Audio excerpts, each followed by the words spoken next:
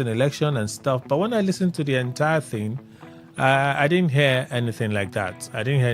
But of course, it will suggest that there is still crisis. From the way Wike sounded, it will suggest that there's still crisis, and someone is reneging on the agreement again.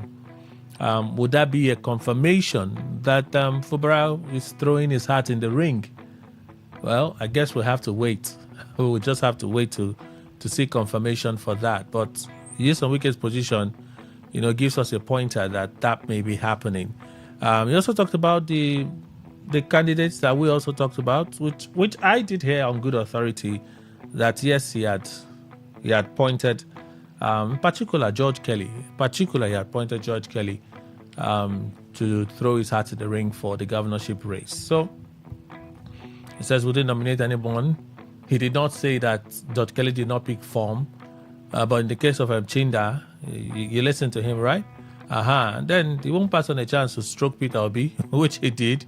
He likes only places where food is ready so that he can just go and eat, And then, Nyesom Wike, you listen to him there. The clash between Senator Akpabio and Oshomole that played down yesterday over the amendment of the Senate standing rules, the clash and the reconciliation, you listen to both.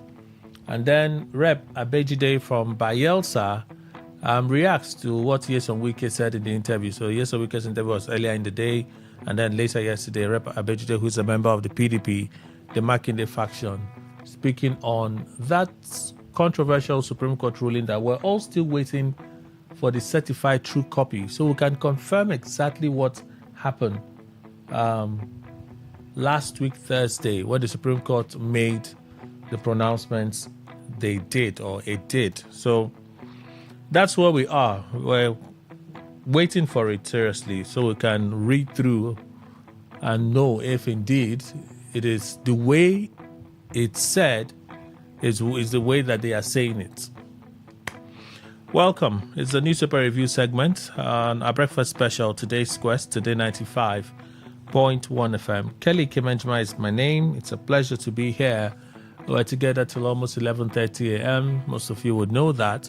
And then we'll do just what we do. There are channels to reach out, say something. 08109510-951. Again, 08109510-951. So that number you can call when we open the phone line to take reactions from you. Or you can just send messages to 0701-9339-962. Again, 0701-9339-962. So that you can send messages to us, WhatsApp, traditional text message, voice message. Please limit to 60 seconds so we can listen to you and listen to the next person. On YouTube, you can find us, Today951FM, Today951FM, same name ID for Facebook, Today951FM, all right? On X, Threads, Twitch, and Instagram, it's TodayFM 951. So the difference is Facebook and YouTube, Today951FM, X, Twitch, Threads, and Instagram, TodayFM 951. Get it? Quite simple, yeah? So those are the handles you can get across to us with. Facebook and X, you would find the post for opinion poll and the general post. Whereas on the others, except for Twitch, which you can use to stream live, you will find only the post for opinion poll. On YouTube, you watch us live. On our website, todayfmlive.com, you can stream live. On TuneIn Radio and Radio Garden, just search Today 95.1 FM. You can stream live as well. So those are all the channels that allow you to be part of the thing that we do here. I'll take you through some of the stories now. Let's begin.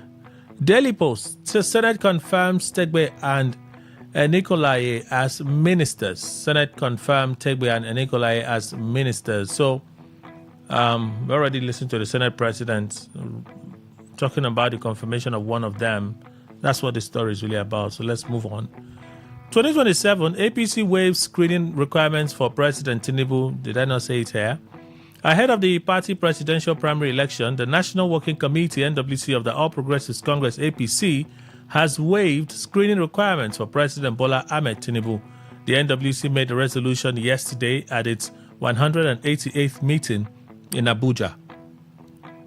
The party, in a statement issued by its spokesperson Felix Morka, said the NWC deemed the president as duly screened in accordance with the constitution of the party for the purpose of participation in the upcoming primary election.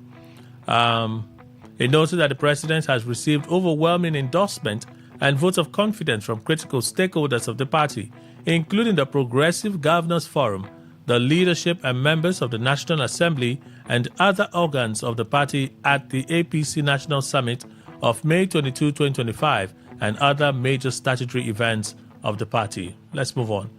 We regret giving Wike our platform. Makinde backed PDP slams FCT minister. We regret giving Wike our platform. That's a spooky one. A faction of the People's Democratic Party, PDP, aligned with Oyo State Governor Seyi Makinde, has criticized the Minister of the Federal Capital Territory, Nyesom Wike, over what it described as controversial remarks made during a recent media appearance. In a statement issued on Wednesday and signed by its National Publicity Secretary, Ine Obong, the group condemned Wike's comments, describing them as unsolicited display of political recklessness, accusing him of attacking respected Nigerians without restraint. The statement further described the minister's media outing as inappropriate, alleging that it was publicly funded and lacked decorum, adding that it amounted to a performance full of sound and fury, signifying nothing. The PDP faction said its response was not to engage directly with the substance of Wike's claims, but rather to apologize to Nigerians for previously supporting his rise to positions of authority, including as governor and minister. We regret offering a platform to a person whose conduct and utterances have become a national embarrassment. It also urged individuals allegedly defamed by the minister to seek legal redress, stressing that no one is above the law. Sema adds that ongoing party activities, including sale of nomination forms and preparations for primaries and the national convention, will proceed as planned, suggesting that Wike's remarks may be linked to dissatisfaction over his perceived inability to influence the party's direction, particularly regarding the emergence of its presidential candidate. The PDP faction also addressed legal matters referenced by the minister, stating that it was awaiting certified true copies of relevant court judgments and challenged Wike and his associates to clarify the issues publicly. Isn't that what this Wike has done? He moves where food is ready. Wike mocks Obi over defection. He moves where food is ready.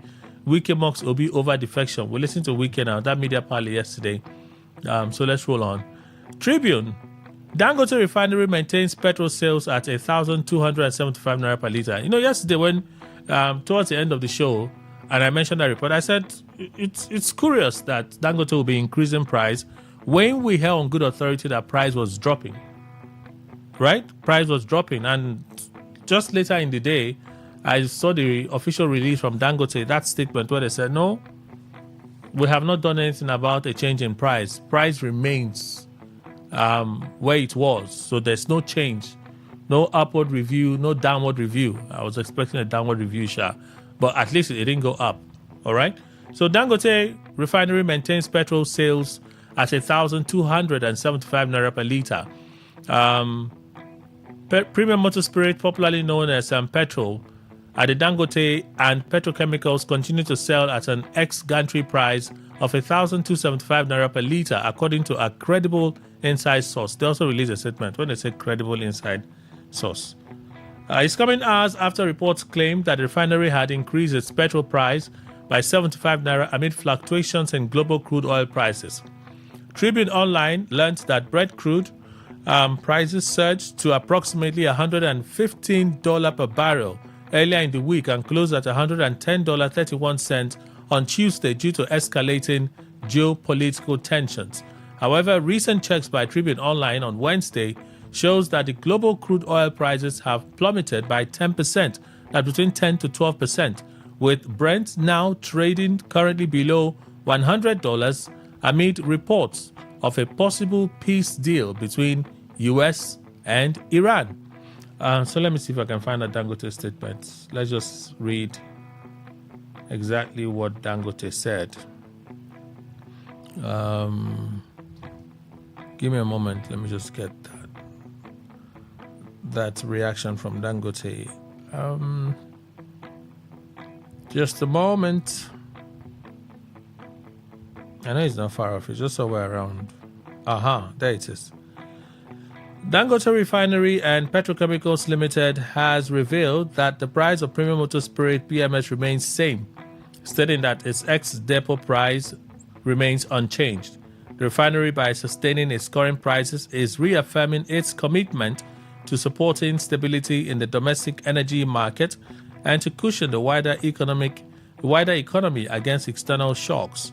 By absorbing prevailing cost pressures, the refinery continues to help moderate inflationary risk, promote energy affordability, and ensure uninterrupted supply amid ongoing global uncertainties. So, signed management, that is the Dangote statement there. So, I guess price is not going up. I'm hoping that price will come down. Or maybe the drop we're seeing is not significant yet for a drop in price. I don't know. Tinubu orders close monitoring of protests in South Africa. President Bola Tinubu has directed intensified monitoring of the ongoing anti-foreigner protests in South Africa as the federal government raises concerns over the safety of Nigerians and demands justice for victims of recent incidents. Minister of Foreign Affairs Bianca Odumego Ojukwu disclosed this while presenting a situation report, noting that authorities are on alert ahead of another round of demonstrations scheduled for May 4 to 8. There is heightened anxiety over the series of anti-foreigner protests. The priority at this time remains safety of our citizens, she said, adding that the president's directive underscores Nigeria's resolve to prevent further harm to its nationals. Odumego Ojukwu said images circulating across media platforms showing violence and xenophobic rhetorics have drawn global condemnation, describing the trend as utterly condemnable and unacceptable. She, however, acknowledged that top South African authorities, including President Cyril Ramaphosa, have publicly opposed xenophobia, extrajudicial killings, and destruction of foreign-owned properties. She said the protests held between 27th and 29 April in Pretoria and Johannesburg were largely peaceful under heavy police presence with no confirmed attacks on Nigerians during that period. Despite this, she revealed that 2 Nigerians died earlier in separate incidents involving security personnel as they succumbed to injuries allegedly sustained after being beaten by members of the South African National Defence Force in Port Elizabeth, with Nnaemeka Matthew Andrew reported dead following an encounter with Metro Police, with his body later found in Pretoria mortuary. These incidents are utterly condemnable and unacceptable. Nigeria demands that justice be done, the minister stated, noting that the Nigeria High Commission is closely tracking investigations. She further confirmed that Nigeria has summoned the South African High Commissioner in Abuja over the situation as diplomatic engagements intensify to contain the fallout. Vanguard newspaper: Court OK's verifies dental eye treatment in Abuja under ICPC supervision. The Federal High Court sitting in Kaduna State has granted former Governor Nasir El-Rufai permission to seek medical treatment in Abuja. In a statement issued on Wednesday, J. Okoye Ode, head of media and public communications at the Independent Corrupt Practices Commission, is that correct? ICPC, Independent Corrupt Practices, and that's not the entire thing. But I can't just remember the entire thing now. Says the approval followed an application by the defense. Ode explained that El-Rufai's legal team had asked the court to direct the commission to allow him access to medical care, particularly for dental and eye treatment. Ruling on his application, the court granted the request and directed the ICPC to convey Malam El-Rufai under strict supervision to medical facilities of his choice, including some of them in Abuja, whenever the need arises, and to return him to custody immediately after such treatment. The court emphasized that all such movements shall remain under the strict supervision of the ICPC. El-Rufai and Monjoel Adoja were earlier arraigned on March 24 by the ICPC before the Federal High Court on charges bordering on alleged fraud and money laundering. Both defendants pleaded not guilty. The court adjourned bail hearing for March 31. At a subsequent sitting in April, the court granted El-Rufai bail in the sum of 200 million naira with two sureties, while also confirming the administrative bail earlier granted to Adoja. Wednesday's proceedings came up for hearing of El-Rufai's motion seeking variation of the bail conditions earlier granted by the court. At the proceedings, Mr. Agada Akugwa appeared for the prosecution, while Oluwole Oloniyi SAN led a team of defense counsel that adopted the motion of variation of bail conditions, while prosecution counsel adopted a counter affidavit in opposition to the application. Ode added that after hearing argument from both sides, the court adjourned the matter to May 7 for a ruling. The cable newspaper SSS, we didn't file defamation suit against Serap. Operatives sued in personal capacity. The State Security Services says it did not institute the defamation suit against the Socio-Economic Rights and Accountability Project, SERAP. The Secret Police said the defamation suit was filed by two of its operatives who felt the need to seek redress in their personal capacity. On Tuesday, the Federal Capital Territory High Court awarded 100 million naira in damages to SSS officials, Sarah John and Gabriel Ogundele, against SERAP. Yusuf Halilu, presiding judge, also ordered the organization to issue a public apology, pay 1 million naira in litigation costs, and a 10% annual post-judgment interest on the damages until fully paid.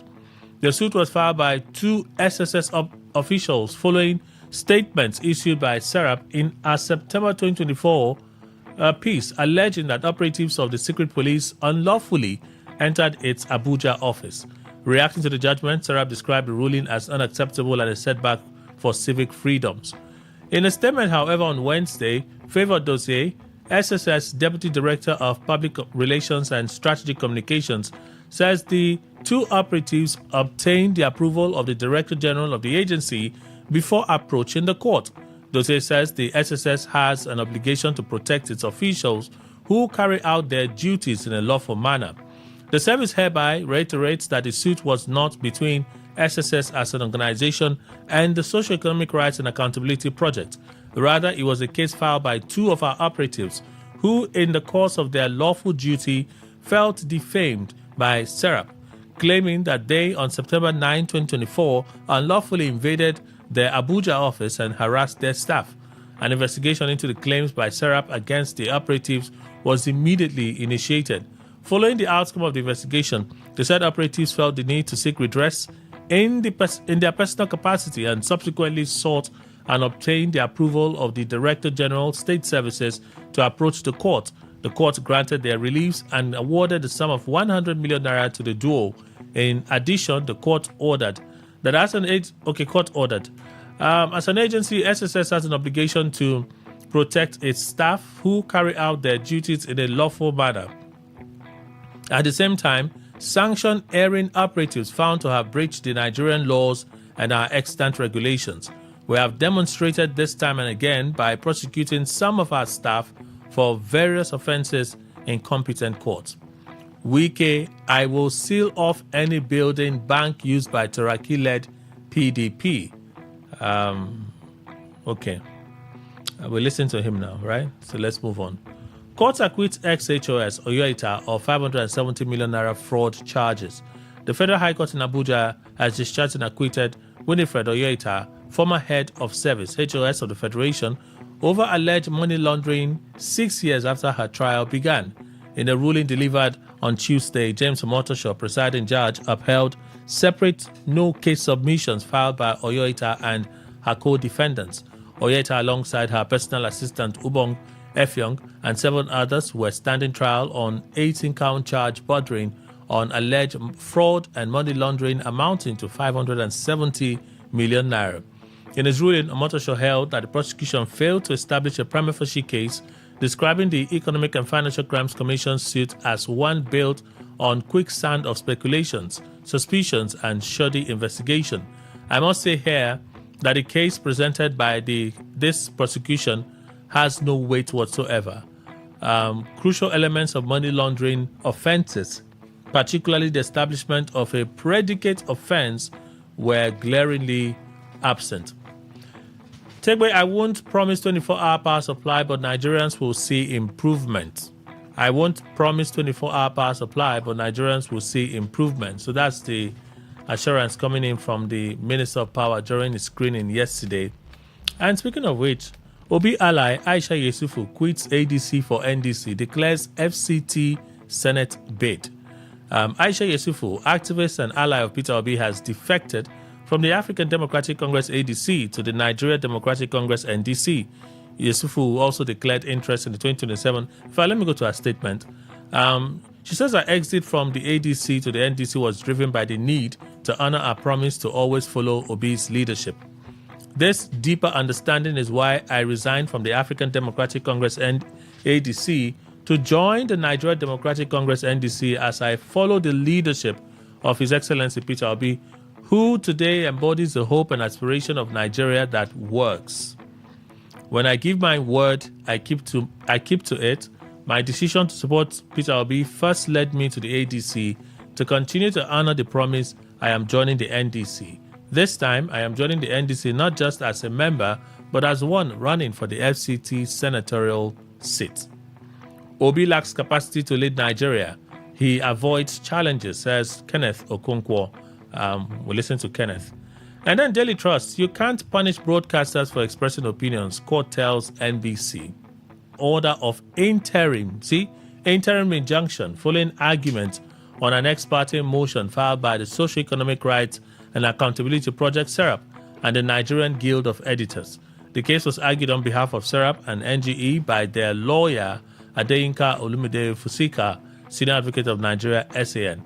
The ruling followed a lawsuit filed by SERAP and the Nigerian Guild of Editors, NGE, challenging what they described as arbitrary and unlawful attempt by the NBC to sanction broadcasters for allegedly expressing personal opinions as facts, bullying or intimidating guests, or failing to maintain neutrality.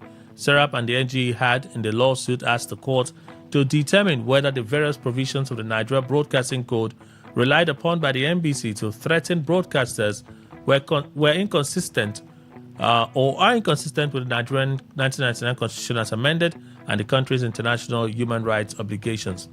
Well, in his ruling, Justice Osiago ordered that the NBC, its officers, agents, or any affiliated persons be restrained from imposing sanctions, fines, or other penalties on broadcasting stations based on several contested provisions on the 6th edition of the Nigeria Broadcasting Code, pending the hearing and determination of the substantive suit.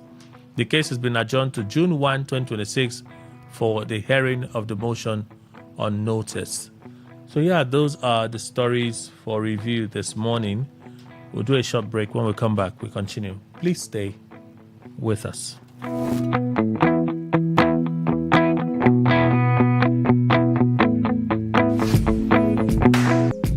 Looking to grow your business? Ready to elevate your brand and reach the right audience? This is your moment to take your brand to the next level with Today95.1 FM. Brands, we create powerful advertising solutions that boost your visibility and drive real growth. Our affordable advertising packages are designed to give your business maximum visibility and real results. Don't just advertise where people are listening. Call us today on 0818-389-2850 or visit our station to book your slot now at Today FM Drive off East West Road, Obiapo. Today FM 95.1. Your voice, your market, your success.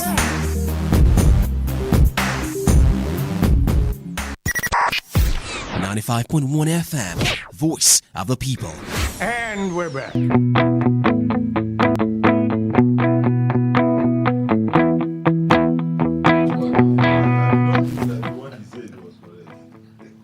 So that when we hear Otutu Omana, they will not be angry. Okay, just so they know that their mic is on and they're live. So I can't be bothered one bit.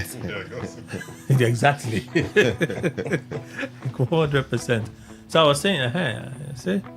So even Daily Post is reporting the governor is yet to submit his budget to the House of Assembly, but he's busy running for second-term ambition. So that's from Daily Post this morning. So it's possible that after they had the live session, his media team would have reached out to the participating media houses to say, in this part of the interview, before you post any further, remove. So it's very possible, because I listened to that entire stretch and I didn't hear him. I didn't even hear him speak so much about Fubara and so. But it was mentioned to me yesterday, and I can also see confirmation. You haven't submitted budget, but busy running for second term. Wiki blast Fubara. And Fubara has remained silent. I saw a report the other day that the governor is prepping for his screening at the APC National. So let's wait and see if he throws his heart in the ring finally. I think there's one other report I wanted to... Oh, yeah. So initially I heard that he was going to move with Obi to NDC. And I said, I know that this man is an Atiku man. Not just an Atiku man, he's a close friend with Tambuwal. So it would be quite surprising if he dumped Atiku to join NDC. And then I saw this drop yesterday. If it's fake, eventually we'll confirm. Over the last 1 year, we have consciously and consistently worked to build a coalition of well-meaning Nigerians under the platform of the African Democratic Congress, ADC. Our purpose has been clear: to deliver good governance to the people of Nigeria and to build a nation that is accountable, inclusive, and prosperous. On Sunday, His Excellency, my brother, Peter Obi, made a decision to move to the NDC in pursuit of his political aspirations. While I would have preferred that his ambition was pursued within the ADC, I recognize that in a democracy where every leader has the right to make political choices guided by conviction, I respect his decision and wish him well. We share a common ... As a foundational member of the ADC coalition, I am fully conversant with the detailed and painstaking efforts that have brought us to where we are today. These efforts have been built on sacrifice, strategic alignment, and a clear vision of Nigeria's future. After due consultations and reflection over the past 72 hours, I have chosen to remain in the African Democratic Congress at this time. I take deliberate political steps, and for now, I find no justification to turn my back on the ADC. Well, this is coming from Emeka Hiedioha. Let me introduce panelists. Let's begin with that session where it is. No, you're not correct. Wait now. Let me tell you my part. My God. It's coming really, really tiring to listen to. They can spend over 20 minutes quarreling. No, that's not correct. No, that's not correct. That's not 20 minutes they are quarreling. If you don't pay for it in 2 hours, you can afford to spend 20 minutes quarreling. Wow. Jesse Williams, Esquire, is here, legal practitioner, chairman, Rivers Link. Good morning, sir. Thank you, Kelly. Good morning. Opaka Dokubo, vice president, NUJ Zone F South. Good morning, sir. Welcome. Kelly, good morning. Oh, good morning, everyone. So, did you watch Mr. Emmanuel Ndukwe, in-house analyst? You see, because of that thing you were saying.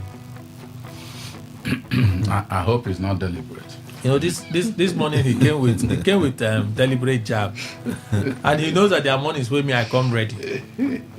Good morning, sir. Welcome. Thank you very much, Kelly. Good morning, Nigeria. Mr. Ndukwe is our in-house analyst, and we do this together Mondays through till Fridays. Senior, did you watch the session live yesterday? No, I didn't. Okay, because this part I'm saying I did not hear it, which doesn't invalidate it in any way, because it's very possible that they would have chopped it off before posting it on their YouTube channels and on their websites. For people like us, myself, who are unable to watch it live, to go back and review and stuff, so it's possible they would have removed it. But do we get the feelers now? Is it becoming louder that Governor Fubara may be throwing his hat in the ring? I've heard gossips here and there that the State House of Assembly may be resurrecting the impeachment threats. And that gossip is becoming louder, that is being strongly considered.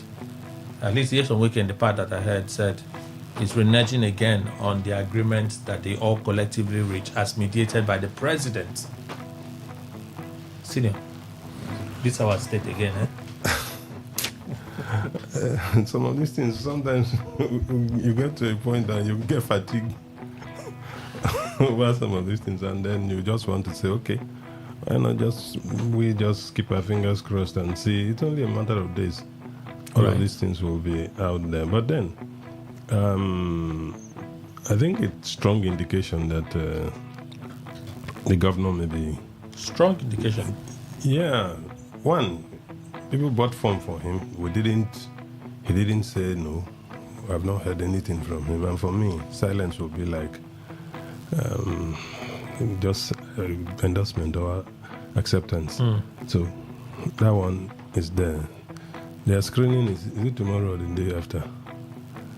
The screening would start and then... Is it tomorrow? Can't remember the date. Yeah, but it's today is 7. No, it won't be tomorrow now. Today is 7. Tomorrow The is 8. close of the sale of forms was yesterday. Yes. So today will be the submission of forms, the last day for the submission of forms. So screening may start sometime next week. Whatever. Next week is not forever now. It's just... Well, in a matter of days, we'll get to that and then we'll know. And then... Wike also did not give any conclusive evidence that this is what it is. Just all of us, maybe he's also running on circumstantial evidence, so form had been bought and all that. Whatever it is, I think we would know in a few days where all of this is going. But let nobody arrogate to himself the power to say this one will be and this one will not be. Anybody is a full-fledged Nigerian, in fact, a sitting governor for that matter. He has a right to say, I want to do this, I don't want to do this. And so let's keep our fingers crossed. Mr. Williams. Kelly, what is it? If you don't know what this is, let me go to beside you. I would have said, what is it again? I would have added again. You see, to be honest with you, this discussing River State issue, like my brother Dokubo said, it's becoming tiring and annoying. You know, every now and then you hear somebody, farming the embers of war, this, that. I mean, are we not tired? I thought there is a point in time when a man should know that, look, let me rest. Like my dog in the house. This my nephew that stays with me. When the dog, start behaves, he's just 10 years, he will say, range, behave yourself.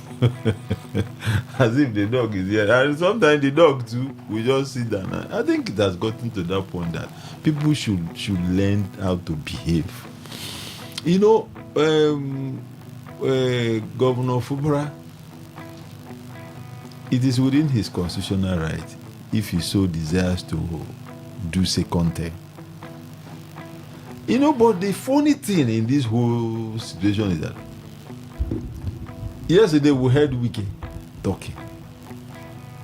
The Governor Fubara himself is as silent as that makes it even. Sometimes they say silence is golden, but not in politics. This man, nobody said go and get gun or get a knife and go and fight. But at least you have your mouth to talk to Rivers people. With everything is just like we are nowhere. We don't know what is happening in the state. I saw, there's a group of APC elders got a expression of intent and nomination form for him. That was sometime last week also. Nobody has about this time last week. He broke about this time. Yes. Nobody has heard from the governor. Oh no, I'm not running. Oh yes, I'm running. He just, I ask myself a question. Let us assume, even if I know that will not, let us assume that Governor Fubara contested the election and win again. His body language now still suggests to me that we will just be like this for another 4 years should he win the election. Because situation where No, but if he wins and this set of House of Assembly returns, although same from the grapevine, we heard that Amewule may be eyeing a rep position. That's what from the grapevine. Some of them want to return, and then some of Fubara guys are now eyeing a return. The likes of Chijoke Nwo is now eyeing the same seats, Amewule seats. They're from the same constituency now. This is a village though. Okay, so there is eyeing Amewule seat in the House of Assembly. Boko Jumbo wants to return. Sokari Gubo wants to return. Theophilus also wants to return. So all of them, they are seeking a return, right? So there's a seeming Fubara endorsed list. Yes. I've also heard from feelers that list is authentic. That all of them, they are doing secret things. That the governor is secretly endorsing them. I've also heard from feelers that is also correct. It could be wrong, but the sources I've been speaking with say it's correct. Kelly, that's what we're saying.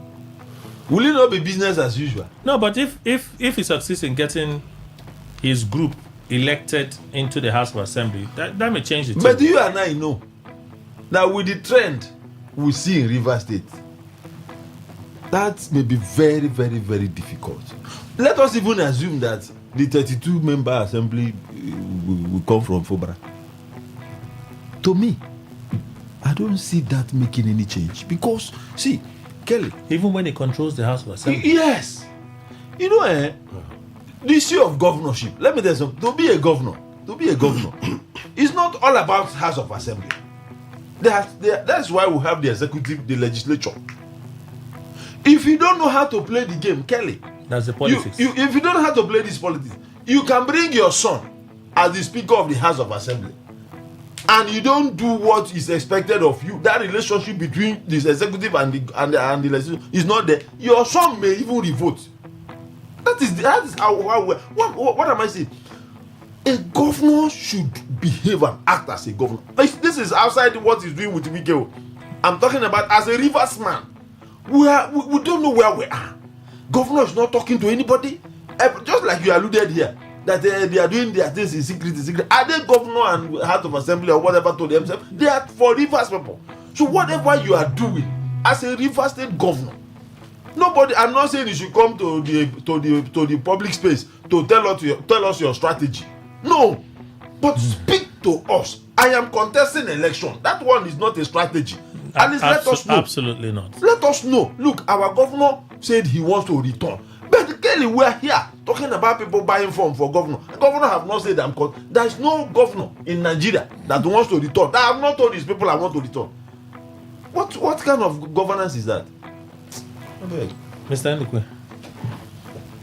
Well, Kelly, you remember when they said they were having another peace meeting, and they said they had come up with perhaps a litany of decisions. And I said, if those decisions are hoarded from the public, that soon we are going to fall back into this spiral of problems. And then you heard Wike making an allusion to that. He's reneging again.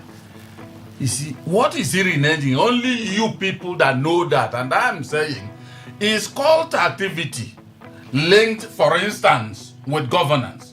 Because that's what it will seem. If you have a peace meeting and then you came up with resolutions, I think the public should know, because that's who you are fighting for. Both of them, both the Wike camp or House of Assembly and the Fubara camp, they are claiming to be doing good or having in mind Rivers people. So what's the essence of hiding it for yourselves? Now, as the governor has chosen the aspect of not talking. Now, as the other one said that he has started reneging again, nobody will eventually know the true position. No, nobody. I have never seen this kind of thing. And what I'm saying is that, you remember Tinubu's second directive that the lawmakers should head down to their governors. It does not spare anybody.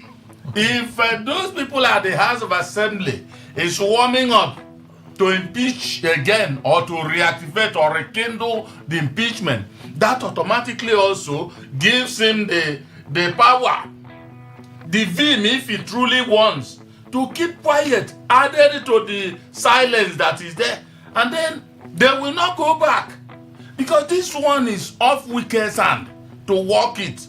You remember we heard that, is it some lawmakers or senators went to Asorok and were told that in clear terms that no, go back to your governors. So there is nobody that is not important, Kelly. I always say there is nobody that is indispensable, and that is the golden truth.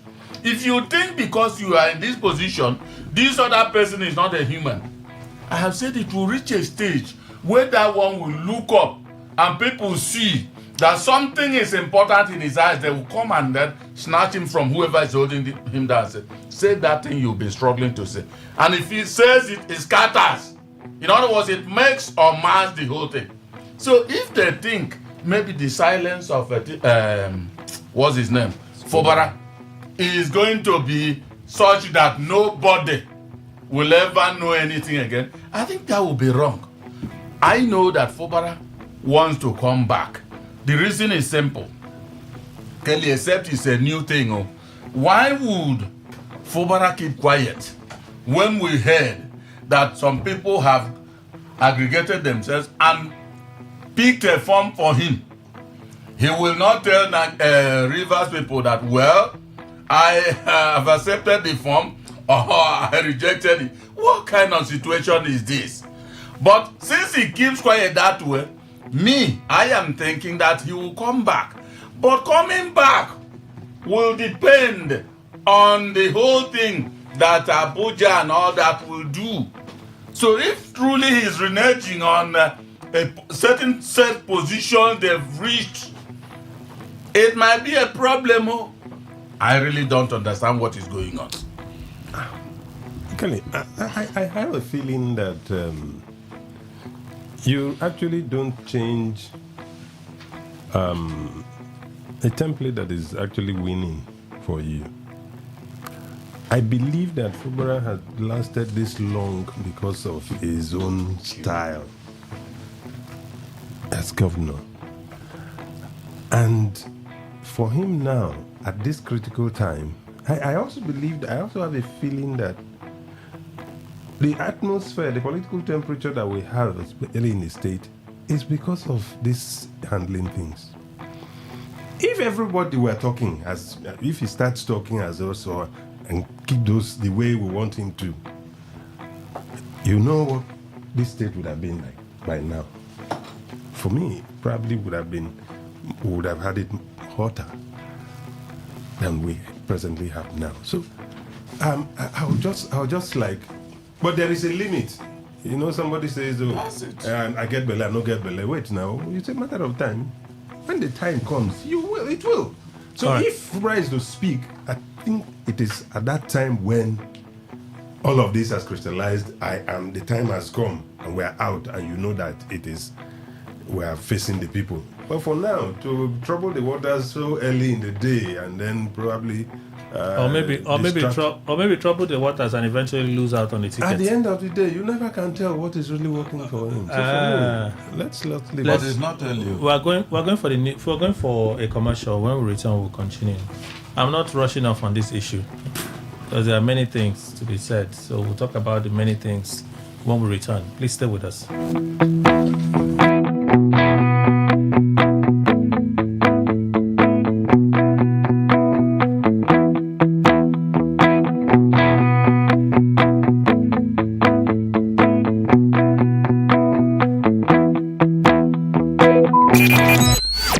Talk radio. I listen to a lot of talk radio. 95.1 FM.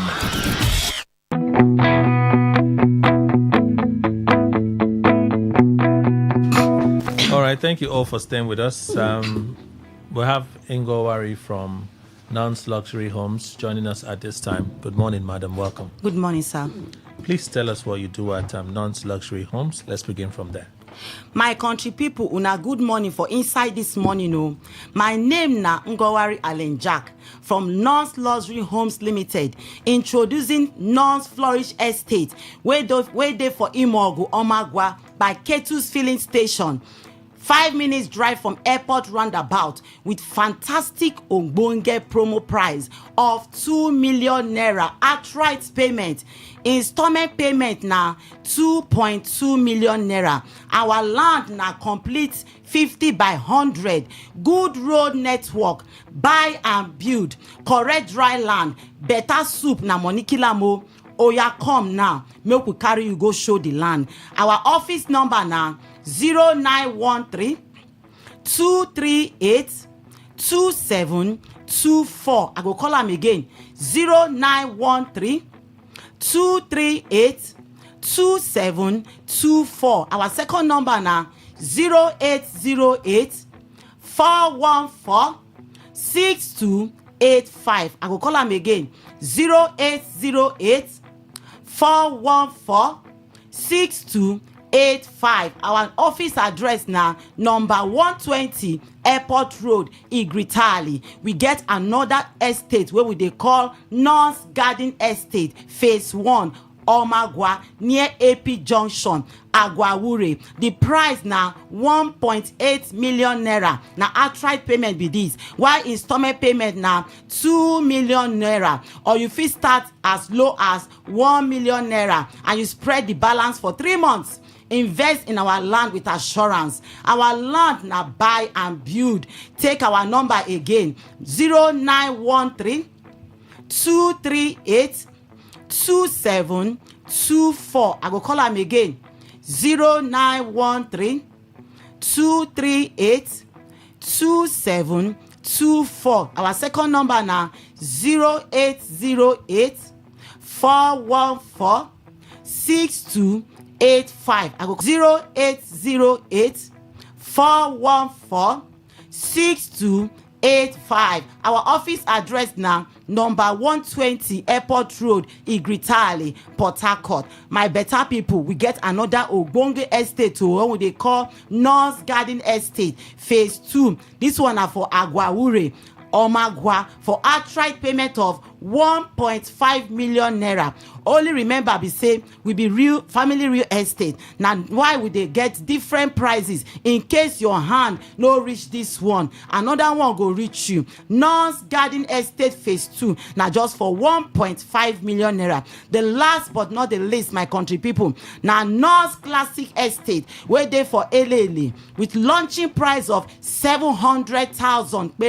This land they for better site too. Remember say our site inspections now every Mondays to Saturday from 10 a.m. to 4 p.m. Good news be say if you pay today, in 3 days your document go come out. We go also give you instant allocation with 50 blocks where you go take start to the build or fence. North Classic Estate now just 700,000 naira.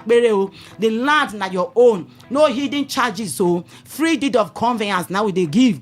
No community wahala at all. You know they pay anything before we go carry you go show the land. Our office address now number 120 Airport Road, Igritali, Port Harcourt. Or you call us on 0913 238 2724. I go call them again. 0913 238 2724. Our second number now 0808 414 6285. I go call them again. 0808 414 6285. North Classic Elele, close to Okapi Hotels. Promo price of 700,000 naira. If you buy 5 plots, we go give you half plot free. If you buy 10 plots, we go give you 1 plot free. This one now for only for North Classic Estate. Our office number again now 0913 238 2724. I go call them again. 0913 238 2724. Our second number now 0808 414 6285. I go call am again. 0808 414 6285. North Flourish Estate and the Rest Estate na table land, dry land. Even as the rain dey fall now, when you come there, you go find out say no flood at all, na dry land. This land wey I carry come like this na correct investment for you and your family. My country people, my brothers, my sister, make una come quick come buy una own land, una own plot of land. Na rush hour we dey so, because people dey rush from left and right, dey come buy. Come quick before you hear say e don finish. Na limited plot na remain o. Come buy now, because quality dey show himself for this estate. Nothing like say you go buy today, tomorrow wahala go come shele o. We dey give una better assurance say nothing like wahala in future. Na land wey you go buy today, you fit start to dey build with immediate alacrity. Nobody worries nobody. North Garden Estate, phase 2, Omagwa, near AP Junction, Agwawure. 5 minutes drive from the airport roundabout and 3 minutes drive from Alu. Na buy and build. This land sef na table land o, dry land o. No need for you to fear anything concerning us, because we sure for you, we value you well o. Our office number again na 0913 238 2724. I go call am again. 0913 238 2724. Our second number na 0808 414 6285. I go call am again. 0808 414 6285. Our office address na number 120 Airport Road, Igritali, Port Harcourt. My country people, no allow landlord dey use it, dey cash out from year to year. Come quick come buy land o. Land na asset, rent na to enrich your fellow person. Abi e no better say you own your own land today, so that you sef go fit become rich tomorrow. Our inspection days again now Mondays to Saturday from 10 a.m. to 4 p.m. No allow soap enter your eye as they look for cheap land to buy. Follow who no road Our office number again now 0913 238 2724. I go call them again. 0913 238 2724. Our second number now 0808 414 6285. I will call them again. 0808 414 6285. Make una come quick we dey wait for now, so that we'll carry una go for the inspection and a free transportation to that site. So come, we dey wait for now. All right, just before we go, those paying installments, how long do they have to complete their payment? They have 3 to 6 months to complete their payment. Okay. Your inspection days again? Our inspection days now from Mondays to Saturday, 10 a.m. to 4 p.m. All right. Phone numbers before we go. Our phone numbers again now 0913 238 2724. I will call them again. 0913 238 2724. Our second number now 0808 414 6285. I will call them again. 0808 414 6285. Remember, say land now assets. Land now asset too. So now your turn to become landlord. The wait is over. Thank you so much, Ngoe from Don's Luxury Homes. The news of the next, please stay with us. Port Harcourt, are you ready? Today, 95.1 FM, the voice of the people. Today, 95.1 FM, Port Harcourt. News update. Good morning. Here is the news update on Today 95.1 FM. I am Kelly Ikemenjima. Vice President Kashim Shettima said Nigeria is now on the right track as the economic reforms of President Bola Tinubu administration are now yielding positive returns for the country. Shettima made the submission at the Nasarawa Economic Summit 2026, where he spoke as a special guest of honor. According to him, the bold economic reforms of Tinubu have resulted in improved investors' trust in the country's economy. He also listed some of the reforms implemented by the current administration, including the removal of fuel subsidy. Shettima noted that the decision to stop petrol subsidy payments was not part of Tinubu's official speech, but an on-the-spot decision as he delivered his address following his swearing-in 2023. Nigeria and Somalia have reaffirmed their commitment to deepening bilateral relations and expanding cooperation in security, economic development, and migration management. The reaffirmation followed a meeting between the Permanent Secretary of the Ministry of Foreign Affairs, Ambassador Dunoma Ahmed, and the Somali Ambassador to Nigeria, Mohammed Usman, at the ministry's headquarters in Abuja. According to the statement, or a statement issued by the ministry spokesperson Kimebi Ebeifa, while welcoming the envoy, Ahmed said Nigeria remains ready to strengthen diplomatic engagement with Somalia, noting that interaction would further consolidate the cordial ties between both countries. He revealed that Nigeria is committed to supporting Somalia's ongoing effort towards stabilization, institutional strengthening, and national development with full respect for its sovereignty. In his remarks, the Somali ambassador, Mohammed Usman, stressed the need for closer collaboration, particularly in intelligence sharing, security cooperation, and institutional capacity building. He also briefed the Nigerian side on the current security situation in Somalia and expressed appreciation for Nigeria's continued support and that of the international community in safeguarding Somalia's sovereignty and territorial integrity. Responding, Ahmed reiterated Nigeria's willingness to share its experience in tackling terrorism and insurgency through both kinetic and non-kinetic approaches. Chairman of the Independent National Electoral Commission, INEC, Professor Joash Amopiton, is warning that the scale of insecurity across different parts of the country poses a major threat to the conduct of free and fair elections. Amopiton made the remark during a visit to the Inspector General of Police, Tunji Disu, in Abuja as preparations intensify for the 2027 general election. He said the prevailing security challenges, including violence and threats to electoral processes, could undermine credible polls if not properly addressed.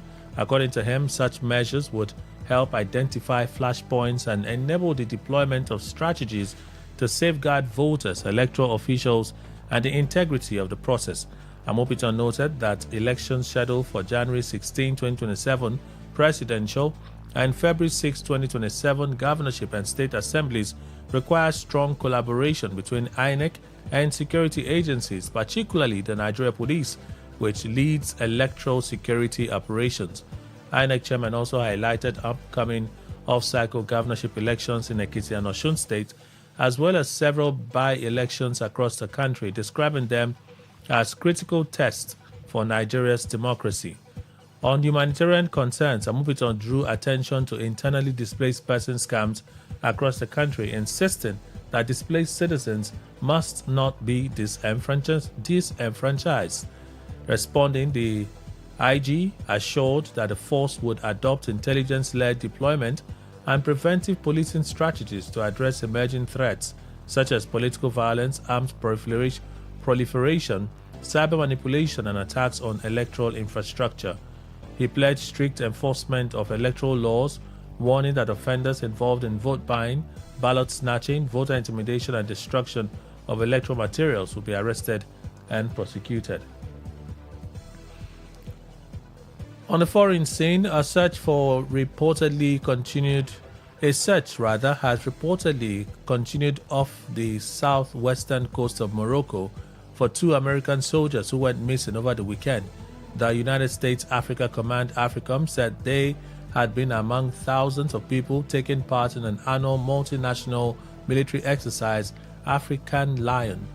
It's been reported that a group of U.S. servicemen had gone on a hike on Saturday to watch the sunset when a soldier fell off the cliffside into the ocean near the Cap Drea training area. When a human chain attempt to save the soldier failed, a second person apparently then jumped into the water as it was known he was unable to swim. But when the pair had trouble making it back to shore, a third service member leaped into the water to assist. Officials say this soldier was unable to save the other two, but did manage to make it back to safety. That's the news update on Today 95.1 FM. Good morning. Thank you for your time.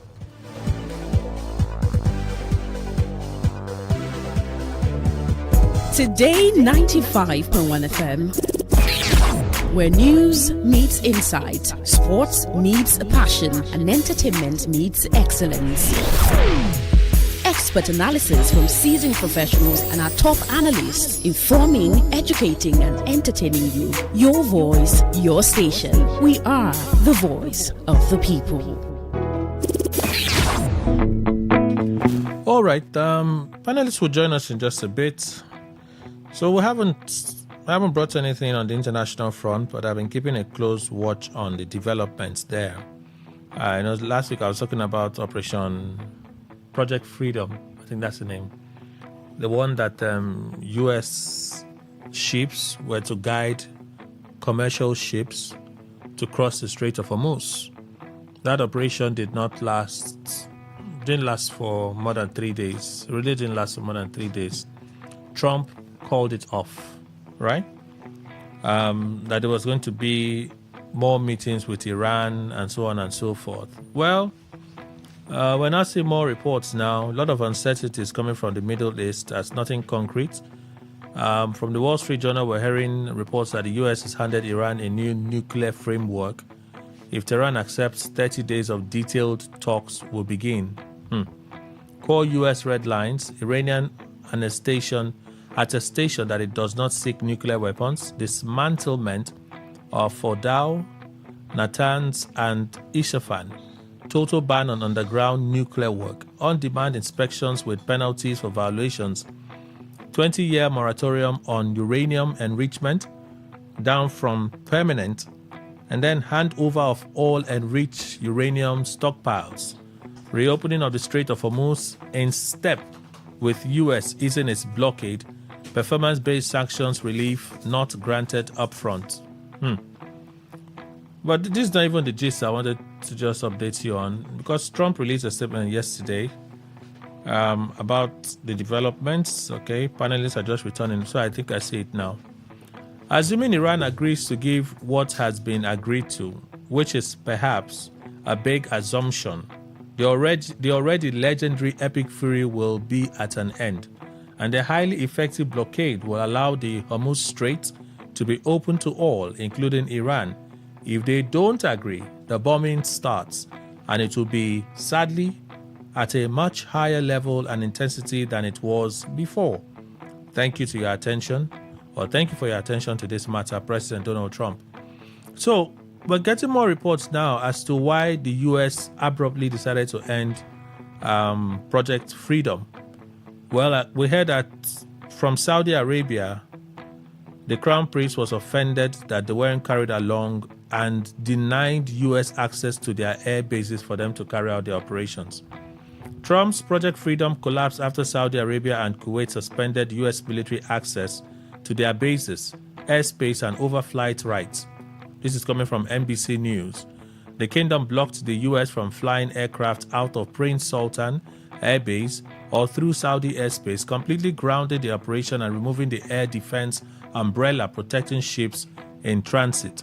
Saudi leadership was furious after Trump announced Project Freedom on Truth Social without notifying them. Qatar and Oman were also blindsided, with Trump only contacting them after the operation began. A direct call between Trump and Crown Prince failed to resolve the situation. We also heard that Kuwait was not informed, and they too cut off U.S. access to basin and overflight rights. Well, could this be the reason why abruptly Trump decided to cancel or put a pause to Project Freedom. Well, these are just some of the updates on the international scene. Price is still hover where they hover. It's quite high. It is falling today. It is rising tomorrow. Investor confidence right now is really mixed. So that's why we see it swinging the way it's swinging. Let's hope that this war comes to an end soon so that we can go back to what we call at least normalcy around here. Because I know how much of my personal savings we don't enter this petrol where they buy like this. So it's not funny. Petrol is one. The attendant inflation is another one. No savings.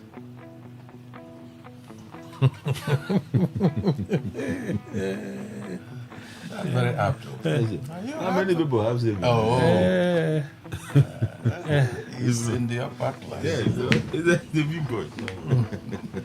On a note, Yes. He announced it openly that you have savings. It's entering. It's not that the saving is entering into the savings.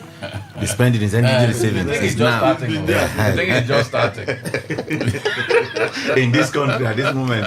And if you know, Kelly, you're on top. if you know the size of the savings, Well, Kelly is purely on top. Alpaca is taking it. It's not tired. No, Kelly is purely on top. So we keep And he's just pinching it. No, it's not like it's entering. The The saving has been there long ago. All this while. The boy is a bruiser. the plan and come. Now he exposing. No, we do anything. He talk about here. No, there's one person that I just would not introduce because I'm not introducing him. So since he has decided to just join the conversation, there's no need to introduce him. So let's just move on. They will decide for themselves whose voice they are hearing. Oh, no. No, you introduce yourself when you ask a question. No problem. That is if I ask a He question. doesn't know we have it. Is it not when I ask a question that he will introduce himself? Doesn't know we are fully on ground. No problem. No problem. I think Namidi on my No, you are free. Go ahead. Let me do all my do anything you want to do. No problem. So, Opakadoko, you're talking about the silent strategy of Governor Fubara. But we know that the governor was not silent. The governor, when this fight started, wasn't silent. He was speaking. Yes. Someone like me kept telling him, Oga, reacting in anger, right, brings your bad foot out. It wasn't wise. So, but maybe the governor listened. Maybe he did not listen. But you know that the governor is perhaps at his wit's end. What the Supreme Court did was the final slamming as to any gra-gra. Maybe he fought, he did his best, but he didn't fight well. He lost eventually, right? So, right now, they have the hammer to decide what to do. And budget issues, they are still hanging. Where you have been spending from, till now, there is still no budget. I'm not talking about it again. Where are you spending from? Nobody is saying anything. The governor doesn't even speak in terms of diligence to the people. You are governing a state, if not for anything. It's not your personal property, it's a state. You should give the people updates. So Away from politics. Away from politics, you should give the people updates. What is happening? Are you making effort with the House of Assembly? Are you sending? You're being careful so that you don't offend the other people. I get it, but is this silence the way? You mean there aren't other ways of communicating what is happening? Like we know there's a governor. Okay, at least in the past 2 weeks now, he has made 3 appearances that I can count. And he received OT at the government house now. That is only few persons that will know. What they discussed, we don't even know. Why OT came, we don't even know. But OT was at the government house. He showed up at the APC governor's last minute meeting with the president, where he was said that the president gave the directive he gave. I think one other one. He inspected some roads. Right? He inspected some roads now. Is it 2 roads or so? 2 or so. And even the market listing. Creek Road Market under construction. All of those ones. We probably will not see him again for another 2 weeks. Maybe because of the primaries and all these rumors. You see him make one appearance. You could just how? So this silence, does it benefit Rivers people, or is an agenda that suits him well? It will. I won't sit here and then begin to speak for. No, but you're from here. You're an indigent. For me, the entire. If you have this level of fighters against you and the strength they have and everything, and you are in the midst of it all, you will need to. It is, and you want to like meet them at their own terms. You know, it's not workable. You're not even wired for that. So how do you now say you want to meet them? Oh, they are talking, and then your own is also to talk when you know you are not even wired for it. So you need to look for your strength somewhere. And like as I said, I believe, if not for this strategy, it would have been history.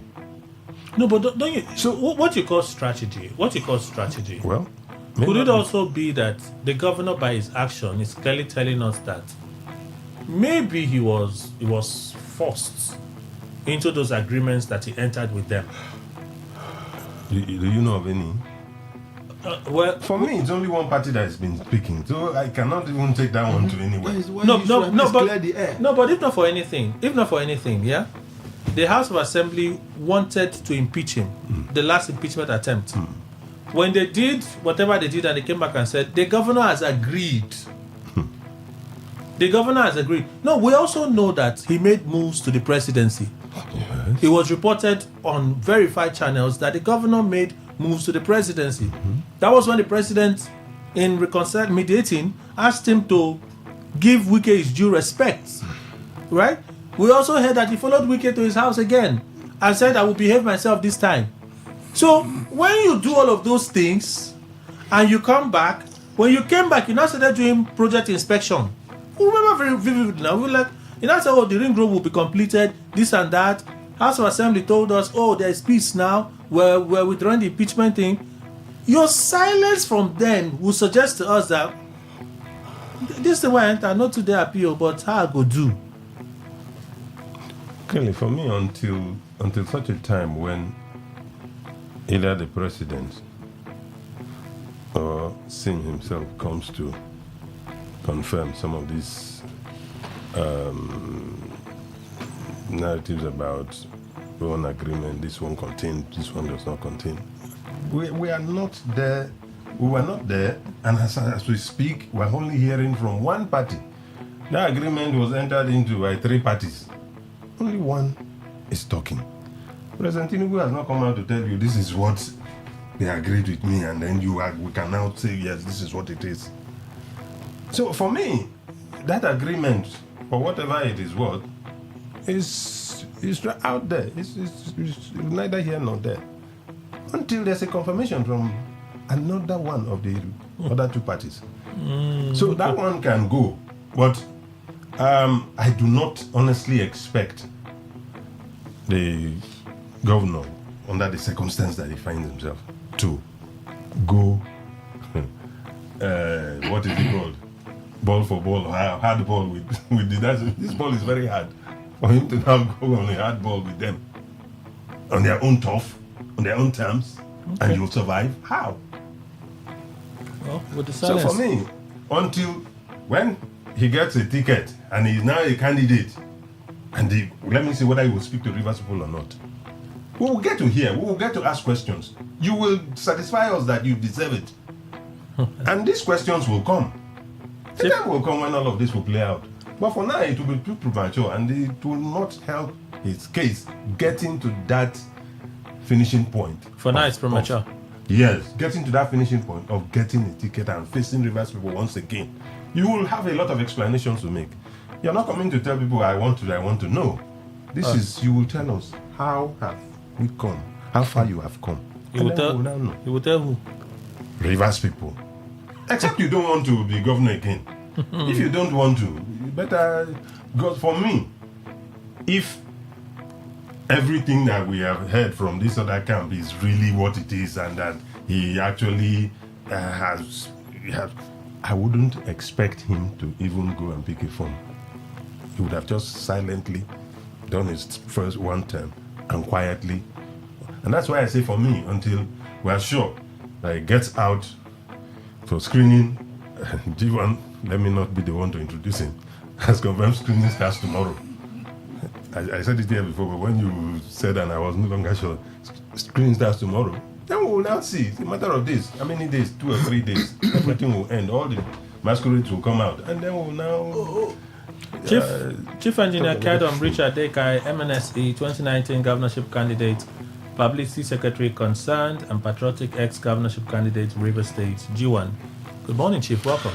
Good morning, Kelly. Finally, I'm here, and I've been given the opportunity to also be aired and to be viewed and to be listened to. Rivers people, good morning, and my fellow panelists. Adilo, it's been long. Yes, sir. Good to see you again. Kelly, thank you very much for giving me this opportunity, and thank you very much. Okay, welcome again. Thank you very much. You think that Fubara is in the race? Wike is giving us a hint. Fubara is giving us a silent treatment. Yes, Kelly. You've just called two persons' names. You didn't call my name. Fubara and Wike. Are you in the race? I'm coming now. You've just said, No, so these two persons. The subjects here. The subjects here. I agree with you. Fubara and Wike. That's what I'm saying. I agree with you. And you're asking me if I think Fubara is in the race. Because Wike have said he has not endorsed anybody. Maybe it's prior to this that because he stands as the leader today to also endorse whoever wants to go. That's to him and his own. But to Governor Fubara, the present governor of River State, it is good for him to tell the good people of River State what is going on.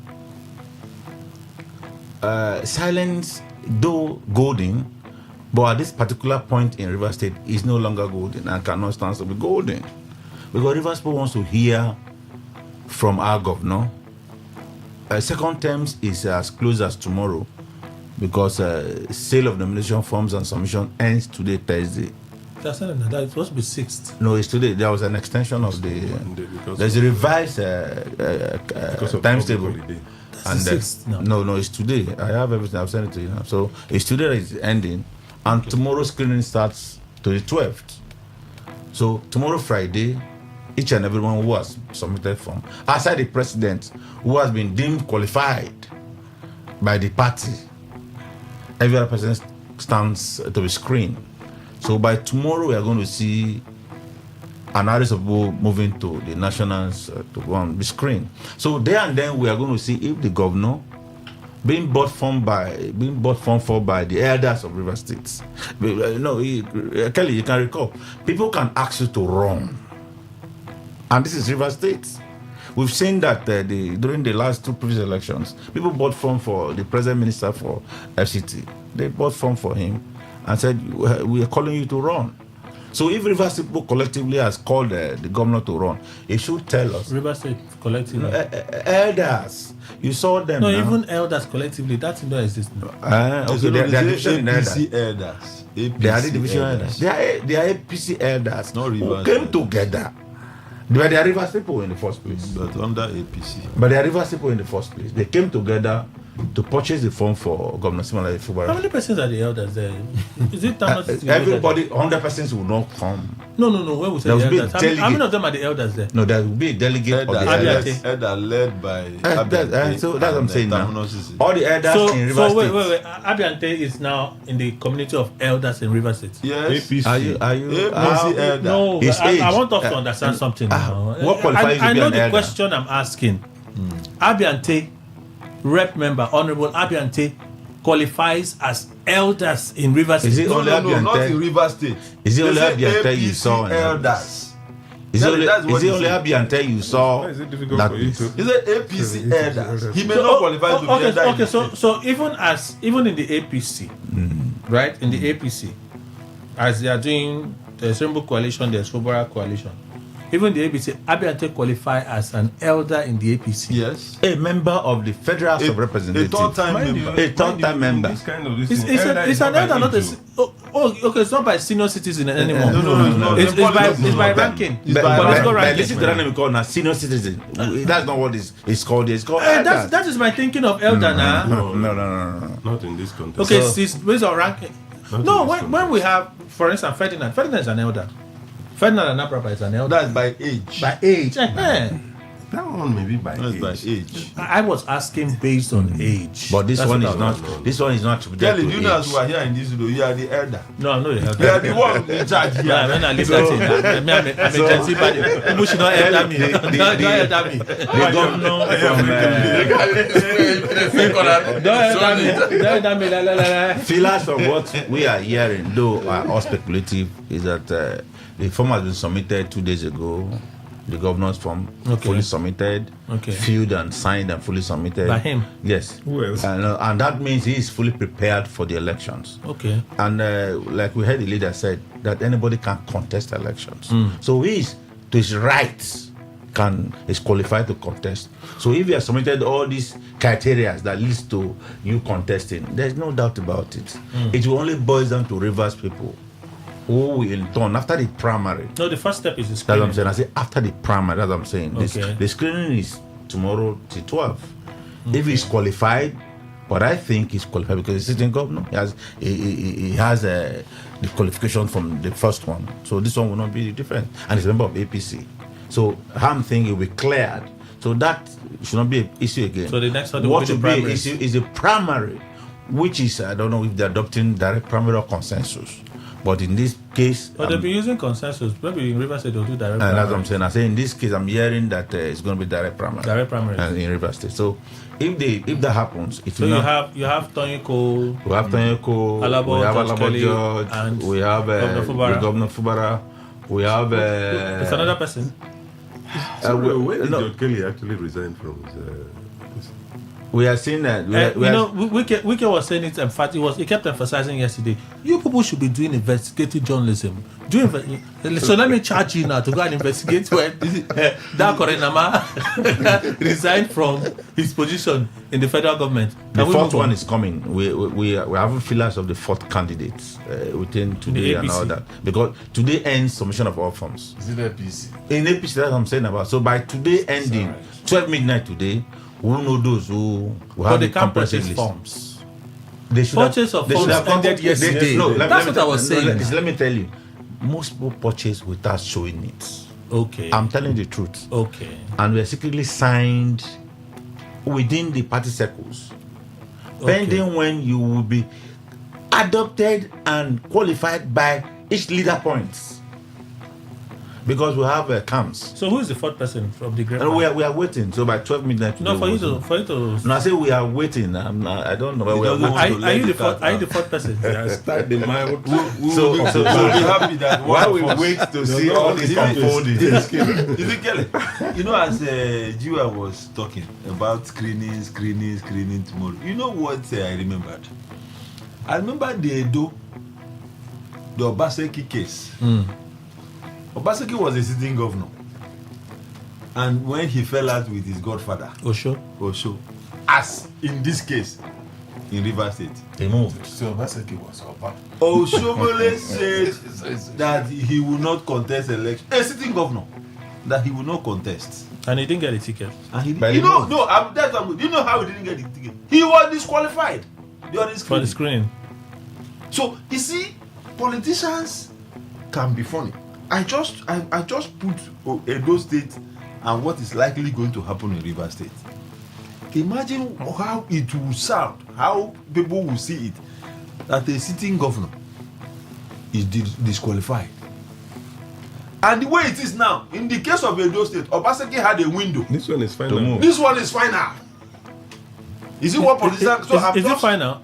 Of course, because where else would you go? They have submitted all the parties have submitted their. No, as the window closed. They are registered. NDC has not submitted now. Which NDC? Has NDC submitted? NDC. If you have not submitted, you can't go do primaries now. They would have submitted. 21 days. 21 days to primaries. Is it as 21 days? To your primary, to your own primary. To their own primaries. That's what I'm saying. So primaries. NDC have not fixed their primary. Have they fixed their primary? Well, I don't know. And so because this is a conversation we're having yesterday that the majority opinion was it will depend on the party you're going to. Yes. It will depend on the party you're going to. And I still feel a bit different about it. I think I was thinking about it this morning. Please finish. You know, so it's such that for me, I'm just thinking if such thing happens, can go to NDC now. to Governor Fubara, he goes to NDC. Now, it's like the case of P2B. You know, in Enugu, when P2B, I think it was January 1st or December 31st, when P2B went to Enugu and brandished his ADC card. That he's not a member of ADC. December 31st. I think December 31st. Do you know that ADC have closed their register, and P2B has not been deregistered in ADC? Why are you taking me to that conversation we were having yesterday? You know, has not been deregistered. But we can't confirm it. Party or in Kelly, that is my party. That's your party? Yes. We will come to that. That is my party. And now, you are saying the whole thing is convoluted. You see now? You see how visible politics is? I asked this question the day Obi announced his defection to NDC on we had the conversation on Monday. It was on Sunday he moved. I said, did Obi dodge a trap by registering before the submission of the register? ADC said they have submitted their register on the 29th of April. We said, Obi cannot be that careless. His lawyers would have took into consideration all of these things, right? And they would have submitted a resignation before ADC submitted their register. And I asked the same question yesterday. When lawmakers defected from the ADC to NDC, I said, people defecting now. The register has been submitted. Panel said, no. It's not about where they are coming from. It's about where they are going to. So, this one was just saying to me, wait though. The Electoral Act says you have 21 days to submit. It's a period before the primaries. It's a period, right, for all the political parties. If I join party A and I submit, if they submit, let's say the register is ready 5 days in the 21 days, and they submit, it is assumed that these are all our members. That's correct. These are all our members. You leave that party before they or after they have submitted their register to another political party, and that party is still within the 21 days, so they haven't gone afoul of the law. They decide to submit 2 days to the end of the 21 days. In that party, you are safe, right? But if I want to cause trouble for you, you go back to the previous party. If me in the previous party wants to cause trouble for you, I can go to court and say you are still a member of my party. Kelly, yesterday. If I produce my resignation, no. Let me tell you something. Kelly, yesterday, some people who initially defected to ADC, I mean in the National Assembly, defected to ADC. The defection of Obi from ADC to NDC. Today is Thursday. No, Tuesday. The same people defected again. Defected.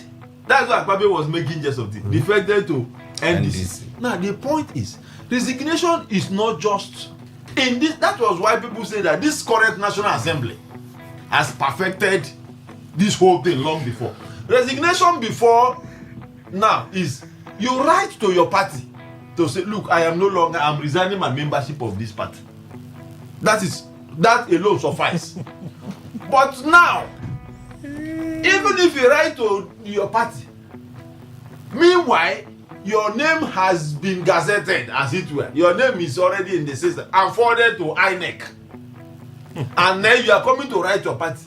With that party, you are going to apply to this other party to withdraw what has been submitted to INEC to delist your name. The answer is no. Your name is already there. So that's what there will be a whole lot of litigation. No, wait. Council. There is freedom of association, isn't it? Yes. I'm here today. I say I don't want. I put in my resignation. Are you aware of what the National Assembly did? Are you aware of what the National Assembly did? Would you force me? Are you aware of this proviso in the Electoral Act? What the National Assembly did about this? It wasn't like this before, because they did it to tame some persons. Defections. If the intention of that provision is to tame defections. Before, we used to hear cases where somebody can stay, he will lose primary in his party the next day, and then he jumps to the next one. Yes. They now create a window, right? Submit your membership register 21 days to the primaries. Exactly. It's a range that is available to all the parties. If you stay in your party before they submit their register and you say you want to go, they haven't submitted their register. Yes. It will just be clear. Register was submitted on the 15th. I resigned on the 10th. On the 10th. You are in order. I don't have problem.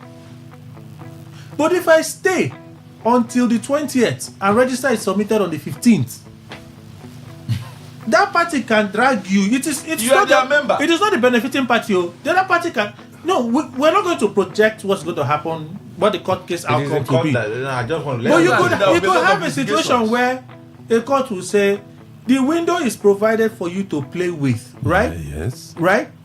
But you should do that with respect to the individual party timeline. If you want to escape some of this trap, I just feel that it may be a trap. It's a trap. It may be a trap for some of them. You move now, the other party can just wait.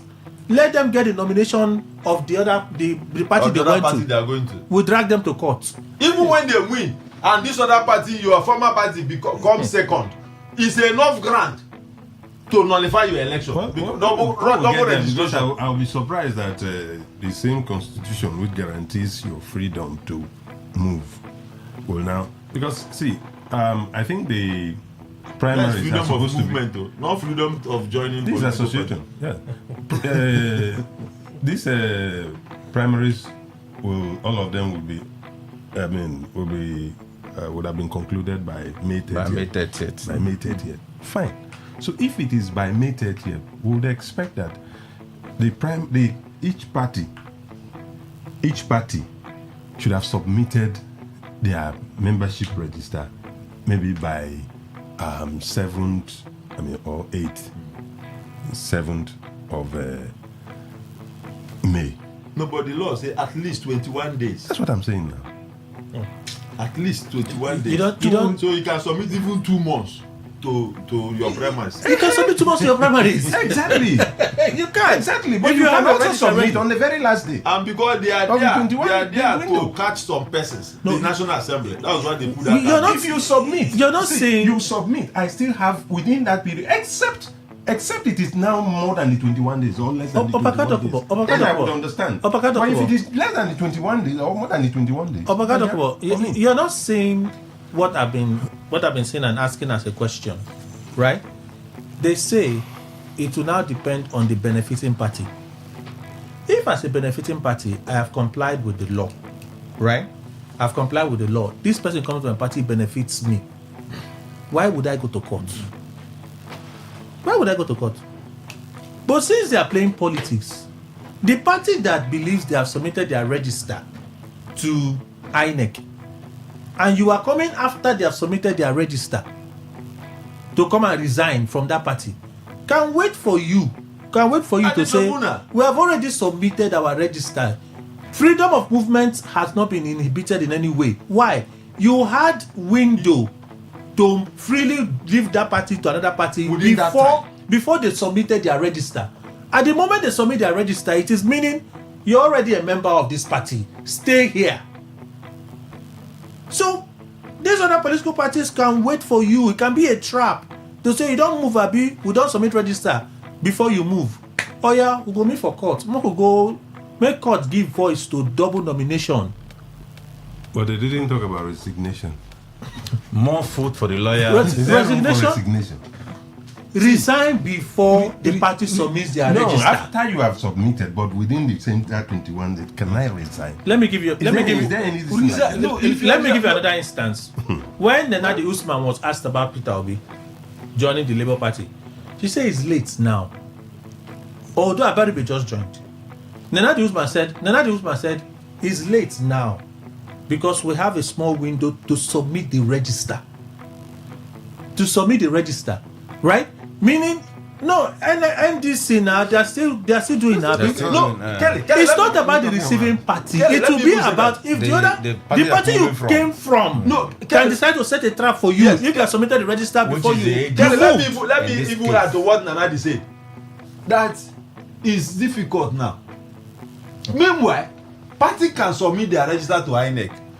You can still join that party, but you are not a member recognized by the INEC. You cannot contest election. Oh, that's another thing. I'm telling you, if party has submitted their register to INEC, I'm not sure all of this will be. I mean, these people will be ignorant of all of this. Is it that where is that bad for them to do that? If Labour Party has submitted their register, that doesn't mean that they don't want more members after they have submitted. So but the point is that what is before the INEC, for which INEC will use to know the members of that party, you are not there.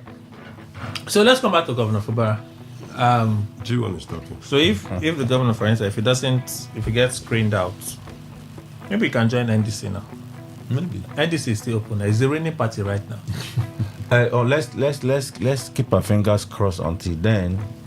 We don't know what will happen. We are not the people that are going to screen the screening panel. And Jason Wike is not a member of the APC.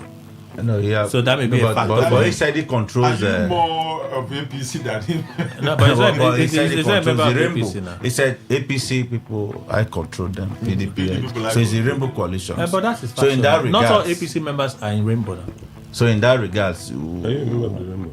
Will allow him. He's not a member of APC. To be what he wants to. But is he still in the political party? But let's wait and see. He used to be in ADC. Let's wait and see what happens. He's still in ADC. Yes. From tomorrow Friday. Have you left ADC, sir? Kelly.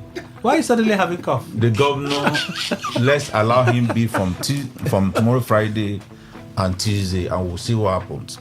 But I'm saying that with all this, within the next 2-3 weeks, we should have been dusted with every other thing, and either be focused on either budgets, focus on either campaign, focus on either governance.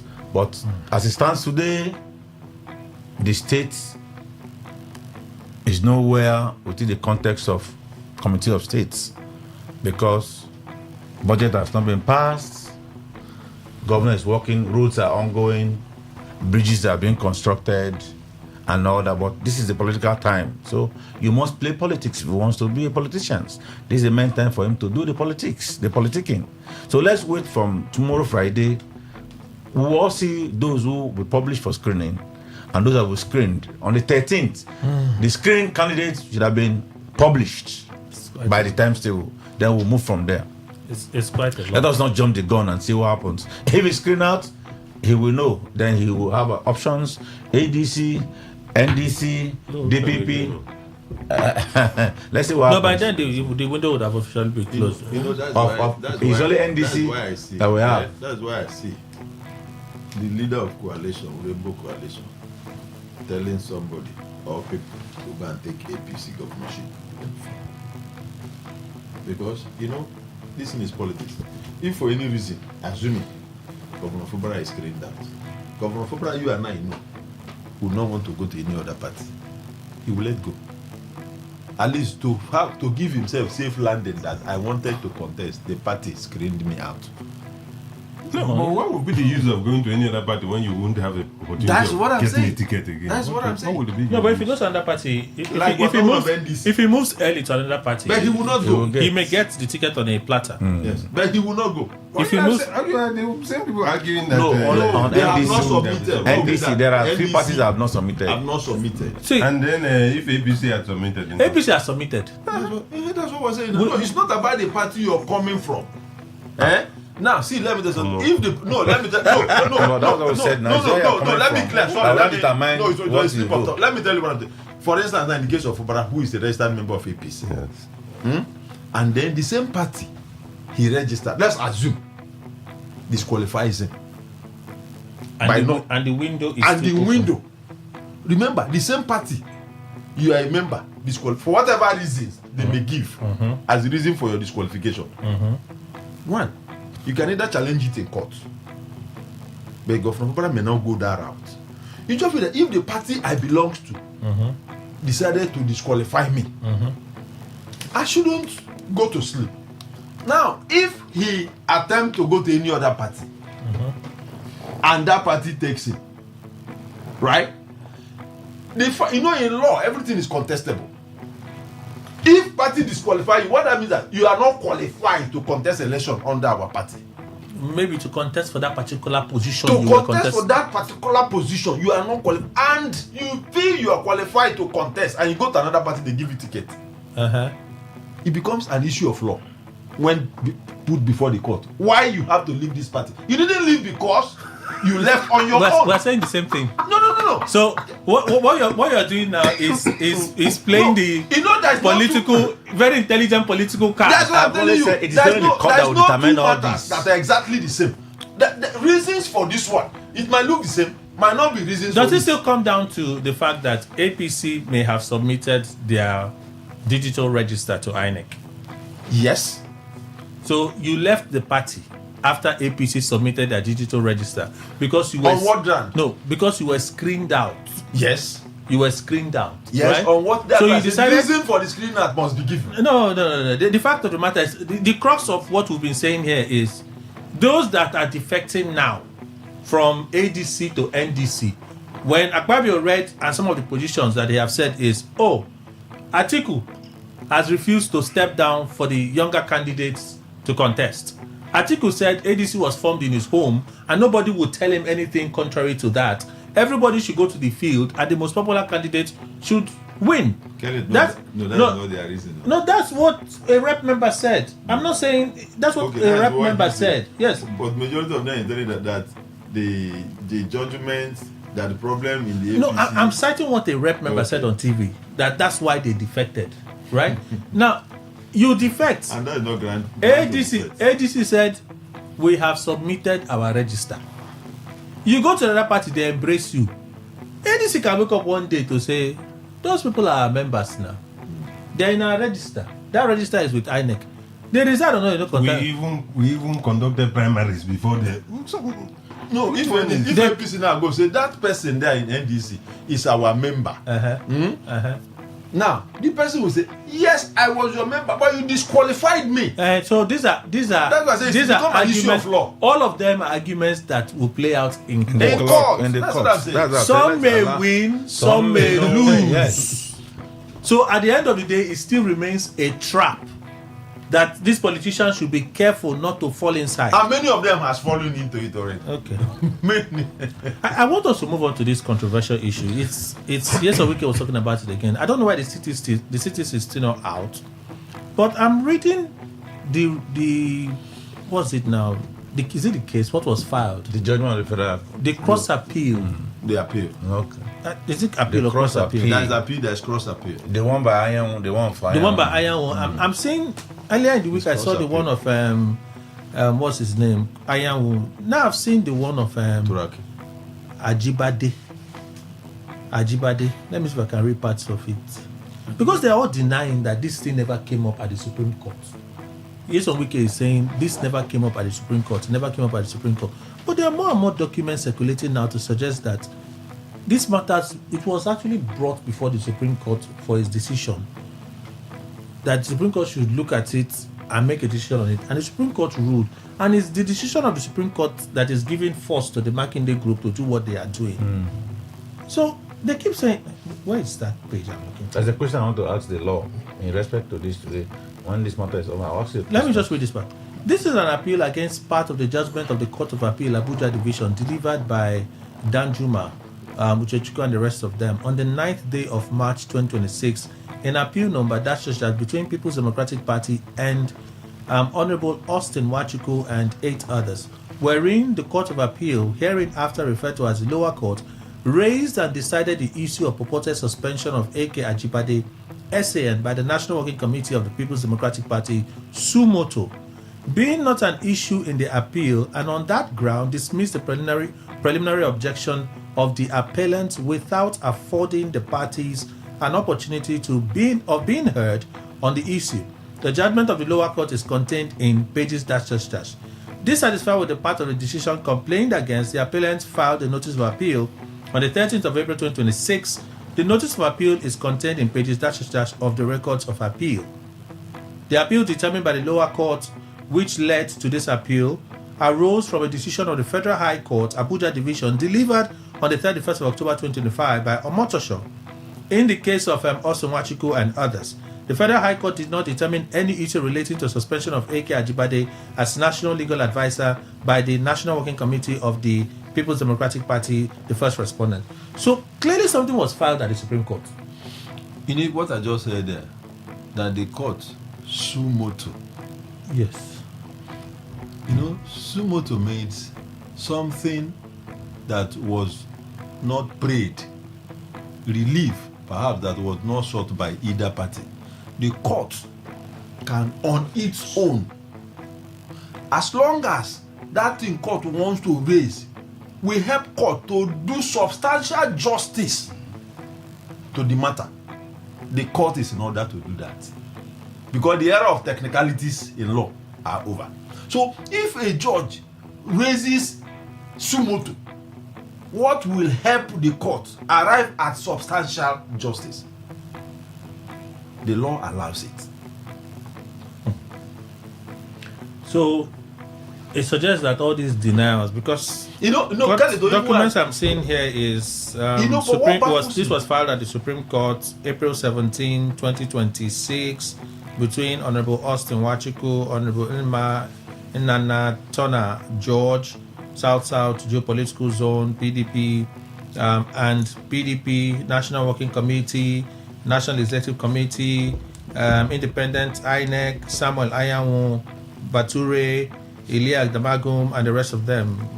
That's what I'm seeing. Sorry, Kelly, my worry and big concern here is the way, with due respect, the way our judges give judgment. Give judgment, right judgment in such a way or such a manner that even a primary one student can read it and understand. You remember the use of Satsuko and Tubelo?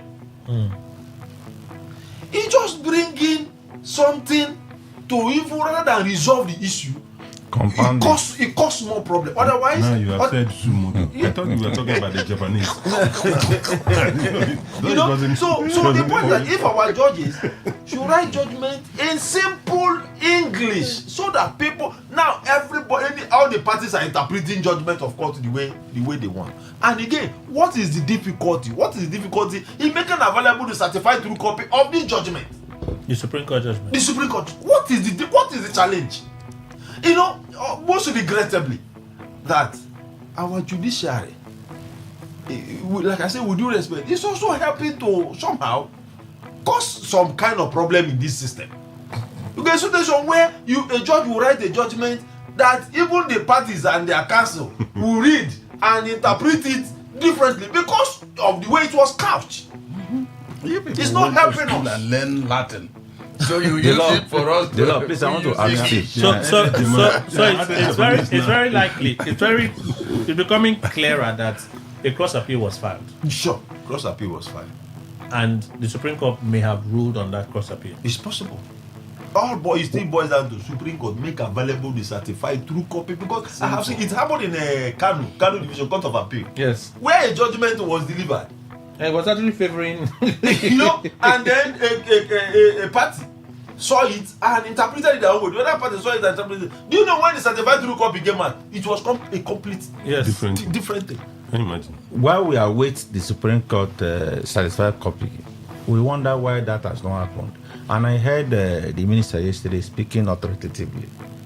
The way he speaks, though, is to his rights, because he said, I am sure, I'm aware that between today and Monday, the satisfactory copy will be out. And I wonder how he begins to, because those were his statements. That's the question. Those were his statements. No, I'm coming. That's not the question. Also. Those are his statements yesterday. Well, now my question now comes. Going back to River State in the Supreme Court judgment, when the assemblies, that matter that gives the assembly, that edged them out for not the campaign, was that matter brought to the court by the plaintiffs, or it was a passing that judgment was made? I want you to enlighten me on. You know what I mean now? No, you don't ask questions. No. I wanted to clarify. I need to understand. I need to understand what you're saying. Okay. So we'll deem it necessary or not. Okay. What I'm saying now in extent is, the Supreme Court has not given out their judgment. Supreme Court has made its judgment pronouncement. But the true certified copy is not out yet. Yes. And parties are interpreting what the Supreme Court has said to suit themselves on each side. And I try to ask myself question again. In the days of Supreme Court of River State and River State matter, I was told, or we also told, that the assembly then, during the campaign matter, was not brought into was not a subject matter by the appellants. But somehow, somewhat, it was pronounced by the judges of the Supreme Court. Okay, that's good. So I do understand. I do understand that when that matter came up, right? The governor had withdrawn his defense before the Supreme Court. The governor had withdrawn his defense. The issue was around the budget, the 2024 to 2025 budget. He said the budget had been expended. 2024. So issues had been overtaken by time, right? So why were you not obeying the orders of Justice Omotosho? Because you lost at that case now. The Court of Appeal upheld it. Why are you not obeying? We acted something doctrine of necessity. We acted on a doctrine of necessity. In fact, that one, it's what court will give consequential orders. If court sees that, like in the case of Amechi, when he became governor, if court sees that, let me just take us. If court sees that, if the court delivers judgment, and that judgment may not be of any effect, the court may give a consequential order. Remember the case of Amechi, Ararume of Imo State contested primary the same time Amechi contested. A few days to the election, President Olusegun Obasanjo got into Owerri and announced that the candidate of the PDP is not their candidate. They should vote for any other person. That was how this man in Imo State became governor. Now, why it was primary election, Ararume was contested, but Obasanjo didn't want it. So when Amechi's own case happened, court now felt that if we deliver the Supreme Court, if we deliver the judgment and say Amechi is the candidate of the party, let there be another election. The party could change him as candidate. The party could, no, they can't change him, but the party can still come back like Obasanjo did and say, don't vote for him, even if it's our party person. So that was why the Supreme Court said, we must be, because Supreme Court meanwhile is angry based on what happened in Imo State, that they gave judgment and Obasanjo sat on appeal on the Supreme Court. So that's why the Supreme Court said, consequential order, swear him in immediately. That shouldn't be another election. So when cases like that arise, and the Supreme Court feel, if we just give this thing, leave it like this, these people will usurp our powers. Let us make consequential orders. You know, in that case, when I read through it, some of the things I read through it, what the judges said, Fubara did not bring a case of defection against the lawmakers. They said it now. Fubara did not bring a case of defection against the lawmakers. He acted arbitrarily. That was where they frowned at it. And haven't been withdrawn too. And they were right now. He did it. That was not. And at that point, they make a pronouncement. No, they had already. It was part of the judgment. Now, it was part of the judgment where they said, go back, present your budget to this thing. River State was this and that. Well, that was when they gave that directive. Part of the judgment in establishing Fubara's defense was, okay, why didn't you obey the judgment of Omotosho? That's what dragged them all the way to the Supreme Court. Why didn't you obey that judgment? And we acted on the doctrine of necessity. This person is defected and so on. No, did you bring a case of defection before this court? A case of defection was not brought before the court. There was no case of defection by Fubara. But you were acting on their defection. What gives you the power to do that? So in this case now, the Supreme Court... no need to invite Sumo to inside. We have to go for the news. We'll continue. Please stay with us.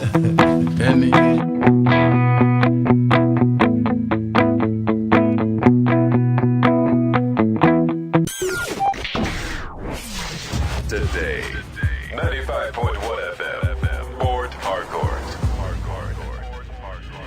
News update. Good morning. Here's the news update on Today 95.1 FM. I am Kelly Ikemenjima.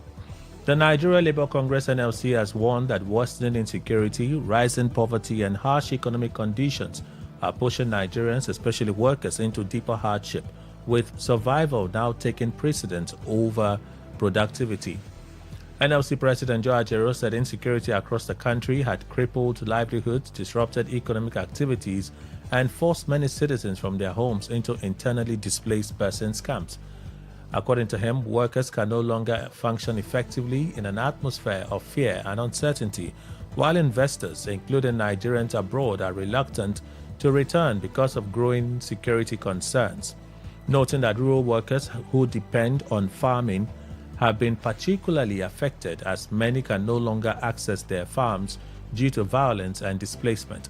He argued that rising fuel prices, transportation costs, and taxation continue to erode workers' incomes despite increased government revenues from higher crude oil prices.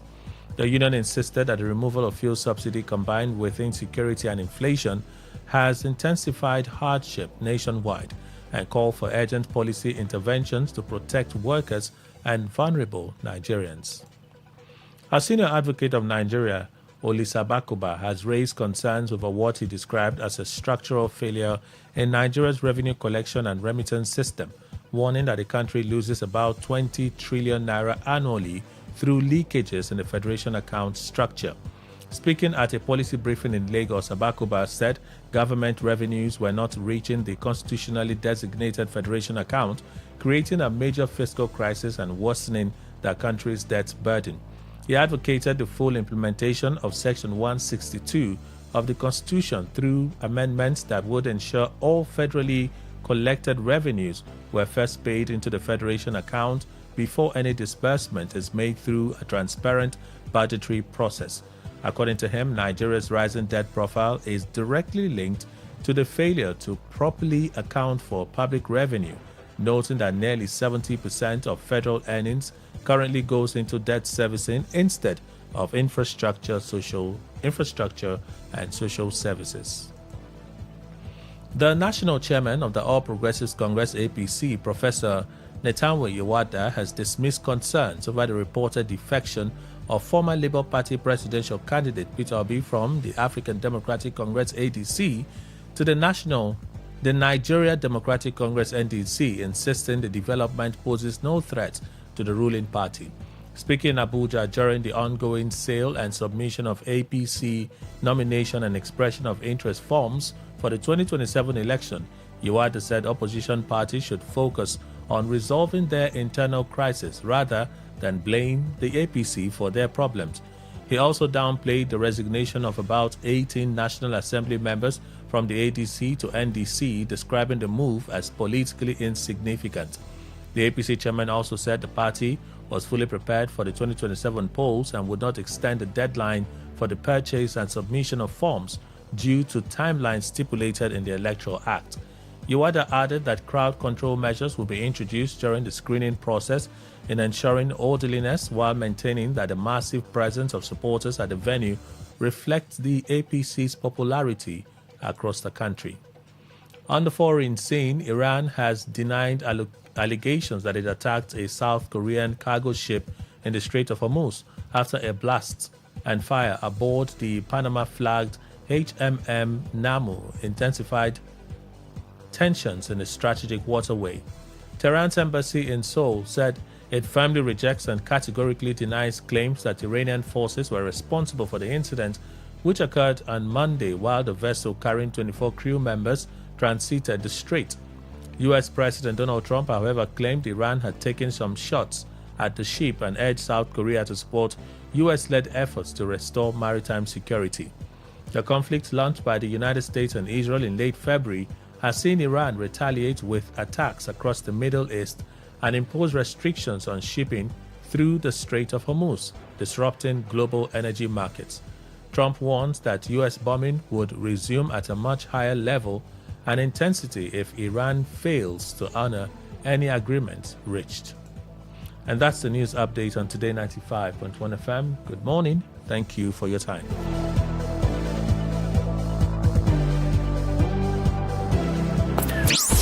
What if the internet had a voice? What if we knew exactly what you love to listen to? What if we understood your vibe?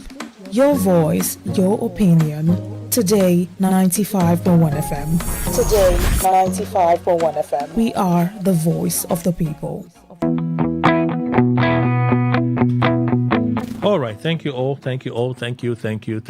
We'll read some contributions from you, and then panelists, when they make a return, we'll just continue the show.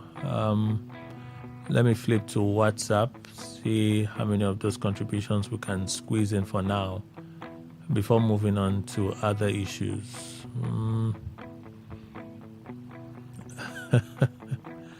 Okay, just give us a moment. Let this drop so we can read them. Oh boy. Give us a moment. Okay, so I see some of those messages now. So I like to start from the earliest. Is this for me or it's a devotional? It's 2 minutes 30. Oh, it's not even for me. It's from Mr. Courage, into removal. Okay. Senate confirms Stegbe and Enekon Laye as ministers. First of all, what's his portfolio? Does he have any degree in electricals engineering or any related field? Has he worked in any electrical company, or was he given the appointment as compensation? Nigerians are no longer impressed by big promises or political statements. What people want now is simple, light that stays on, not speeches that come and go. Okay, Louis from Rukboko, thank you. What Akpabio is doing to his colleagues at the Senate is I'll flog, punishment, and still rob you on the head. Anyway, you should just enjoy the cruise while it lasts. For Wike and his tantrums, rant and whatever, there's a season and time for everything. God will keep us alive and see how all these shenanigans, or his shenanigans, either for good or destruction, will end. Michael Sunday.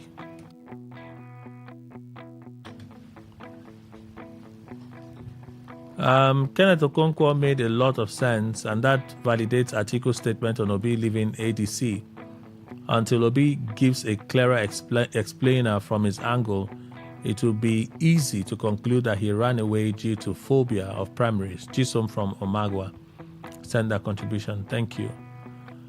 The oppositions have started popularizing Peter Obi again, as they did to him in 2023. The more they criticize his political moves, the more popular they succeed in making him. After all, they say it's only a tree that bears good fruits that people throw stones at. In Sugu, Chidebere from Oyibo. So I guess that's an error. Woju Chidebere from Oyibo. Your contribution, thank you. Neki, I just won't play the 1 second. I won't play the 1 second, but I'll play the 60 seconds before the 1. All right, I'll do that. He moved where food is ready, says Wike. I'm not a fan of the FCT minister, but I completely agree with him on this. Peter Obi has lost the 2023 election momentum. Abayo Kingsley from Rumokuta, chairman ADC Ward 13. You don't go ADC. It's all right. Wike is condemning Peter Obi that he is running from one party to the other. At least Obi is better than Wike, whose leg is in the APC and one hand in the PDP. Wike should be bold to come out of PDP and move to the APC like Obi did, and scattering PDP. Wike should try and solve the problem in Rivers State if he's a good leader as he claims. Queen, your contribution, thank you so much. Okay, this one. Thank God ability at Tuebo. I will seal off building banks used by Turaki-led PDP. Can an individual seal off a building without court order? Okay, I won't promise 24 hours power supply. Power Minister, if you can't give Nigerians constant power supply, why accept the position? Giant of Africa cannot boast of 24 hours power supply. What a shameful thing. Same people, same story. Thank God ability at Tuebo. Let's read this one. Ernest from Woji, Trump should stop making empty threats. Iran has called their bluff. The cards is now with Iran. Iran should tell the Houthis to close the Red Sea again. Trump must learn a lesson. Ernest from Woji. Okay, so this one says, please, gentlemen, why can't the judge come out openly and clear the air so that all the parties will rest instead of using grammar that the two parties will be interpreting it in their own way? Kizito. Okay, let me go back to to Mr. Williamson. Like, is it like the judges, they don't hear all these fireworks? The Supreme Court did not say. Can't they just release a statement to say this is unnecessary? Can't they do that? No, I've thought about this thing before. I said, is it that the judges they can't hear that this my judgment is causing katakata everywhere? You know, by their calling, they can hear, but they don't see. So they can be hearing voice, but they don't see who is actually speaking. So it goes to show that even if they live amongst us, the voices they hear may be so much that they wouldn't know how and the source of the voice. So the better they just wait and do the needful. Just to answer it straight away. You know, the court is supposed to be a sacred place. So it doesn't matter. Do you know that even if me and you are here now, a judge comes here, and I get off from here now, and I go to Dokubo and slap him. The judge was here. He saw everything. And that matter, Dokubo got angry and then went to court. And the matter is assigned to that same judge who saw this thing happen. Do you know? He will not just say, "Oh yes, I saw it." Dokubo, don't present your case. I saw it with my eyes. No. He will still wait for Dokubo to present his case. And if Dokubo does not present that case convincingly, it will shock you that the judge will say, "No, that I never slapped him," because it's a question of law. So the judge cannot just say, "Oh, because this is happening in the community, in the state, people are talking," and judge now say, "Okay, I'm the judge. This is people are saying, see how it happened." No. You still have to come to that same court and prove your case. Wow. Yeah. You see, that is it.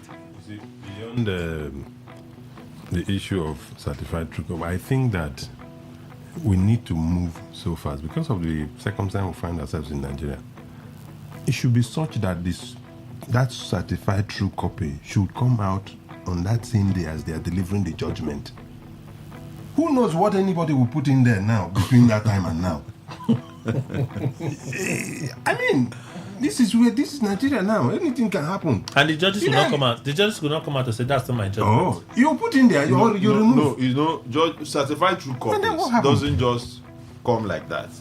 What happens is that the secretary give them the court will usually give the secretary the record books.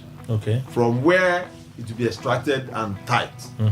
After that, the secretary who typed it will take it back to the judge to proofread. Okay. To be sure that that's the judgment delivered. That is the judgment delivered.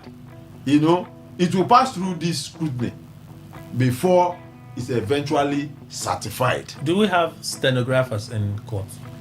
Well, Kelly, I don't think we have developed to that point in Nigeria. No, we even have AI that take records of. In Nigeria, you know, we pay attention to things that doesn't matter, and we don't pay attention to things that matter in Nigeria. Otherwise, there is no reason that a judge cannot deliver judgment and just hand over the certified true copy. There's no reason. Because this judgment is not just prepared there. It takes in fact, usually matters are adjourned sometimes a month, sometimes 2 months for judgment. This PDP case was a few days now. I think 1 week or so. See, Kelly, don't forget that this is a Supreme Court. It's not one judge sitting there. That's why you remember that judgment is a 3 against 2. Yeah. A split. You understand? It's a split judgment. So what is the big deal? Okay. So we get threatening that he's going to deal with banks and all of those things. Should he be taken serious? Pakadokubo. Really, if you don't take him serious at your peril now, this is Nigeria. Makinde Group, they should be afraid right now. They're selling form now. The candidate of Makinde Group for governorship has picked his form now. I mean the aspirant, that should be the right word. He has picked his form now. Okay, meaning they have not submitted their own register yet. I don't think they have submitted their register. And I don't know whether ANEC will accept that register from them. Has it closed? No, is it the person that picked form? Is he not already a member of PDP? Yes, they have done revalidation, and so all of them are members of PDP. It's just a question of who is in charge. It's either you receive the register from Wike's camp or from Makinde's camp now. No, that's the same thing. The point is whether from Wike's camp or Makinde's camp is PDP members. It's PDP members that will be. No, but his point is a valid point now. His point is a valid point. Who submitted the register to INEC? No, that's what I'm saying now. Even if whether it's Makinde group or Wike's group, both the Makinde and Wike's group have not said they are not members of PDP. Who submitted that register to INEC? That I don't know. That's what he's saying. Are you sure? If it was Wike's group that submitted it, Makinde's name will be inside.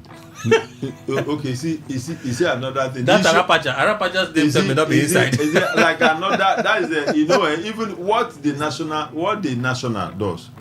National party is the one that interfaces with INEC. But you see, nobody. That's why the party has made it. Nobody goes to national secretariat to register. Your registration is at your ward. It's at your unit. They collate. That is how parties function. They collate the unit list, ward list, local government, state, and now state forward to the national. So even if, for instance, your affairs are very much noted for what is happening now, so they can deliberately delete somebody's name before they submit to INEC on the final collation. But that is still contestable if the record is there from your ward. Yeah, but why you're doing that you may have lost out on the chance of contesting the election. The issue of it will be your national leadership that will give you the authority to go and start registering people, is it not? Yes. Yes. So that you eventually return your listen to them. Now you have two leadership points at the national level. This one is collecting their own to their own leader. The other one is collecting their own to their own leader. In fact, which one would they submit? But the one still recognized by INEC. The one still recognized by INEC is the Ayamu group. Yes. Amity group. No. Wike's group. So in that case, the people that are buying from Makinde's group now, where are they going to? Basically, just back to your question. Wike said he will. The banks that banks and how did he put that? And any facility house. Yes. That gives cause for concern. Kelly, this is supposed to be PDP problem, not Nigerian problem. Where does Wike derive this power to threaten a political party which he belongs? Is it not because he's a minister of the FCT? Now the question is, as a minister of FCT, is the FCT or the Nigerian government supervising the activities of PDP? But he suspects fraud. No. See, Kelly, whether he suspects, the point is that that is the fundamental issue here. This is not Nigerian problem. This is party problem. Yes, so Wike suspects fraud. That what the PDP under Makinde they intend to do is Kelly, I agree with you. It's to defraud citizens. No. He's being proactive in ensuring that that exercise. As the chairman of the bank, I'm the chairman of the board of the bank. No, he's telling the banks to be on the lookout. Is it, Kelly? Because if you don't do what you're supposed to do, will become for you. Kelly, is it not funny that a serving minister of the Federal Republic of Nigeria, the Chief Security Officer of Abuja, will under the powers given to him by the government of Nigeria, take that power to his party.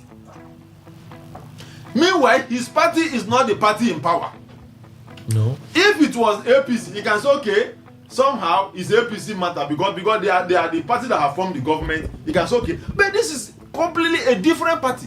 What gives him that power, that authority to come to his own party because there's party problem to say any facility, threaten bank, threaten house owners? This is you see, it boils down to the impunity we see in Nigeria. Well, you say that's impunity, but I'm a bit curious, and that's why I'm asking the question, right? First, he's a stakeholder in the PDP. He believes that this other group, what they're doing is illegal. He's also the chief security officer. And that other group believes that what he's doing is illegal. Oh, wow. He believes he's also the chief security officer of the FCT. So, He's trying to be proactive before it degenerates into chaos where people are shouting, "Where's my money? Where's my money?" PDP. I don't know why. That's not his right or his power. See, ordinarily, for crying out loud, we are in a civilized society. We are in a democracy. We act civilized. Do we act civilized in this country? So, you and I would know. I mean, should know that if anybody is running afoul of the law, the better thing, the civilized thing is to approach the law. Especially when you are even the government, you approach the courts. Is it by taking the laws into your hands? You are the accuser, you are the judge, you are the executioner, you are everything. You are the one who has declared them, whatever you have declared them, and you are the one who is now going to execute whatever sentences or you have. Is that right? So at this level of well, I don't know, but let me see how it works, because I mean this is our country. It's unfortunate that it's happened. I mean, we are talking about the high-ranking officials of government saying this the way they are saying it. If every other person starts taking laws into their hands and beginning to execute their own judgments, what kind of country would we have? Mr. Ndekwe, I think the last time we talked was when we started the show. Yeah. He's starting with Donald Trump. Kelly, the maybe intimidation or whatever, if it's going to be real, the way Wike has threatened, I think it's part of him. You remember vividly when I had issues with the PDP, his own party in Rivers State. He dared them. And they do it. I don't know what he said further, but it was all straight. And of course, the PDP finally complied. I was shocked. Because, you see, Kelly, there's a way. I don't like to be caged while I'm alive. Even if I am drained of power, and I know that something is wrong, even in that my state, I will tell you, I will not follow you. Yes, you kill me. Now, is it not that am I going to be the first to die or the last to die? The PDP followed him.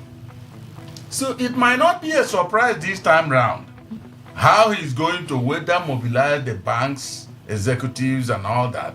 And even other political party members, if there are ways they could help to make sure that the other side is submerged. You remember again even the Supreme Court verdict that nullified the Ibadan Convention has indeed emasculated the Makinde side. Whatever they are doing, and that's why I was asking that question now. Since the Wabara and his people have come back and said, let us, because I want to believe, even though I'm not a legal practitioner, but it's implied that it's only his side that automatically excludes he believes it's only his side because he kept citing Ibadan High Court that gave judgment in his favor. Then that means the other side should not even come into the PDP. No, but he also said it, and I said it in one of his the last media chats after the Supreme Court verdict. He said they don't want the Atiku group. Of course. He said they don't want the Atiku group. The Atiku group should not come back. They don't want them. He said so. So if incidentally he succeeds, he said so. If incidentally he succeeds, that means Makinde and others, it's high time they look for other political parties and they belong to those ones. Well, that's why they are fighting. Ezekiel, if you ask me, Wike has succeeded in all of this. Wike has. You know why I tell you Wike has succeeded? Don't forget that Wike from the onset have said that PDP will not produce a presidential candidate. That's what he has always maintained. And what is happening now, to him, he has succeeded. Because even if the BOT of a PDP, Wabara Group, and other come back to take over the party, and this last minute fight you're seeing now is to justify his position that at the end of the day, PDP will not produce. So he has succeeded in his agreement with Tinubu, allegedly. As Kelly will always say, allegedly. Chief Dekai. Yeah, Kelly. Wike threatening to go after banks and property owners if they do business with Makinde-led PDP? Kelly, to his right as a person, he has a right to say all those threats. But to the law of Nigeria, he does not have those powers. You mean even as FCT minister? No, that's how you can take him to court. You mean the all-powerful minister of the Federal Can you Republic of listen to Nigeria? me? He's governed, he's under the constitutions of Nigeria. Having a president, he's having a president, it's a minister. It can be dissolved. We've seen a lot. I'm sure Wike knows that. He knows to what limits that he can exercise his powers within the laws. That's what I'm saying. I say to his right, he has the right to say those things, and you also have a right to sue him. He's a lawyer. If you are not, I've not. Life bencher, a life bencher. He's a life bencher. No, he's a life bencher. But to the law of Nigeria, let's start from the bank. The banks are creation of law. The banks have the right to give account to anybody who satisfied their terms and conditions. By the law of Nigeria, the banks have the right to open an account to anybody who satisfied their terms and conditions. So he doesn't have the power to go and say, no, banks don't give account to A or B. No, he doesn't have that power. Coming to the buildings that he says he want to seal off.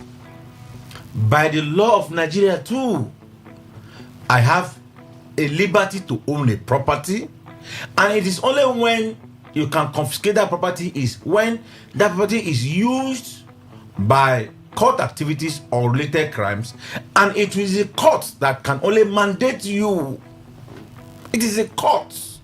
So the minister, as I said, to his right, he can say, because he's a minister, he can say it, but to the law, no, he does not have those legal rights. There is no legal backing to it.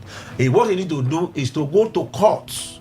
If he has found the banks or a buildings not comfortable with any conformity with the peace and territory of the Abuja capital, to go to court and seek a court leaves and say, look, this building is found to be like this. Okay. And he can also derobe a sign. He can initiate he can go to the legal privilege. But maybe that's what he's saying, that he can initiate the process. No, he said, I will derobe you. Okay. Well, let's say I've been seeing hantavirus. I didn't plan for us to talk about hantavirus. Maybe I should just mention it. Are we aware of hantavirus? Not fully. Pakatoko, are you aware of hantavirus? Political antivirus. Hantavirus. That's what I'm seeing on my timeline. Oh, they say hantavirus, HANTA. Okay, yes, the one in the US. US give an alarm. It's not spread by people without symptoms. Transmission requires close contact, and the risk to the American public is very low. CDC has the world's leading experts, blah blah blah. Well, I'm seeing hantavirus. They say it's a little more complicated than coronavirus. Yes. Every year now, they will always bring something. US give a hantavirus is a type of virus mainly transmitted to humans by rodents. Rodents will be rats. Yeah. Again, is anyone not transmitted by? They can cause respiratory and cardiac problems, as well as something fever. Name for it. Well, thank God Trump never accused China that this one is coming from China. Well, it's Trump that is raising this alarm now. I saw a statement. Hantavirus infection confirmed in Switzerland. Its spread is growing, so that's why I'm not concerned. But I think we should know about it and be on our guard. A deadly cruise ship outbreak exposes travel blind spot with the same hantavirus. Maybe it's the X algorithm that is just popping it up as I'm reading similar stories. Trump is looking for a way to end the war. We were told of the virus in a crossover or somewhere. Up till now, we've not heard any. Okay, so we're likely to have the new Minister for Power sworn in today. Okay, Tinubu is not around. President is not around. Oh, that's bad luck for the guy. He would have been sworn in today because he also swore in there's a new minister that was screened by Minister of Finance. Minister of State for Finance. For Finance, that's been sworn in. So the Minister for State for Foreign Affairs and Minister for Power would have been sworn in if Tinubu was on ground, but I guess we would have to wait till Tinubu returns. But the new minister is assuring us that It's not saying we'll have 24 hours power, but we're going to see a lot of improvement. It's coming with stable hands to see that the power sector improves. Nigerians should be assured of better days. Opakawa, you don't have light for a while, right? Have they given you power now? Kelly, the whole of this year, NEPA has not brought bill. In your area? This is me. Plus no light. They have not brought. No, but when you bring light, nobody you go bring. No, I heard there's administrative charge. I heard there's administrative charge. I don't know when eventually they will bring. We'll see it now. But for now, they have not. No, you are lucky. Your own, they don't bring bill. They bring bill even when there's no light. Our own, they bring bill. Do you know when the bill will come and whether all these months they will. Kelly, don't ask people how to say. I don't understand when they said it. So I know what will happen when they bring the bill eventually. Whether they will add all of them. You know, this is not. But truthfully, they have not. No, lately, I think the past 1 week or so, we've now been seeing it. I see that grid supply has improved. Yes, we have now been seeing it. At least you can see like at least 30 minutes. Whatever, I mean, 2-3 hours, and it is done. Whether it is night, usually at night, just bring it and then. But they have not brought bill. So with this minister now, they just stop Bobo juice. See, if he's saying, I guess I understand where he's coming from. Tinubu said, if I don't give you supply, so we're now holding it against Tinubu that he said he was to give us 24 hours power supply and all that. So this one is now being mindful to say, I'm not promising you uninterrupted 24 hours power supply. No, but I'll improve on it. Well, a statement of intent. Let us see. Maybe he didn't need to pay anything for this statement of. He was telling lawmakers now. He was grilled yesterday. Yeah, you know this statement of intent and nomination. Listen, but his own, he didn't pay anything for it. Man. Wow. Yeah, just told us what he just what. Wow. He just told us what he would do. What do you expect him to do in any case? That he will not do anything. Yeah, but the proof of the pudding is in the eating. So let's go. We'll just say it. Kelly, the last minister, Adebayo, makes such promises to Nigerians. No, he did. Now he said he followed. That was when Tinubu said, I will give you power. If I don't give you power, don't vote for me. And he appointed a minister for power who will give us power. And the man assured us of power. But we waited for last 3 years. What we've been seeing is only national grid collapse, and continued grid collapse. Until he found his way to Oyo State for his more services. Because that's why they say, my people has called me to do more services. And when Nigeria called him to give us service, only one section, only one segment of Nigeria giving us service, which is power. We could not have power. This new man has come. And I asked the president, where was this new man when he appointed the one that could not give us power? What's going to be the difference? He has only come to say the normal rituals. I will promise you, though not 24 hours, but I will ensure that stability in power. It's only being careful with the statements.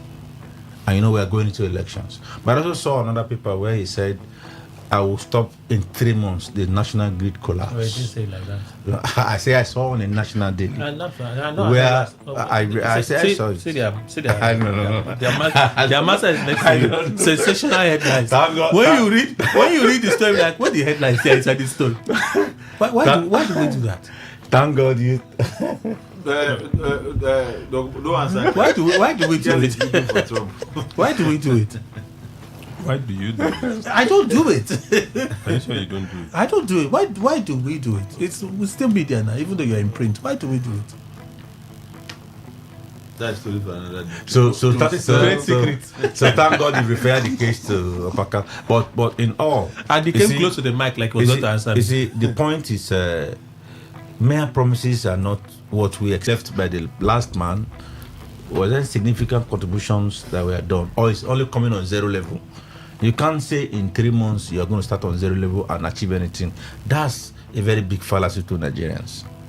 So, but we wait until the president come back and swear in him. For now, he's not working. So even when he promised us anything now, it's not into effect until he takes the mantle of leadership, and we'll see what happens moving forward. Professor Emmanuel Woda, Professor of Political Economy and Development Studies, also a development consultant, University of Port Harcourt. Prof, good morning. Welcome. Good morning, Kelly. Thank you. So I'll just extend the grace to you to respond to one of the other issues that we talked about on this one. Yeah? Okay. Governor Fubara, I beg your pardon. Former Governor Wiki gives us a hint that Fubara may be in the race. Are you surprised? In a way, I'm not surprised because when you consider sometimes our politicians, the kind of political somersault, they engage themselves on, it's not really quite surprising. We have seen cases where two politicians were dagger drawn, and at the end of the day, you see them embracing themselves. So for me, it's not really a big surprise, but surprise in the way that this is somebody who has also declared that he's not going to make the mistake he made in the previous years. And so, so when you look at it, it actually confirms the fact that some of our politicians really have no ideology. They have no basis for what they do. It depends on some of them. I say some. Not all of them. Yeah, not really all of them. Some of them, do not have actually the. Where do you place Wiki in that group? I just said it now. No, I'm asking, where do you place? I just said it now, Kelly. Kelly, you should have used that tongue to cut your teeth. It's difficult now. It's difficult. It's difficult for me. You're the one speaking. I just said the tongue can't carry the load. The tongue can't carry the load. Exactly. The tongue can't move. It can't carry the load. Because you're speaking of, anyone listening would think that the insinuations are towards Fubara. So that's why I'm just wondering. So how about Wiki? Is he in the class of those with ideology? Well, ideology will mean that you remain firm in what you are committed to do. Okay. So you remain firm in what you are committed to do. Okay. And then people will see you doing it, practically. Practically. Yes. And so when you now at a point, you waver in your decisions. Some people may not take you seriously. Decisions or statements? I think that decisions are conveyed by their statements. So let me give you an instance. Let me try and understand it. Yes. The way that can break it down. Nigerian judge. Yes. This is serious cross-examination. No. I'm trying to understand. So when he says nobody should disturb the governor, the governor has power. The governor has a lot of power. Somebody said it then. Somebody said, I will never disturb the governor. I will never disturb him. I will not do anything, interfere with his administration. He said so then now. So you go to a point where he now said, you will see fire. You will not rest. So that's the kind of politician you're referring to now, who is not stable. He's flippant. In that case, who are you referring to? Whom are you referring to? No, who made those statements now? And I know you said no, but you know I don't answer questions. So who are you? No, but you know I don't answer questions. Oh, okay. You don't answer questions. But people know now. This is a public record. Okay, but the truth is that if we have leaders, good leaders are expected to walk their talk. You are not expected to be wavering, changing at will. Granted that change is a constant thing, but that should be a positive one, reflecting the realities on ground. So we should expect that when a leader says something, he must have had an in-depth thought about that situation before saying it, and then must have made up his mind to live up to the expectations of that his statements. Because one thing is that you need confidence. The confidence the people repose in you should be rubricated at every point in time. In other words, the people should be able to have that confidence in you that this is our leader. Anything he says, he is going to do it. And so we believe him. That's how you do mobilization, grassroots mobilization. Yeah, from this so the moment you don't do that, people will begin to have a different interpretation about you. And then they will create a communication gap. And when that gap is created, people can misconstrue any statement from you and begin to use it in their own way. And that may be very catastrophic in a political system. So in that case, if what we're hearing is anything to go by, you're not quite impressed that Fubara over time has suggested and said things that would point to, I won't seek a second term. Well, I've never had any of his statement to that effect. I may not really know his body language. But from what is being revealed, of recent, it appears he has. I mean, for the fact that he left PDP to APC, it's also a good signal that he's also interested in second term bid. He wanted cover. He wanted cover. Yeah, that's part of the cover. Because ordinarily in PDP, he was not very sure going by the realities on ground as at that time. So part of the cover is that, look, let me go to where, I'll be assured of a return ticket in 2027.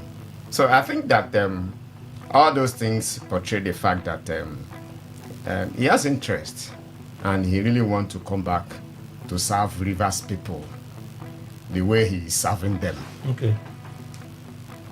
And then the minister. Yeah, essentially, yes. Well, unfortunately, in this part of the globe, it is not what we're expecting or what we're seeing. In the senior clients, advanced societies, leaders take it as a thing of joy. The other time I was giving lecture to some local government councillors, and I told them, it's not enough to you to answer honorable. You're honorable this, honorable that. Meanwhile, your people are dying. Hunger, starvation, insecurity. What's the justification for the honorable? I mean, that honorable was given to you because you are going to walk your talk. You are going to do things that will improve the welfare of the people, But for you to answer honorable and your people are dying, for me, it makes no meaning. And, we find the situation where, most politicians here do what we call in political science overbidding. You just want to come and give statements that will impress the people without actually having a serious commitment in your subconscious mind. And that's what I observed. Most politicians here, most leaders here just say something just for saying sake. You just want to say it. And of course, you know that, when you look at some students, some of them just want to pass exam by all means. And the others, want to know, they want to acquire the knowledge. So you have there's a great difference between the two sets of students. And I'm sure what the Honorable Minister Designate did was, he was in the examination hall before the Senate. That's examination hall. So what that means that he did everything humanly possible to pass the exam, by saying what he said. Okay. And we are aware that a lot of leaders, politicians have said so many things. Oh, it's going to be this, we're going to do this, we're going to do that. But at the end of the day, Nigerians are disappointed. So I just hope and pray that this one will be an exception to that. All right. Otherwise, the taste of the pudding is in the eating. Okay. Mr. Williams, you don't have problem. Are you affected by this situation? Kelly. No, it's in band A now. Okay. It's not a band A, it's premium band A. You know that this minister designates. This minister designates. See, that's why it's also I can't deny it. I can ask him. I will fall for. I can mention the area that he lives. The minister designates. I don't blame him. When Adebayo was the minister, this minister designate was with us, this side. All the complaint, he too was joining us to say that was why he didn't go there for plenty rhetorics. That's why he said, I didn't come to promise you 247 life. but there will be improvement. The question is, what are you improving on? You know, Nigeria has gotten to the point where I remember when the INEC chairman, it was still the same man, this INEC chairman, that when he was being screened, the rhetorics. People say, this man. It didn't take 2 months. He started showing who he is. So this minister designate, I've learned all this while because you know he's been on our side. He knows how we have been complaining. So he didn't want to be known for at least continuing the rhetoric. That's why he just told you that, look. And again, the man know that President Tinubu had earlier promised us that he will provide electricity, and that if he doesn't, when he comes back to ask us for, then we shouldn't vote for him. So what do you expect this man to do? Election is in how many months? So the man does not want to do something that people will say, oh, you promised us this. So the attention will shift from the main person that promised us electricity to a man who was on his own, and they just say, come. So the man is in order. He said there will be improvement. He has not promised anything. Is it not when there is something that you improve on that thing? When he sees something to improve on, he will. The man didn't promise anything. Okay. Just like Prof said, he was in examination hall, and he just wrote the exam at least to have a D or E. Let my people go. Exactly. And that's what the man did. Mr. Kelly, it's possible he may change or improve, but I don't know. If something is non-existent, I don't know where improvement could come on it. However, because the situation of power in Nigeria, I could say is non-existent. Huh? Yes! A certain man, yesterday I was discussing, said, how are you people going on with this PhD? I said, what did they do? He said they've not been giving them a power for 4 months. He has not seen if it's a twilight. Ask the guest by your right. It's all right. So when after the program, you can even ask the one by your far left. Now I told him, I said, but they've been on that now. Only that your own has maybe gone higher than our own. At least for 2 months, we didn't have, and we are having now. Say, hey, you people are benefiting. Okay, you are having power now. Yes, actually, I said so. So if nothing exists, how is it that you have power? Now listen. The power is, do you know what is? Now listen, even if is PhD power. Now even if they work everything here, and then grid collapses, what happens? They revive the grid. They revive it. And that's what we will keep on doing with epilepsy, and then you'll be happy that that's what he said. He wants to come and steady. Well, let me tell you, I'm not done with the new minister. You see, let me give you a catalog of 4 personalities that have given us this kind of promise. Let Chief Bola Ige said in 6 months, you and I are still in it. No, he didn't survive. Now he would have given us. Okay. Fashola, nothing has happened to him. He also made similar promise. I can't remember the exact years he mentioned, but 6 months now. Thank you very much. Now you have, I don't want to go far, Adebayo. They promised. The power bank minister. Nothing happened. Then the overall, the one that will be coordinator, President Tinubu. To the extent that don't vote me if I don't give you people. 2027, he will be voted fully if he's the one going to win. They will vote him fully. But he had not restored the power. So Kelly, I think, is it Professor Warner that said we use our tongue? And then we found out that the tongue was carrying a heavy load. So let us use this I think it's been lightened now, the load. Let us use it and count on it. Whether this one would have... Do you know what he would have created if he had told the senators? In fact, I am not going to do anything. No power will be restored and all that. They will tell him to leave that place immediately. They will not hear him. So, for me, it's just the rhetoric, the normal thing. Let us go on with it. I'd like to ask a final question. I know I should open the phone lines now, but this has been on my mind. I was reading one of our stories in the 7 a.m. bulletin. People expressing mixed reaction to the election in 2027? Optimism or skepticism about the integrity of that election? But while we talk about, we don't trust Amopiton, people are throwing their hat into the ring. One of them is Aisha Yesufu, activist. She's joining the race. The senator for that constituency is also intending to return. King Gibe intends to return on the platform of the ADC.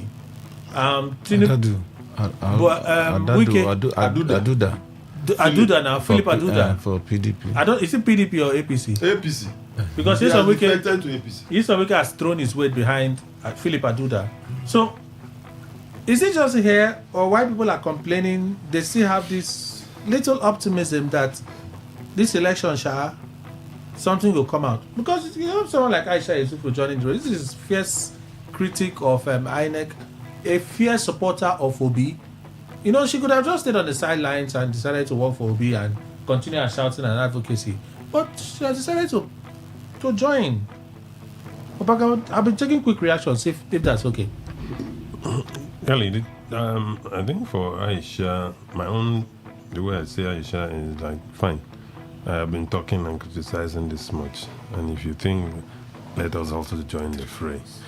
Who knows what the outcome would be? They rig election only when people don't come out that much and they go there and say, okay, nobody came, and then you can go and write anything, and then so people need to come out. That's why I expect even people like Kenneth Okonkwo to also come out.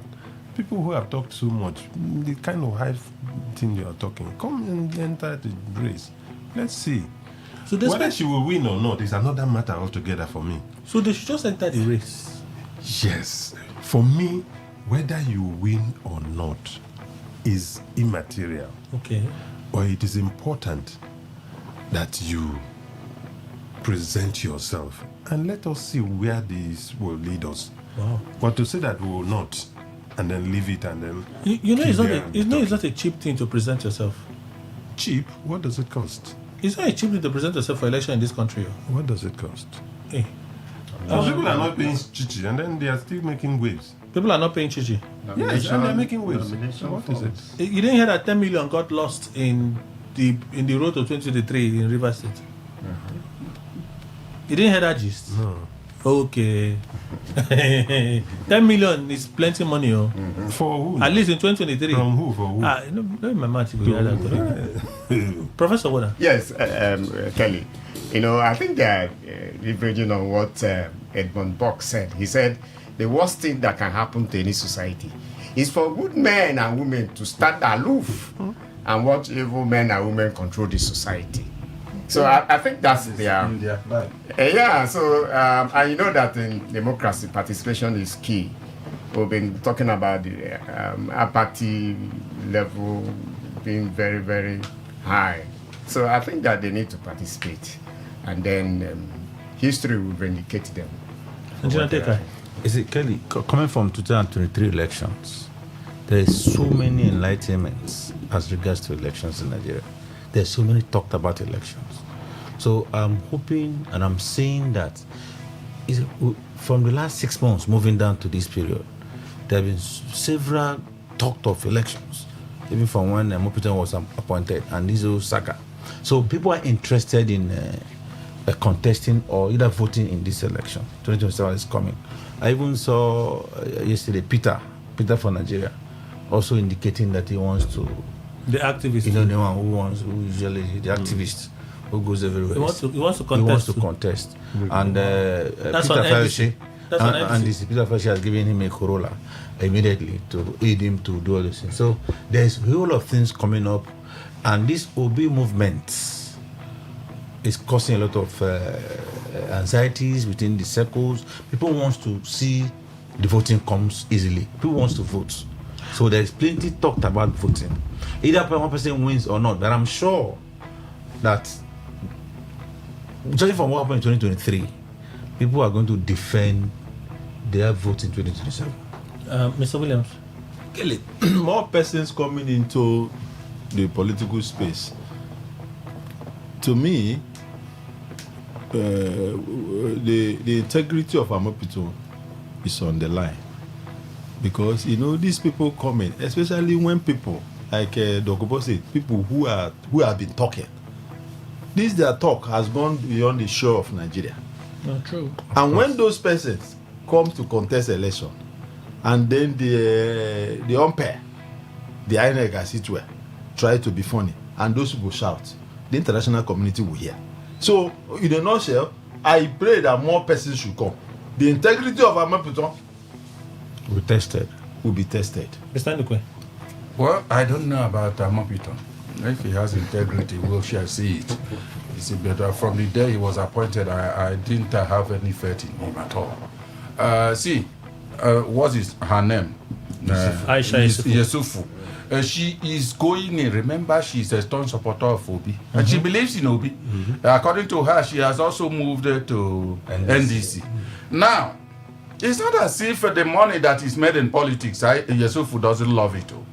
So she wants to get in and then have a piece of her own pie. She win. That's where I'll end it, because there are other brands of politicians, those who shout, so that there could be a heave of opportunity for them to come in and then fill up the space. And there are those who mean what they are shouting for. I wouldn't know where Yesufu falls in. Including the governorship aspirant, whose form is feeded. He didn't see that yesterday. No, I didn't see it. He didn't see that governorship. In fact, candidate, he has been anointed as concerned, say that he has bought for man, his phone has been feeded. Oh, wow. Kelly, I just remember this Chinese proverb that says, distant hosts cannot put out local fires. So people need to get involved to correct the ills in the political system. All right. 0810951095 0810951095 Phone line is open. Let's begin. 60 seconds, please. Good morning. Today 95.1. Good morning, Mr. Kelly. My name is Honorable Gladwell. Good morning to your guest. Kelly, let me talk about the power sector in Nigeria. Quickly, just the minister-elect or the minister designate have said the 3 months. Kelly, it's not only in Rivers State that we are talking about power. But I'm wondering, if there is no power in Nigeria, then we are talking about that they are giving power to the local government in Rivers State. That is a shake houses. Kelly, in my local government, that's territory. Sometimes we enjoy it at least on the tower for 11 to 13 hours daily. If not, we have any issues that maybe sabotage. Kelly, now been to other states that they are enjoying power. We are talking about the Commission of Power. Can't we talk about the Commission of Power in Rivers State that to put eyes in all this power sector we are talking about? The fault is that we have, the president has said every governor should go and generate power in their own state. Now their state is generating. What about we? We have a lot of power things that we should revenue. Can't we ask the governor of Rivers State, or can't you call that, yes, it is their responsibility? It is only in Rivers State that we are complaining this power. All right, Gladwell. Power. God bless you. I'm on Gladwell. Thank you. Thank you so much. Today 95.1. Good morning. Good morning, Kelly. Hello, Frank. Welcome. Yeah, I greet all your guests in the studio. Good morning. Minister for Power designated said that he cannot guarantee Nigeria 24 hours light.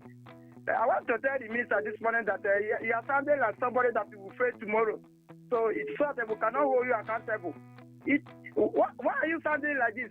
Give us hope that you can do it. It's doable. Mr. Minister, as I screened yesterday, you should have promised Nigeria that that thing is doable, and there is money for you people to make sure that they will have like 24 hours. I don't know why you people are doing to give us 24 hours like. Then for the comment of my leader, Nelson Wike, that they have not endorsed any candidate. That is true. He has come out to clarify the rumor going around last week that Chinda has been endorsed. For now, nobody has been endorsed. The new hope leaders will gather and give us the right person. Frank, I wish you well. Good morning. Today 95.1. Hello. Good morning, Mr. Kelly, Chief Ndukwe, and the guests in the studio. A blessed one to you and a bad one to all the bad politics and shine and stubborn men where they go talk for national TV anyhow.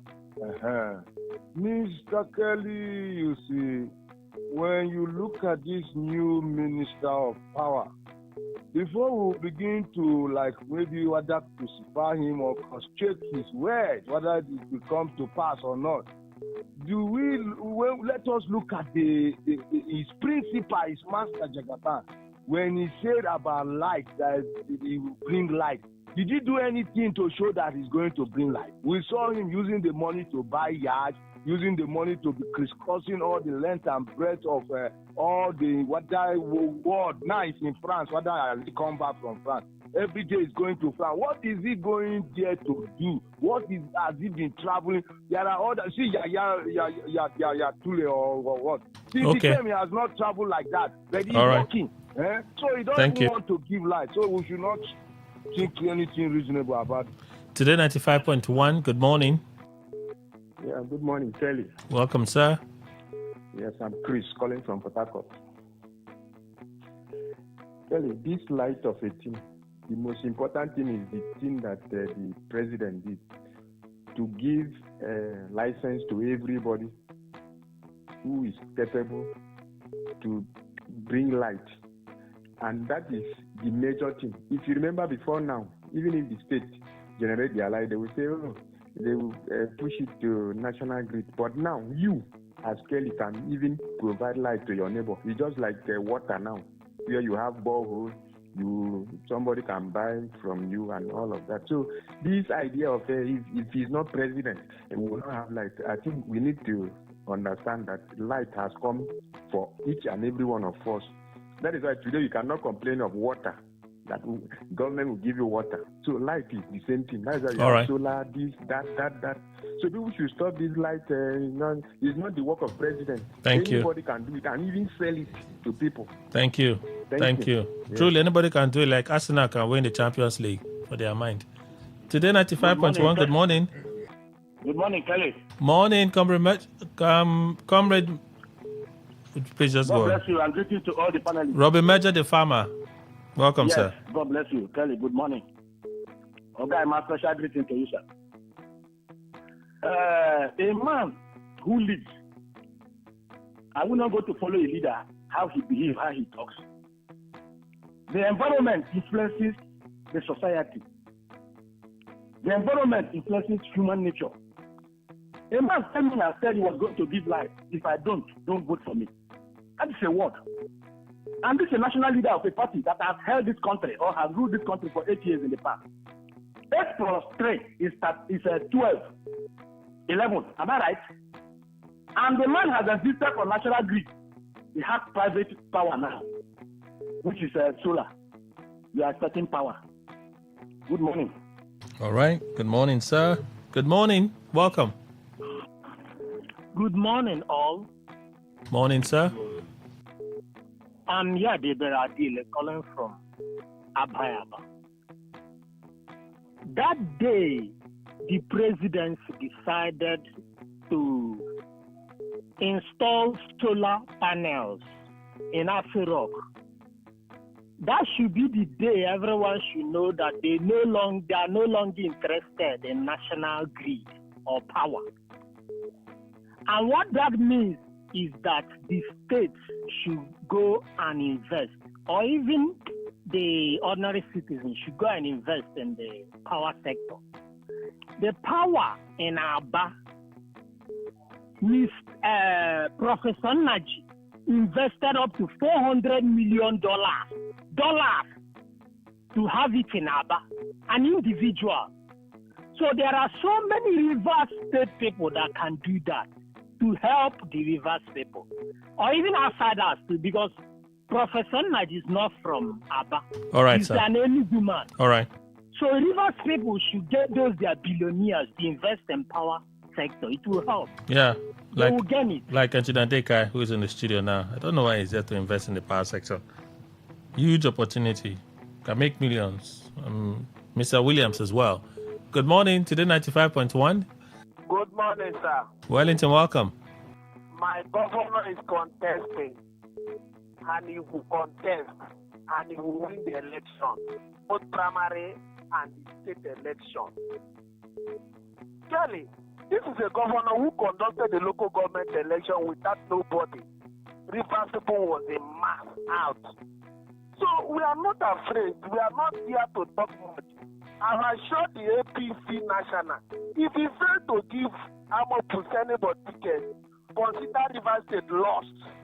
It's a fact. The market women are saying it. This is a man with capacity, and the man has told you he's ready to work for River State and he's ready to work for Amebola Tinubu. So we are waiting for them. Thank you and God bless you. Wellington from Okrika. All right, Wellington, thank you so much for that contribution. Good morning, Today 95.1. Good morning. Okay. Welcome, sir. I beg tell our governor to wake up from the slumber. Because we in River State here, if you cannot get your ticket in APC, what happened to this NDC? Where people are trooping in. This is the opportunity this man will use and cash in. We are ready for him. Obedient movements are ready for him. We want him to come out somewhere. You are still doing APC, PDP, and this young man using you anyhow you like. I don't know whether this man, if he does not know politics, let somebody teach him politics. Or you people in the studio should wake him up. There is other rooms party that is waiting for this man. Huh? I don't get it. Okay. Thank you. You know, they have a special vehicle, though. APP. What happened to APP? That's a continuous That's what they use for the local government election. That Bush election. APP is there now. And they won. Then. Now only them contest now. The contest never. We see result. They didn't stop anybody from contesting. Did you see result? Don't go there. No, they didn't stop anybody from. Did we see result for that election? No. Did they announce? I showed to where is that? My other friend here. To cheapen him? No, the other one. Who? Andy Akpotibe. Yes, I give it to Andy. They showed the scores. I give him the scores of all the candidates in each LGA, in each ward. Is it not that he said to me? No, I said that it was only you that saw it. I give it to him. But they didn't stop everybody didn't stop anybody from contesting. Actually, that's correct. Good morning, Today 95.1. Hello. Morning. Yeah, good morning, Kelly. Sir. Good morning, panel. The guests in the house. Good morning. I'm trying to run away from a noisy place where I am right now. Okay. Okay, Kelly. I want to talk on, the what is it for the governor of the state to come back. I learned some elders that want to buy form for him to return. Sir, what's your name? Okay, my name is Jade Henry Kelly. Oh, sorry, sir. Good morning to you, sir. So I want to ask, to what end, for what purpose, what is the governor coming back to do? What is their reason for wanting the governor to come back, that they're going to buy form for him? Because as far as I'm concerned, there is nothing for me to endorse Governor Fubara for. For me, I would rather advise him to go for something else, maybe Senate or rep, whatever. If they are promising something, but not the governorship of the state, because it means that this state is going to continue in this trajectory for the next 4 years to come, which is not going to be good for the state. All right. That's my opinion. Thank you, Kelly. Thank you so much, Jade Henry. Today 95.1. Good morning. Hello. Thank you. Be our final call. Hello, good morning, Kelly. My name is Promise, calling from Arakaya.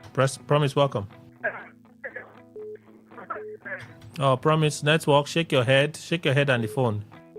It will be too hard for him to go back to the second turn of because, know why? The system is corrupt. Our problem in this country is number one, INEC, 2, judiciary, 3, and the police. You see these 3 sets of people, they are the problem of this country. The governor will find it very difficult to go back to the second turn because FCC minister and Aswazi are here waiting for him. Our vote does not count. Like me now, I will not even advise anybody to vote because our vote doesn't count in Nigeria. Thank you. All right, thank you so much for your contribution. I have to read messages now. Let's go to traditional SMS channel. Good morning. Kelly, Peter Obi said he doesn't like trouble. The Nigeria he wants to rule is a big trouble. Mama. I'm sure he's aware. Can everybody in Nigeria and the entire world see that Peter Obi is a material and has something that they all lack? You say somebody is not important, so why is everybody worried about one man? Mr. Dennis, your contribution. Thank you. I wonder why some persons should be very bitter about Obi changing camp. His followers, someone said, are toxic, yet he garnered millions of votes in 2023. If it has an electoral value, why then worry yourself? Kanu, that's your contribution. I commend the PDP national leader, Yeshi Global, for his statements. Nobody wants anybody. And Fobara, keep to your agreement. Don't think you are smart. Also, for Makinde and his Amala Convention associate, FCT 001 has said it all. God's time, Port Harcourt. Thank you. Back in the 1970s, Nigeria and Cameroon actually had an agreement, which is Cameroon would build the Lagdo Dam and Nigeria would build its own dam called the Dasin Hausa. Why can't we go back to that agreement, of which by doing so we're solving two major problems, electricity problem and flooding problem? It's not rocket science. Boku Darlington, thank you. I want to ask, is there any ambiguity in the judgment of the Supreme Court? You were suspended by a legal body, you signed papers and participated in a convention, and court said illegality cannot give birth to legality, and thereby a nullity. Why are lawyers confused? Would you? Well, the thing is, we haven't seen the certified true copies of that judgment. That's just the issue. Once we see the certified true copy of what the Supreme Court said, it becomes clear. We'll just be quoting what they said because we have seen it. But it's not been seen, so we're relying on third parties, to tell us what they heard inside the court. That's where the confusion is coming from. Even Kelly, my man, oftentimes takes no nonsense from anybody. But Obi has remained respectful and resolute and a kind of focused on his goal. But haven't listened to all those that always malign him. They haven't said anything different from what they've been saying since 2023. Okonkwo thought he would use Obi's influence to win election. That's why he's so pained. As for Wike, he lost primaries and he's scattered everywhere. Prosper Alo. All right, thank you. I thank your organization, Today95.1 FM, so much for this newspaper review platform. Go ahead with your wisdom-filled panelist, His Majesty the Third from Africa. Thank you, sir. We're glad that, Wike, I will seal off building, bank used by Turaki-led PDP. Can any individual seal off a building without court order? I say, educate me. I won't promise 24 hours power. Thank God I believe that, but I read your message already, so let's move on. Good morning, Kelly, Bishop Ima, and all our guests. I thank the political leader of Rivers State. Okay, I think I've read a message from God's time. This looks like God's time. Yes, Yerishi Global. Yerishi Global, that's it. I've read the message. Thank you. Friday Olu from Uniport. Governor Fubara's ominous silence smacks of one under political hypnosis. However, every man born of a woman has a heart, whether he's an imbecile or not. As for Mr. President, he should be held accountable for whatever pans out in River State. I'd like to ask Mr. President, did he not serve out his constitutional 2-term in Lagos State as governor? All right. Thank you, sir. Another one. I think the president is giving Fubara a secret support because he knows that Sim has support of Rivers people, which Wike knows too. But I think the permutation would be, look, you go and get the form. Contest, it's your constitutional right. Then take it from the primaries and get your men into the assembly to solidify your position. And I'm sure Wike, in his political know-how, may be calculating this also. And that's why he's throwing Kelly to the APC primaries to challenge Sim and then using Chinda for PDP as his last card. Should, in case Sim defeats him, which is sure, then he goes with Chinda for Obiakpo. Bright Oswago, your contribution. Thank you. Let's do a few more from here, maybe 3 to about 5. Okay, why are you worried about when Obi defected to the NDC from ADC? The lawyers have cleared you earlier. So you think Obi is foolish to that extent? Don't go and drink water. On the issue of resignation, the Constitution provides for freedom of association. So ultimately, it is a court that will decide. You cannot force me to belong to a party that I have voluntarily resigned. Samuel in Port Harcourt. All right? Peter Obi's defection is not in contravention to the Electoral Act, provided he didn't leave before the deadline of submission of register. What ADC needed to have done is to update their register and remove Peter Obi's name. There is nothing ambiguous in this matter. Daniel from Zoba. Well, when that register has been submitted, that's what we're saying. The register has been submitted. But of course, I don't even call Obi said it was Mr. Williams that called Obi. I know one problem. Why is Wike always talking about Obi that has never talked about him, Wike, in public? What evil did Obi do to him? I lose appetite anytime I hear Wike's voice on radio because I get irritated by the sound of his voice and the manner in which he speaks. Mr. Law. Sorry, that's quite an ordeal you are going through.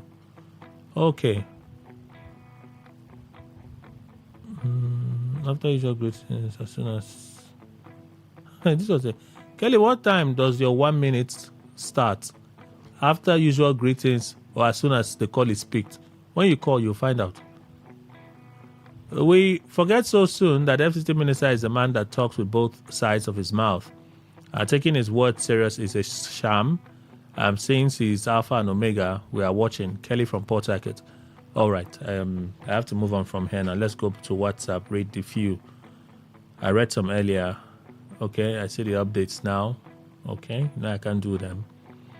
FCT Minister and PDP Wahala. My concern is not even PDP or the FCT Minister, but Supreme Court of Justice is my problem because none of their judgment is straight and clear enough without throwing both sides into confusion. For all the judgment I have seen, if I may ask, what is difficult in giving a clear and simple understandable judgment that even the man on the street can? All right. Eric, thank you. Good morning, Kelly and company. The register submitted to INEC mostly matter to those who stand the position for election. Other members are free to move or to vote for any party of choice because the registered members of the party do not determine the total voters of the party, John. Okay? We're there now. We're there. We hope for the best. Okay, so they say Olasun Komi Tegbe graduated from my department, Civil Engineering, Obafemi Awolowo University, Ile-Ife. He's eminently qualified for Minister of Power. Okay, Engineer Taju Ade Ojeni from Choba. Civil Engineering and electricity, not the same thing. It's not the same thing now.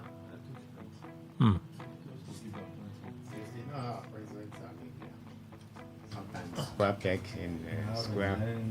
Grand an idea. Okay. But, Gift Joseph from where you reached us from. The attack and killing of Nigerians in South Africa is too bad, and our government will not take any action because they themselves do not value our lives here. The Minister of Power, I will do better, very laughable. He should start by trying small before promising doing better fails the people everywhere.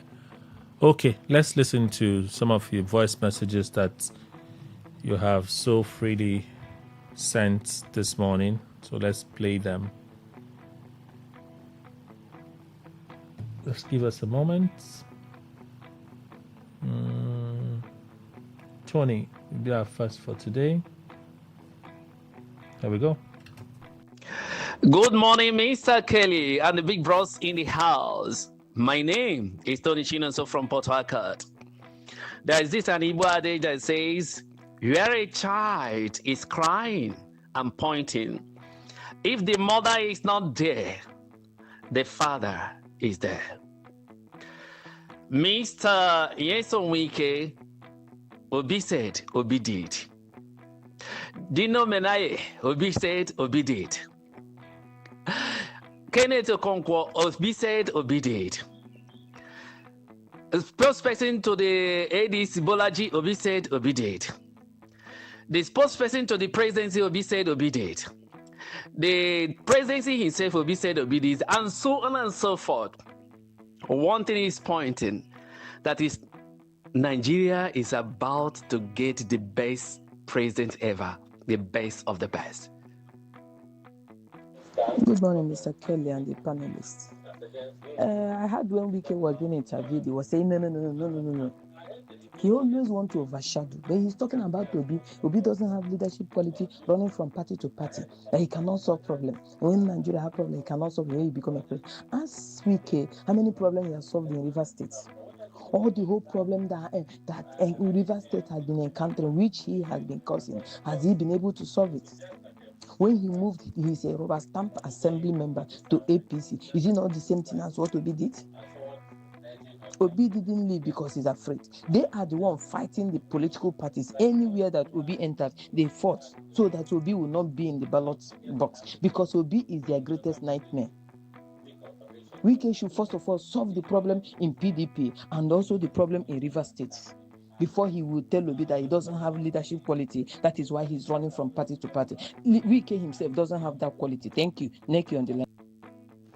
Good morning, Kelly. P2B, everywhere P2B. If I were P2B, I would be feeling like I'm the president already. Hey, people are complaining. It's not really relevant. It's unique, but they are talking about him with terrifying spirit. If they are not afraid of him, why are they complaining? Kenneth Okonkwo is still living in bondage, and he doesn't want to live there. He still wants to remain in bondage. As for Wike, hey, president already. Hey, people are complaining. It's not really relevant. It's unique, but they are talking about him with terrifying spirit. If they are not afraid of him, why are they complaining? Kenneth Okonkwo is still living in bondage, and he doesn't want to live there. He still wants to remain in bondage. As for Wike, hey, Kelly, the man is confused. It's just like a masquerade that you decorate, he will come back to flog you. Take care.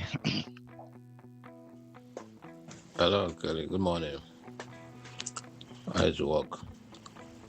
Kenneth Okonkwo is blasting Obi. I think anyone that knows Kenneth Okonkwo should tell him that he's educated enough and is old enough to go and purchase form and contest for election like others. Nothing disqualifies him to contest.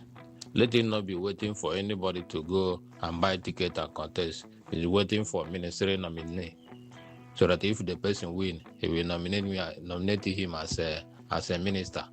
Let him go contest and face and pass through waiting others is passing through. He's blasting up. If he had money to buy ticket, what is he waiting for? Yeah? And for Nyesom Wike, is now the owner of everything in Abuja. If bank open account, you revoke the bank. That's what we they see. Some people talk. All right, I have to. That place, is this studio? Yes, we're live. Yes, we see live images of a group asking Jonathan to contest the election in 2027. They should allow this man to rest, I beg.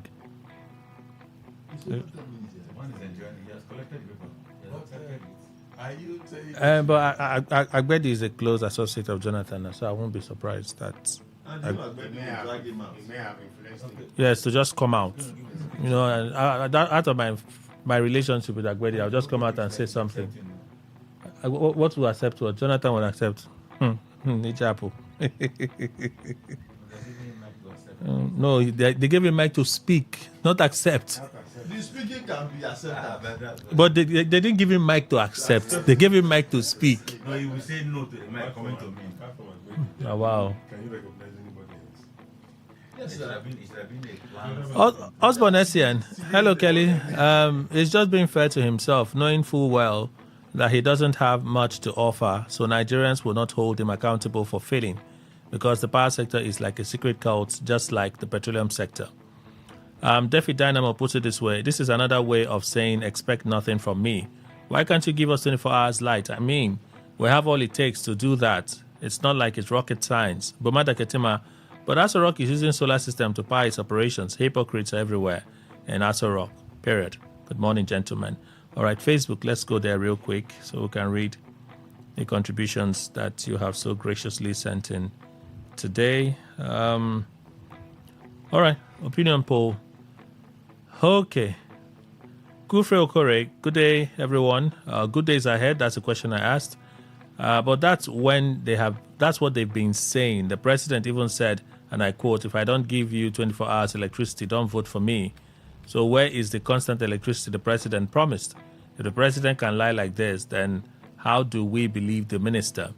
Ewere Medino, at least he was very careful in his choice of words, but this means total darkness. Cosmos Yeneke, Tegwe should take it easy. His predecessor has made much claims. I'm not seeing any improvement as long as Tinubu is still in power. Sunday Ewi, I'm skeptical about the prospect of good days ahead without tangible progress. Amity Prince, what could stop a country like Nigeria that has gas in abundance not to have steady power supply, if not incompetence? Efyong Inam, if you give us 24 hours power supply like other neighboring African countries, would you die? I beg, Abi, don't we have the capacity? Hello, John. Same old promise, same old story we've been hearing. Surprisingly, instead of improvement, it gets worse after such promises. After all, his boss promised us regular power, or should not be voted. Friday Udom, good days ahead indeed. Believe APC at your own peril. You remember Port Harcourt Refinery would commence operation December. CNG buses will be distributed to all states nationwide, and so on. What do I know? Prince Dominic, Tinubu and his government do not have the political will to make any difference. Even if they were given under 10 years, nothing will change.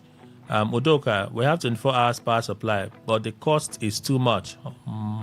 That's what Mr. Williams was saying the other day. It's interesting. Sunday as well. Optimism thrown to the trash, meaning Nigerians shouldn't expect much. All right. General Post, I have to go. My God, 11:28. That's our show, everyone. I've tried to go around. Dr. Richard Waigwe, Executive Director, Citizens Leadership and Rural Development Initiative. Oh my goodness. J.C. Williams, Esquire, legal practitioner, Chairman, Rivers Link. Thank you, sir. Thank you, Kelly. Opaka Dokubo, Vice President, NUJ Zone F South South. Thank you, sir. Thank you, Kelly. Engineer Kiadom Richard Deka, MNSC, 2019 governorship candidate, Publicity Secretary Concerned and Patriotic Ex-Governorship candidate, River State. Thank you, sir. Thank you, Kelly.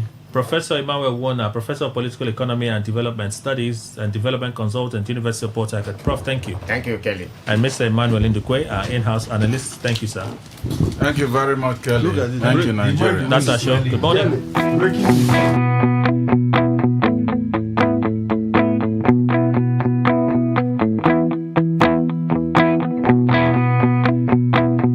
Today 95.1 FM, where news meets insight, sports meets passion, and entertainment meets excellence. Expert analysis from seasoned professionals and our top analysts, informing, educating, and entertaining you. Your voice, your station. We are the voice of the people.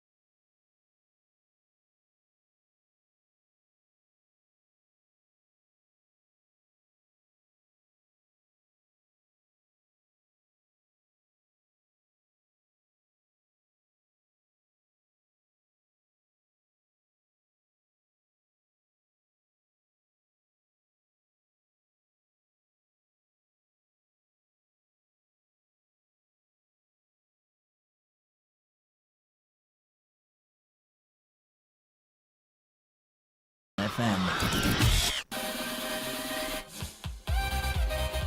Get ready to turn up the volume and dive into the heartbeat of entertainment. From the hottest celebrity gist to trending music, movie buzz, viral moments, and behind-the-scenes drama. This is where the fun never stops. Tuning to Entertainment Today, only on Today95.1 FM, Voice of the People, your station for pure entertainment. Weekdays, 11:30 a.m. Entertainment Today, where your favorite stars and stories come alive.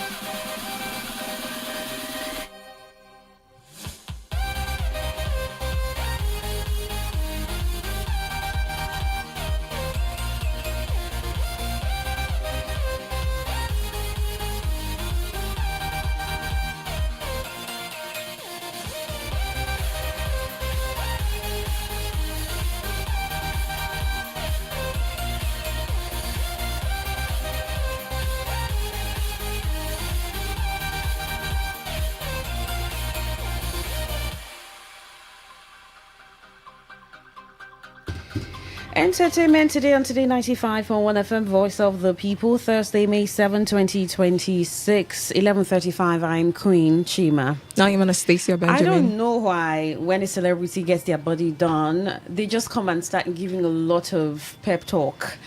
I think that just get your body done and just keep quiet. And just keep quiet. No, just move on. How would I know that you're happy with it? I need you to tell me. Just move on. Like, get your body done. Post on social media, talk about it, and then just let it sleep. Well, I don't think that should be it. You know, when something is working for you, you should come out and tell people, oh, this thing really worked for me. You know, I'm happy. So you should get your body done. So too. the thing, I should get my body done. I mean, I'll think about it. I mean, I was looking at my body in the mirror yesterday, and I think I liked everything, the curves. I don't know if I want to add anything. But the thing is, this person that we're going to talk about now, she got her body done about 3-4 months ago. I think because she didn't get the buzz around it, that's why she's bringing it up again.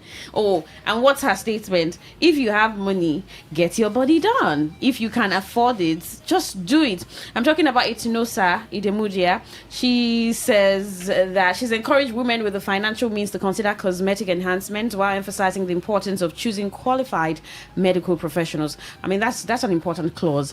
In a recent Instagram post, she advised women to improve their appearance if they wish and can afford it, including procedures for the face, body, and abdomen. She emphasized that such decisions should be made only in reputable, internationally accredited hospitals and cautioned against relying on unqualified practitioners. Etinosa noted that informed choices and professional standards should take precedence over advice from those without proper medical training. Have you noticed something, that it's only people who didn't have a problem, like their body's just looking perfect, that tend to give this advice? People like Blessing CEO, like who have over the years who have said her body doesn't really look nice even after she's worked on it.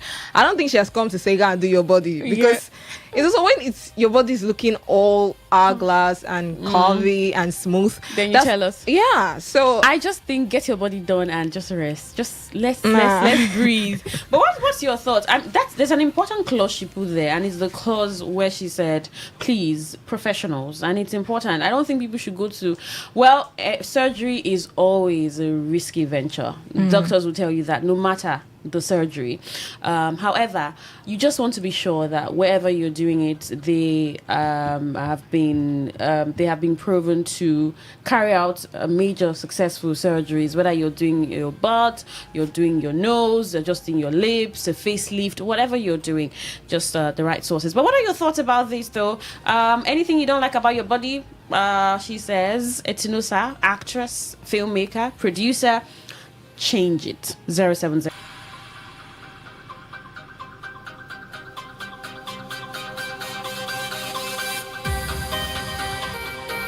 Well, U.S. President Donald Trump paid tribute to him as one of the greats of broadcast history and a friend of his. Current CNN CEO and Chairman Mark Thompson described Turner as the giant on whose shoulders we stand, and we will all take a moment today to recognize him and his impact on our lives and the world. In a statement, Thompson said Ted was an intensely involved and committed leader, fearless and always willing to back a hunch and trust his own judgment. He was and always will be the presiding spirit of CNN. President Trump has been a fierce critic of the current CNN, but said of Turner, whenever I needed him, he was there, always willing to fight for a good cause. CNN initially faced skepticism and struggles, being mocked as the chicken noodle network in its early years by those who thought it would not succeed. But the channel proved its worth by providing speedy and continuous updates of stories like the assassination attempt on U.S. President Ronald Reagan in 1981 and the Challenger space shuttle disaster in 1986. The network truly came of age with its live rolling coverage from Iraq during the 1990 to 1991 Gulf War. President George Bush once said he learned more from CNN than he did from CIA. CNN founding team member Mary Alice Williams told the BBC on Wednesday that Turner was a wild man and a go-for-broke idea guy. She credited him with creating a network that could connect the whole world so we could all see each other, so we could see that we shared common struggles and we could share practical solutions in the hope that maybe, just maybe, there was a chance at peace in this troubled world. I know it sounds naive, maybe even far-fetched, but CNN was founded on that belief and we all bought into it, Williams said. CNN's success led other news channels to follow, such as Fox News, launched in 1996 by Turner's longtime rival, Robert Murdoch. But CNN was far from Turner's only outlet. He began his career by taking over the successful family billboard company when his father took his own life, then bought a radio station in Atlanta, Georgia. It sounds like celebrating someone, a celebration of life. But sometimes you look at the age, look at the impact, but I think it's more of the impact, the whole rolling thing. I was reading about this article this morning when you sent it to me. I was like, oh wow, this is a whole lot. And then I saw that before CNN, the news media was always like, they had like a time where you just have to listen to the news, morning, evening. Yeah. So he came with the whole 24 hours. You have to keep broadcast. Listening to news. So it was really like, how could he think about something like that in a world where everybody was just okay, at the time? Yeah. So sometimes it's like the legacy is so lived on and it's really impactful. Yes, absolutely. And I'm sure that everyone at CNN will continue to remember Ted Turner. And not just CNN, I mean the broadcasting industry, right? All over the world to continue to remember him for his legendary steps and also all that he's done innovative with the CNN.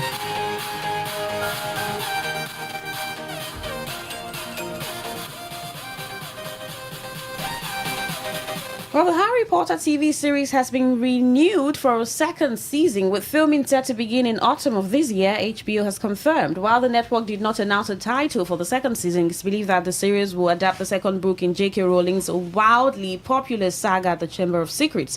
The first season of the series, Harry Potter and the Philosopher's Stone, is due to premiere Christmas this year on HBO Max.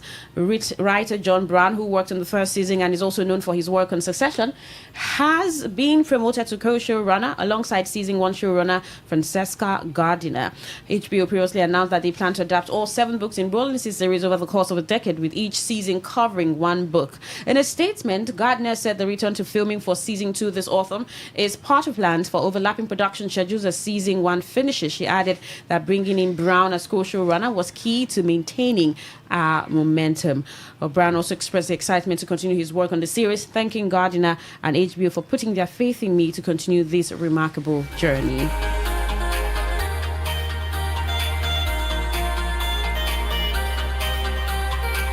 Well, in Nigeria, where singer David Adeleke, popularly known as Davido, has announced indefinite break from music.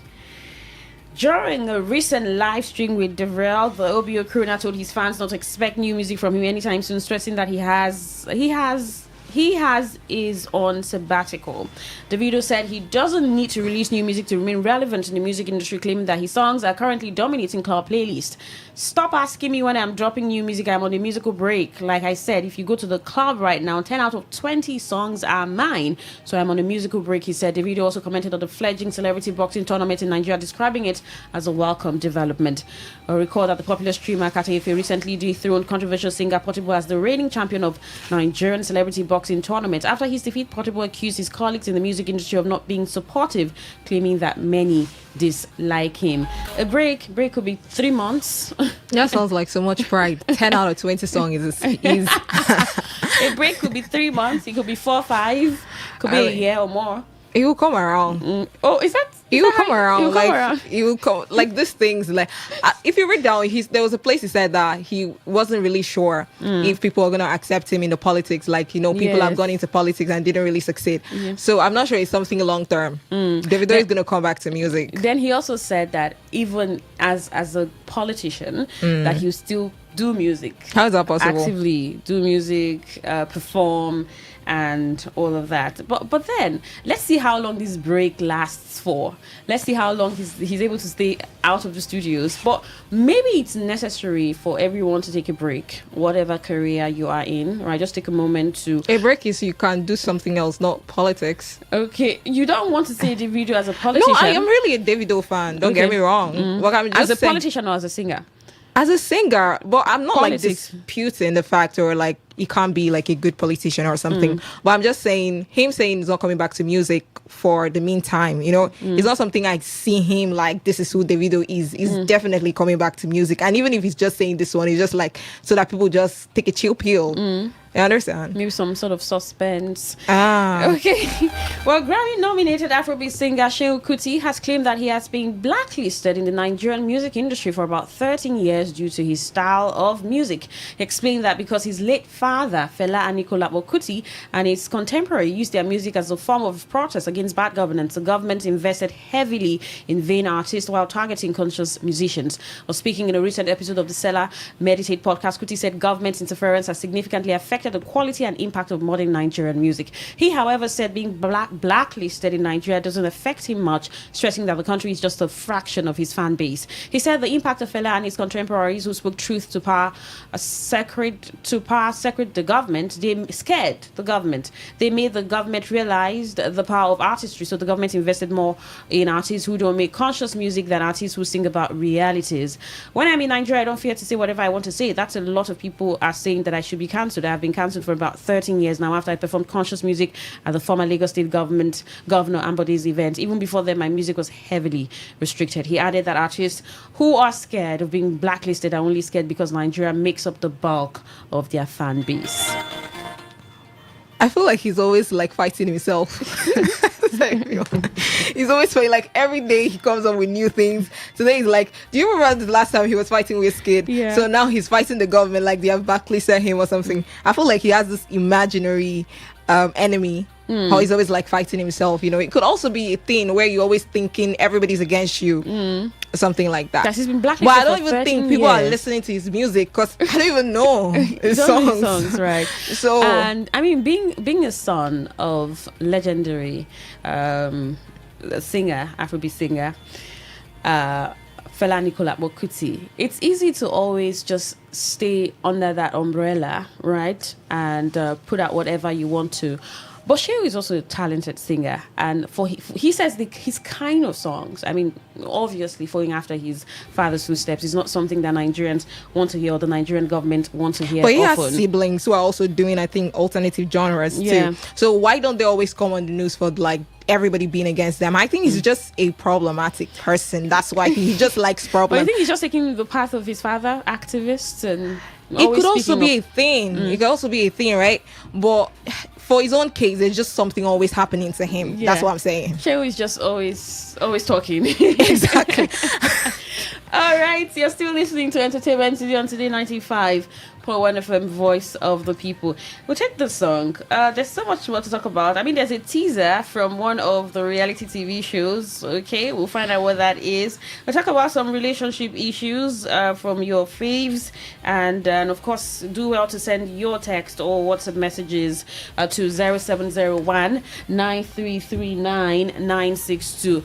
Actress, filmmaker, producer Itinosa says that if you have money, woman, work on your body, whatever part, your nose, your cheek, your face, your butt, just feel good, feel better. That's what she says. What are your thoughts? I mean, Anastasia and myself were saying, okay, I was saying, not Anastasia. If you work on your body, when you get your body done, just rest. I'm saying if Anastasia you've done it, no, talk so that I can see and know if I want to do mine. What are your thoughts? Keep your messages and WhatsApp messages or text messages coming. Still listening to Entertainment Today on Today 95.1 FM.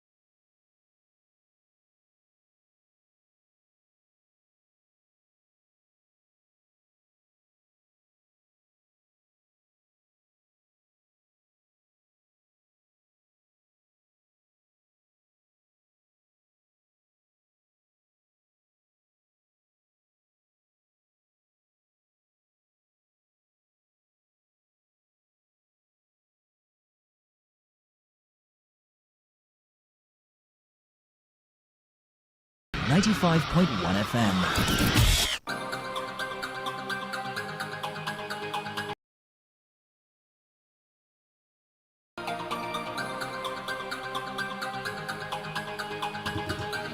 Entertainment Today on Today 95.1 FM, Voice of the People. Now, BB Niger teases season 11 auditions with the Biggie is calling post. Now, the teased start of season 11 auditions with a cryptic X post on Monday. The post reads, Biggie is calling. Are you ready to answer? It's already sparked excitement online as fans speculate about the new season.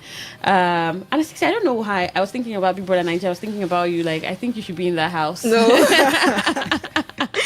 No. Okay, the thing is, I actually thought about it, but anytime I think about it, I'm like, no. The pressure, almost everybody that comes out of it talk about the pressure that comes with fame, stumble upon trying to keep up. And I think that's not something I want to do, like, especially for somebody like me that is very emotional. You imagine me crashing out on live TV. I I think it's part of it. It's part of it. No, it's, Queen, it's you're just there. saying it because It's you've not going been there. Like, I've not seen anybody that's gone to that Big Brother house that come out. Like, almost every time you listen to them, they'll be like, oh, you need to have your mental this thing ready before you go there because it's not easy. You know, so I don't think it's something anybody should just wake up. You have to understand yourself, first of all. I think so much planning will ruin it. Will just ruin it. So if you're interested, I mean, they've put out a teaser. You could start preparing for auditions. I know that they come to this part of the part of the country for auditions: Port Harcourt, Enugu, Abuja, Lagos, sometimes. And then auditions could also be you making a video and sending to a particular link, website, or something like that. So who knows if you're interested? And see, that's what comes with it. You don't need to plan for this thing too much. But I also think like there's a main criteria for you. You have to be somebody that is very opinionated, you know, already taking a buzz on social media for somebody to be like roots for you, because if you go there as a cold-headed person that nobody knows, you're leaving the house the next week. All right, let's see when they intend to start exactly, and we'll follow up with all of the stories coming from that angle. Well, airing marital issues online is my deal breaker, says Nasboy. Now, talking about deal breakers, singer content creator Nasboy has outlined a personal, non-negotiable boundary for marriage. According to a post on his X page, he said, I won't condone airing private marital disputes on social media. If I get married and my wife brings a private issue we could have settled at home to the internet, that's a deal breaker for me, he wrote. Deal breaker. Brings a marital issue. How do you think couples really intentionally want to bring it there? Sometimes they're helpless. Frustration. They just want someone to hear them out. So that's why they come on social media. And you know this, there was this case where, I can't remember, was it this... Forgotten. She came online to start talking about the husband not letting her have kids. Then later on, you know, this settled back and everybody's okay with it. So it's sometimes just like the person is frustrated, they don't know what to say, they don't, like, nobody can help them.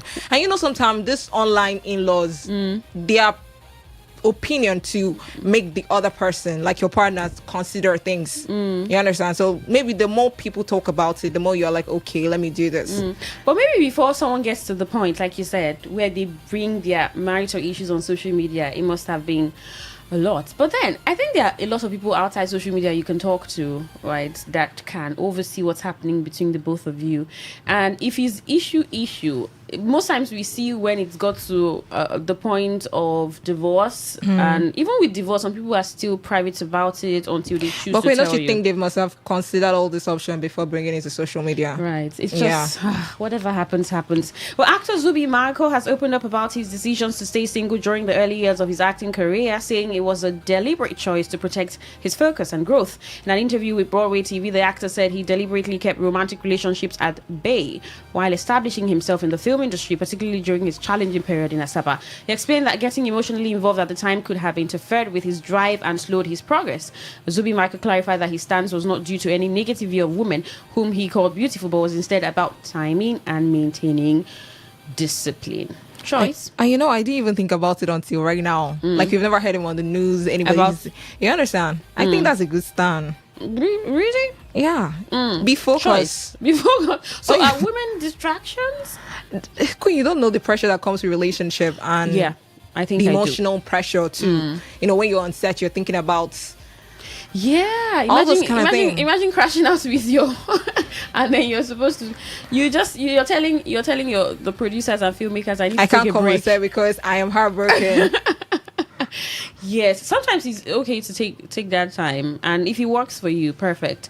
If it doesn't, you can keep getting into one relationship or the other until you find your person, or you decide to stay single and find your person. However, maybe some people don't want to chop breakfasts, don't want your heart broken.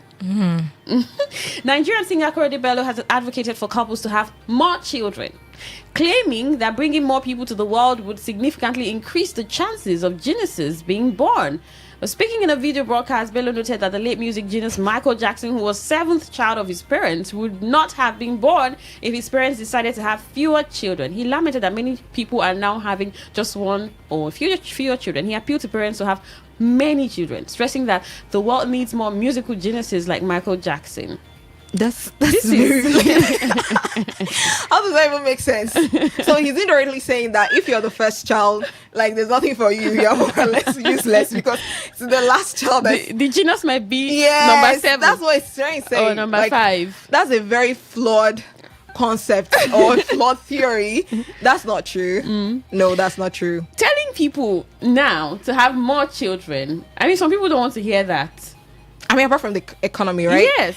That's one thing. But then the fact that he had to buttress it with the point that talent, geniuses. Yes. Anyone can be a genius. 1st, 2nd, 3rd, 4th. Well, he uses the Jackson's family as Michael I just Jackson. wonder how our celebrities. That's why they should keep quiet. They should not talk. I would never know that's how we drew conclusions. Do we have any comments or messages? No, We'll just no. take this. Okay, I don't know if we have any on Facebook. I'll check quickly. What you can do well to follow us on Facebook is Today95.1 FM. That's it there. Today 95.1 FM. You can follow us and follow our conversations there. Instagram is Today FM 951. X is Today FM 951. Twitch, yes, you can watch us live on Twitch. Is that Today FM 951 and YouTube Today 95.1 FM. Thank you so much for tuning in. Dawn Wilson will be up next with the world news. I am Queen Chima. I'm Anastasia Benjamin. Good morning.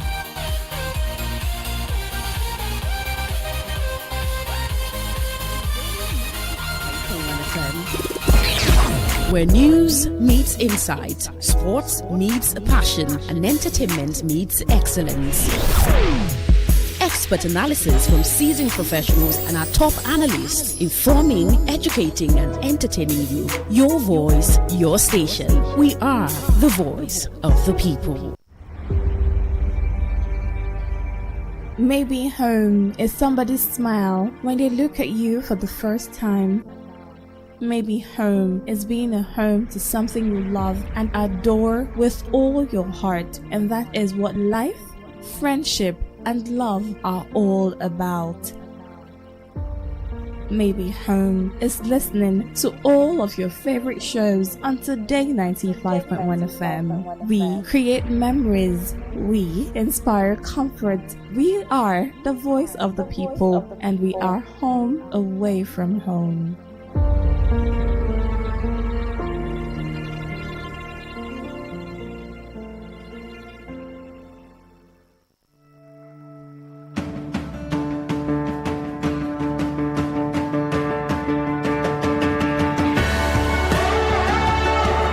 Education never ends, and we believe it starts even way earlier than most of us think. On Andre Gorgie, every Tuesday, 1 to 2 p.m., we unravel these various building blocks and its challenges that make you and I better versions of ourselves. Andre Gorgie on Today 95.1 FM. Whether it's happening in Port Harcourt, South South, Nigeria, or around the world, we've got you covered. On air, online, delivering balanced news and unbiased analysis. Today, 95.1 FM. This is Today, 95.1 FM, Port Harcourt. News.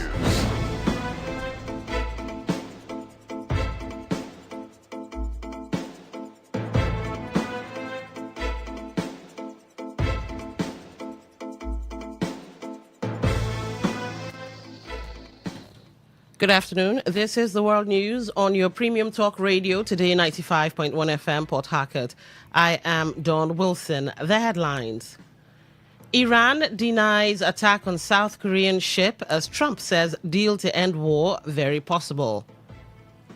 Agbakoba warns Nigeria losing 20 trillion naira yearly to revenue leakages. NLC warns insecurity hardship pushing Nigerians to the brink. APC, unbothered by Peter Obi's move to NDC, says Yilwatda. Now the details. The Nigeria Labour Congress, NLC, has warned that worsening insecurity, rising poverty, and harsh economic conditions are pushing Nigerians, especially workers, into deeper hardship, with survival now taking precedence over productivity. NLC President Joe Ajero said insecurity across the country had crippled livelihoods, disrupted economic activities, and forced many citizens from their homes into internally displaced persons' camps. According to him, workers can no longer function effectively in an atmosphere of fear and uncertainty, while investors, including Nigerians abroad, are reluctant to return because of growing security concerns. He noted that rural workers who depend on farming have been particularly affected, as many can no longer access their farms due to violence and displacement. He argued that rising fuel prices, transportation costs, and taxation continue to erode workers' incomes, despite increased government revenues from higher crude oil prices. Referring to recent tensions in the Middle East, he noted that petrol prices quickly surged to between 1,003 and 1,400 naira per litre, while workers' salaries remained unchanged. The union insisted that the removal of fuel subsidy combined with insecurity and inflation has intensified hardship nationwide and called for urgent policy interventions to protect workers and vulnerable Nigerians. The national chairman of the All Progressives Congress, APC, Professor Nantewe Yewata, has dismissed concerns over the reported defection of former Labour Party presidential candidate Peter Obi from the African Democratic Congress, ADC, to the National Democratic Congress, NDC, insisting the development poses no threat to the ruling party. Speaking in Abuja during the ongoing sale and submission of APC nomination and expression of interest forms for the 2027 elections, Yewata said opposition parties should focus on resolving their internal crisis rather than blaming the APC for their problems. He also downplayed the resignation of about 18 National Assembly members from ADC to NDC, describing the move as politically insignificant. The APC chairman also described the large turnout of aspirants purchasing nomination forms as evidence of growing national support for the party. He said the APC was fully prepared for the 2027 polls and would not extend the deadline for the purchase and submission of forms due to timelines stipulated in the Electoral Act. Yewata added that crowd control measures would be introduced during the screening process to ensure orderliness, while maintaining that the massive presence of supporters at the venue reflected the APC's popularity across the country. A senior advocate of Nigeria, Olisa Agbakoba, has raised concerns over what he described as a structural failure in Nigeria's revenue collection and remittance system, warning that the country loses about 20 trillion naira annually through leakages in the federal account structure. Speaking at a policy briefing in Lagos, Agbakoba said government revenues were not reaching the constitutionally designated federation account, creating a major fiscal crisis and worsening the country's debt burden.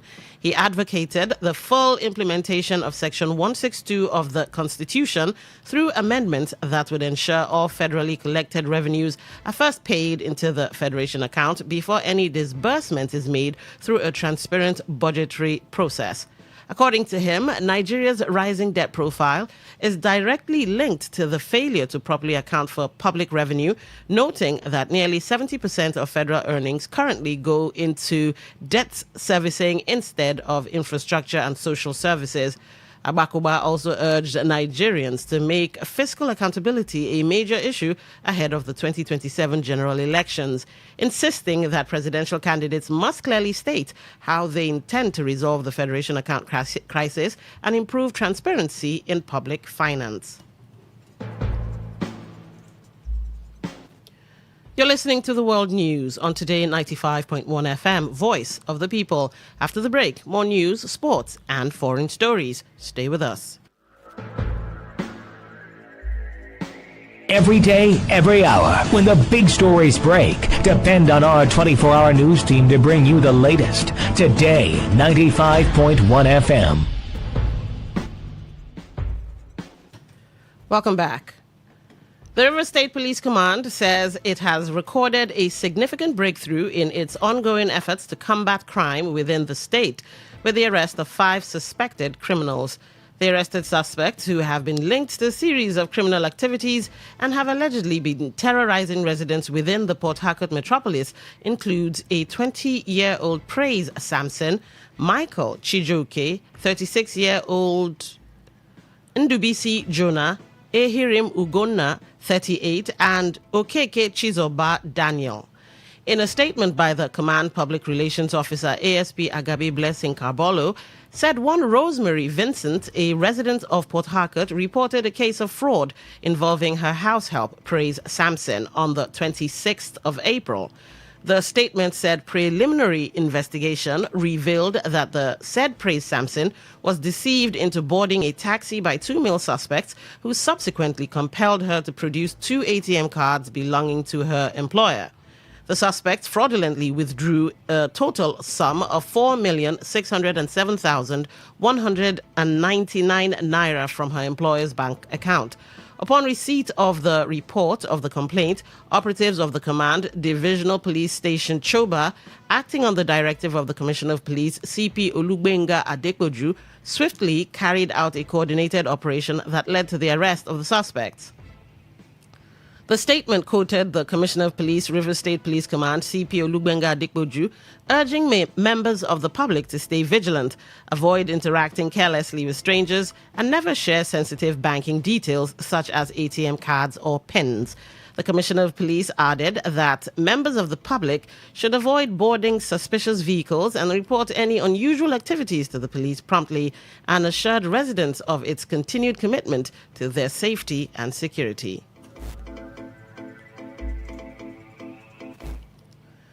A fire outbreak has razed down a motor mechanic workshop within GRA Phase 3 in Port Harcourt, River State. According to a video post on social media, all vehicles parked in the motor mechanic located along the Abacha Road axis of the GRA razed down. It was gathered that the fire started from a neighboring furniture shop before extending to the mechanic workshop. Some eyewitness said it took officials of state and federal fire service more than 2 hours before they could arrive at the scene of the incident.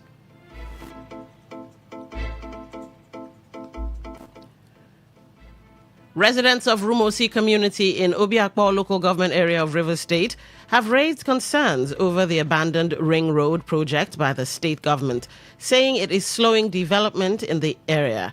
The residents said the suspension of work on the project has negatively affected economic activities across Rumosi, Rumekini, and Ugbogoro communities. The resident, in an interview with Today FM's Olawale Sanusi, also alleged that the abandoned flyovers have become a safe haven for criminal activities, with drug peddlers reportedly using the structures to carry out illegal sales. The community members argued that following the recent reconciliation between River State Governor Siminalayi Fubara and the Minister of the Federal Capital Territory, Nyesom Wike, construction work on the Ring Road project should have resumed without delay.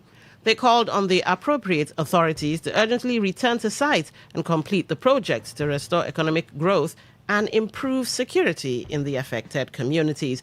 Let's listen in to what was said. The flyover at Timothy has been finished. They are using the road, unlike Obogoro axis and the Rupoko axis. But here now, they are using the road. We have rainy season, sunny, dry, using the road frequently and normal. But the only thing I would say is that the abandoned project at Timothy is like bringing excessive crime and abuse of drugs due to underage. We always adventure into the flyover. For the people of Rumosi, and not only Rumosi people, even the people of Rumekin and Obogoro at large. I know things the problem started between the FCT minister and the governor himself. And then after the reconciliation and everything, it has been very difficult for the governor to go back. The majority of the projects, people that also have completed their buildings along that route, the thing has kept them pending because they don't know when all the people will come back, now maybe they will want to destroy or want to encroach. It has also forced development in that area.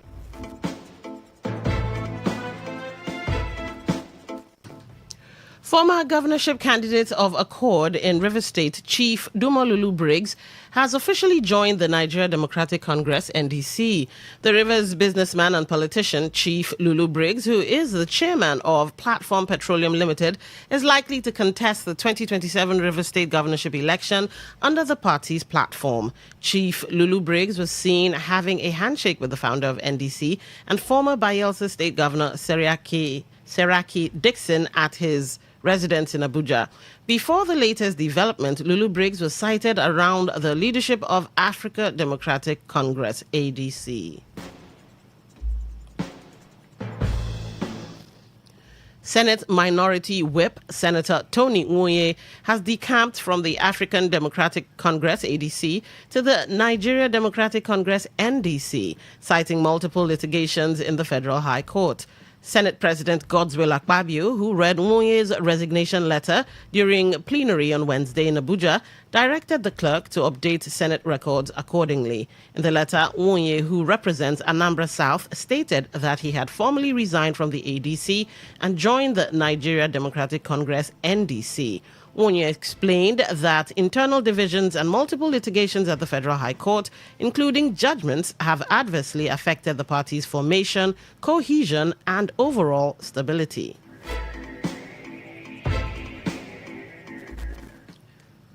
On the foreign scene, European Union lawmakers and member states have agreed to ban artificial intelligence systems that generate sexualized deep fakes, following global outrage over the spread of non-consensual nude images created using AI tools, including Elon Musk's chatbot, Grok.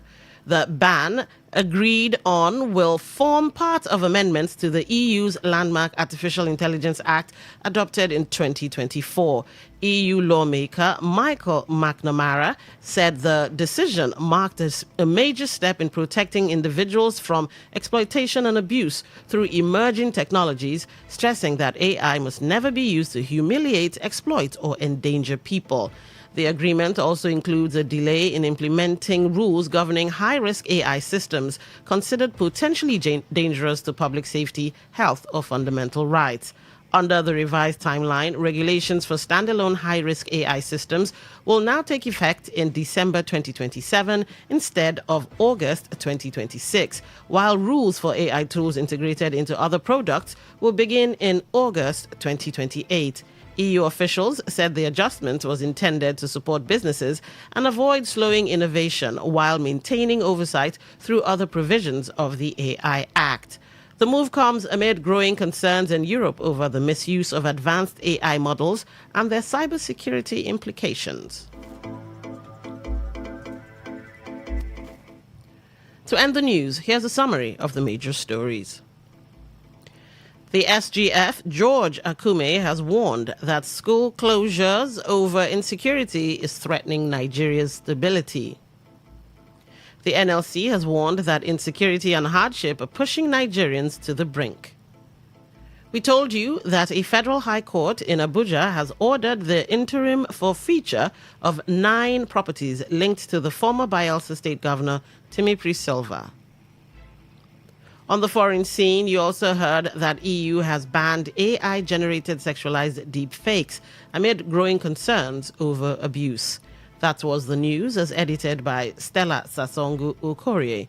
For comments and inquiries, please call 0818-389-2850 or send your emails to news@todayfmlive.com. You can read our stories on www.todayfmlive.com, Facebook at Today95.1 FM, Instagram at TodayFM951, X at TodayFM951. You can also join our YouTube live at Today95.1 FM.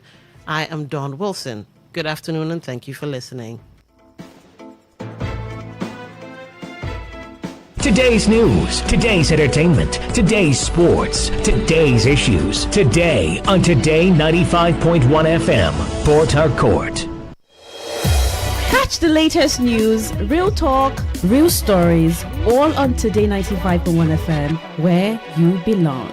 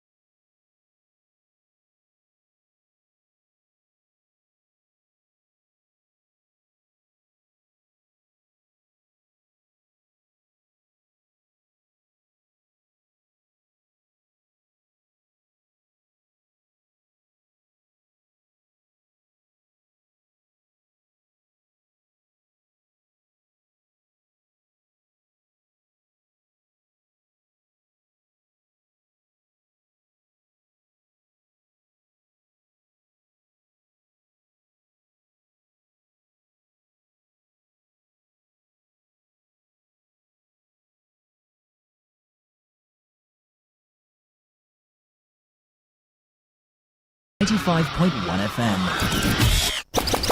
Hit the road, fill your drive. Ignite the vibe, stay locked. Today 95.1 FM, radio on the go. What if the internet had a voice? What if we knew exactly what you love to listen to?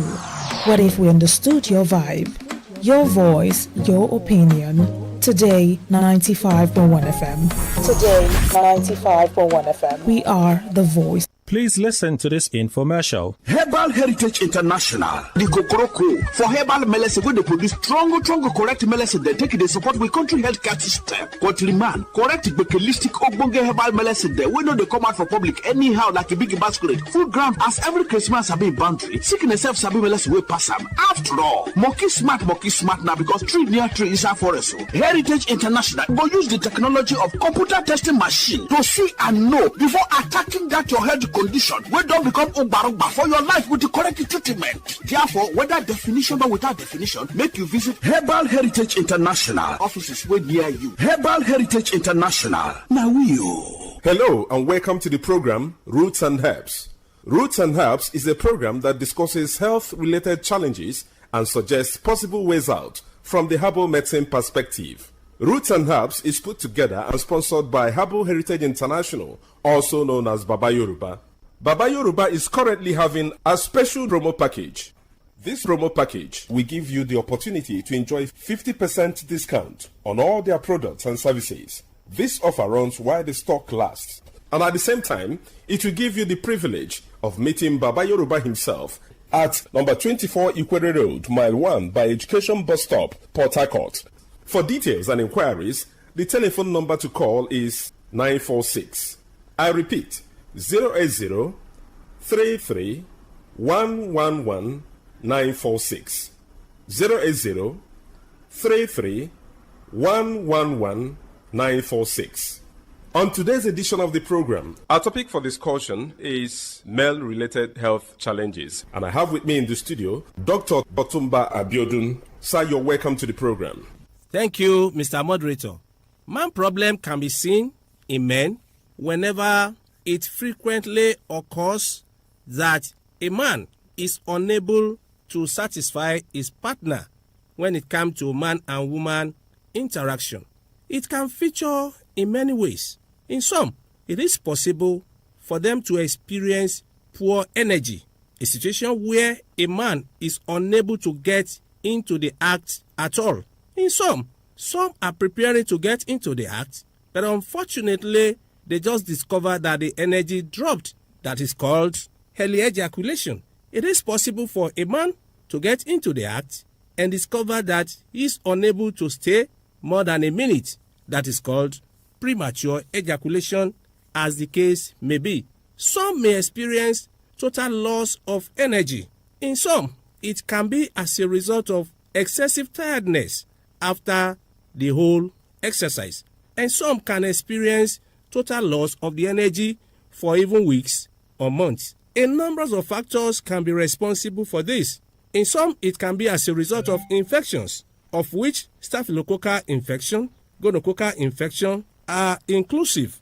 There are other infections that are capable of destroying the nerves or the blood volume, making a man to become totally weak. It is not only infections that do destroy the energy in men that have to do with satisfying their partner. When one has used some drugs for a very long period of time, it is possible for one to experience this. In some, it can be as a result of drug abuse.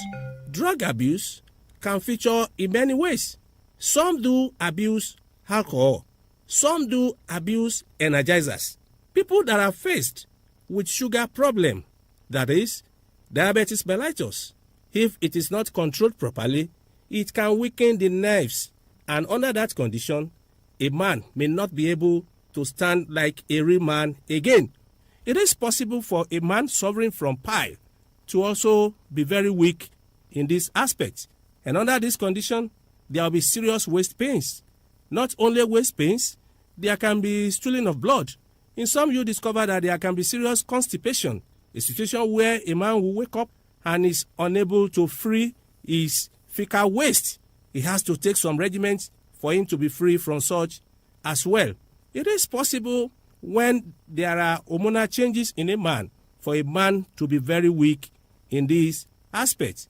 Stress also has a role to play. We should not forget that under depression, the energy a man needs to get into this act can disappear completely.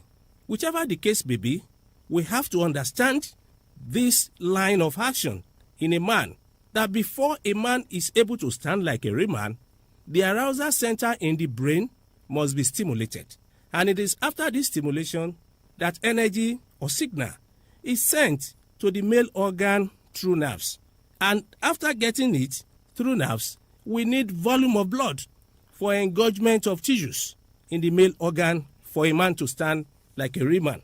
And anything that is capable of destroying the blood cells, the blood volume, can also make a man to be totally weak in performing his duty in the second room. And that is why we say, whenever we are faced with any challenge, it is very important for one to visit a healthcare giver who will be able to evaluate one and determine the root cause of the challenge. And after this, to know the right regimen to put together for one to be totally free from the challenge. And that is why evaluation from healthcare givers is very important to pinpoint the root cause of the challenge. And once the root cause of the challenge is determined, you will discover that solution to such challenge is around the corner. Prostatic gland enlargement also have a role to play in a situation where a man is not able to stand like a real man. When the prostate starts growing after 55 years of age in some people, you will discover that there can be frequency. A situation where when a man sleeps at night, before daybreak, he has voided urine for more than 5, 6, or even 10 times. The volume is not always a very large one, like in diabetes mellitus. But after that stage, you discover that the stream of flow of urine will not have the normal force it used to have, or it may start splitting to two. It is when nothing is done for all these challenges that such will now result to total blockage of flow of the urine. And that is why we say a stitch at a time saves 9. Having all these challenges is not the end of the road.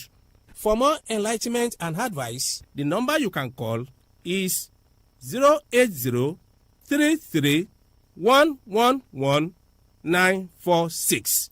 I repeat, 080-33-111-946.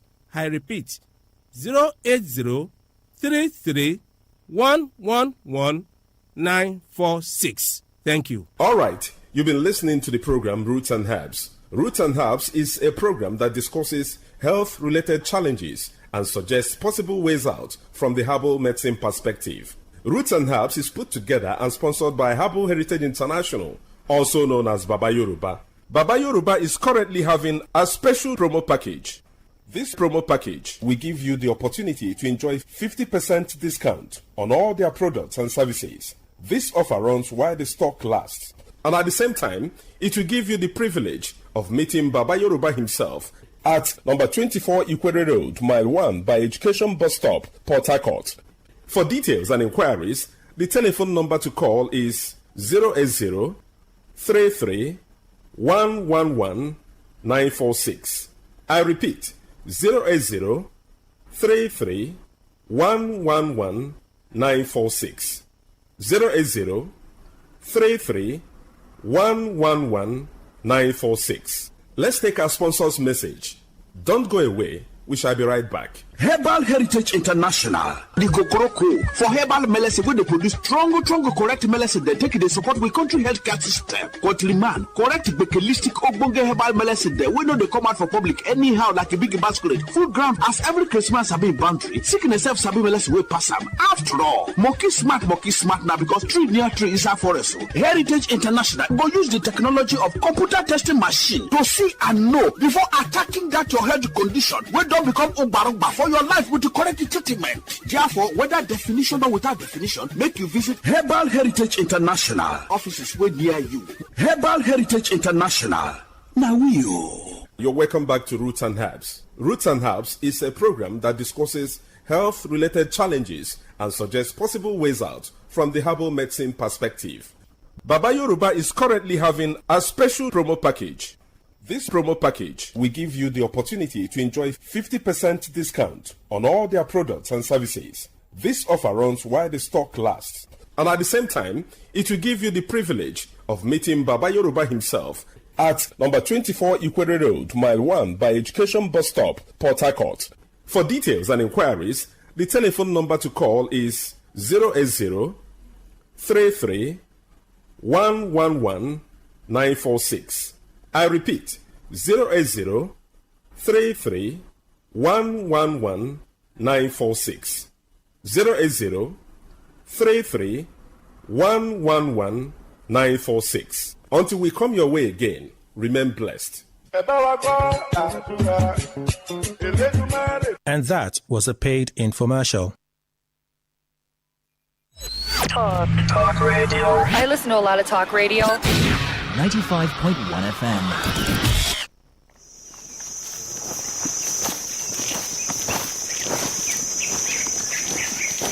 It's early morning on a hot day, and I'm trekking through an impenetrable forest deep in southwest Uganda.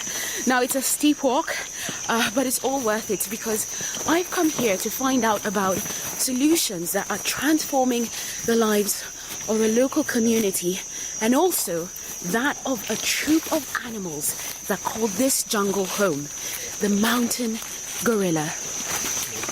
We've just been told to put on our masks because the gorillas are close by.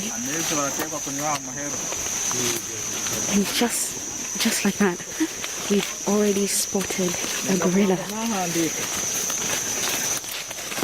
I'm Myra Anubi, and from the BBC World Service, this is People Fixing the World.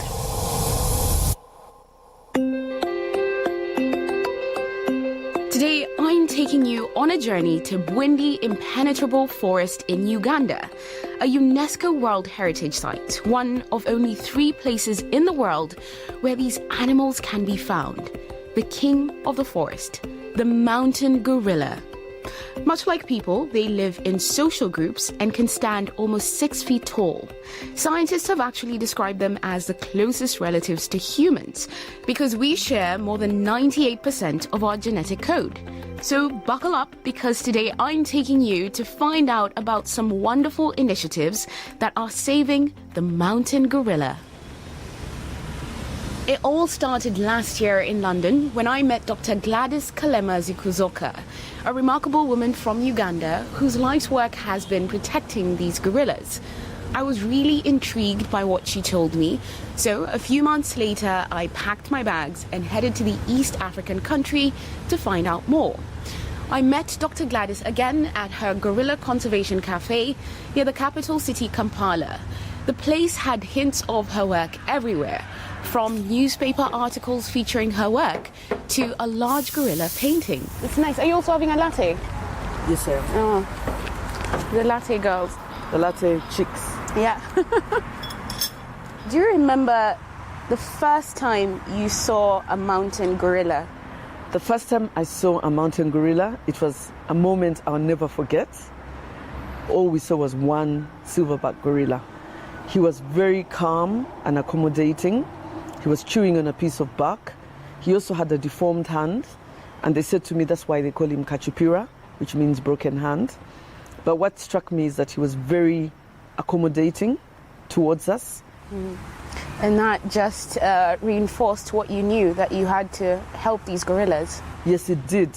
It made me also realize how intelligent they were, because when I stared into his eyes, he glanced back at me and we really connected. And it made me realize how intelligent and majestic they are, but how vulnerable they are. The mountain gorilla had been in a lot of trouble, mainly due to human disease, loss of habitat and poaching. In the 1990s, there were only around 600 gorillas left in the wild, and they were on the critically endangered list. So when Dr. Gladys became the first wildlife vet in Uganda, she knew she had to do something to protect them. At that time, the biggest issue the gorillas were facing was the loss of their forest habitat. Gorillas kept going into community land once they lost their fear of people. And then it led to a lot of human-wildlife conflict. And actually, that's one of the first cases I had to handle as the first vet for the Uganda Wildlife Authority, is they told me the gorillas were losing hair and developing white scaly skin.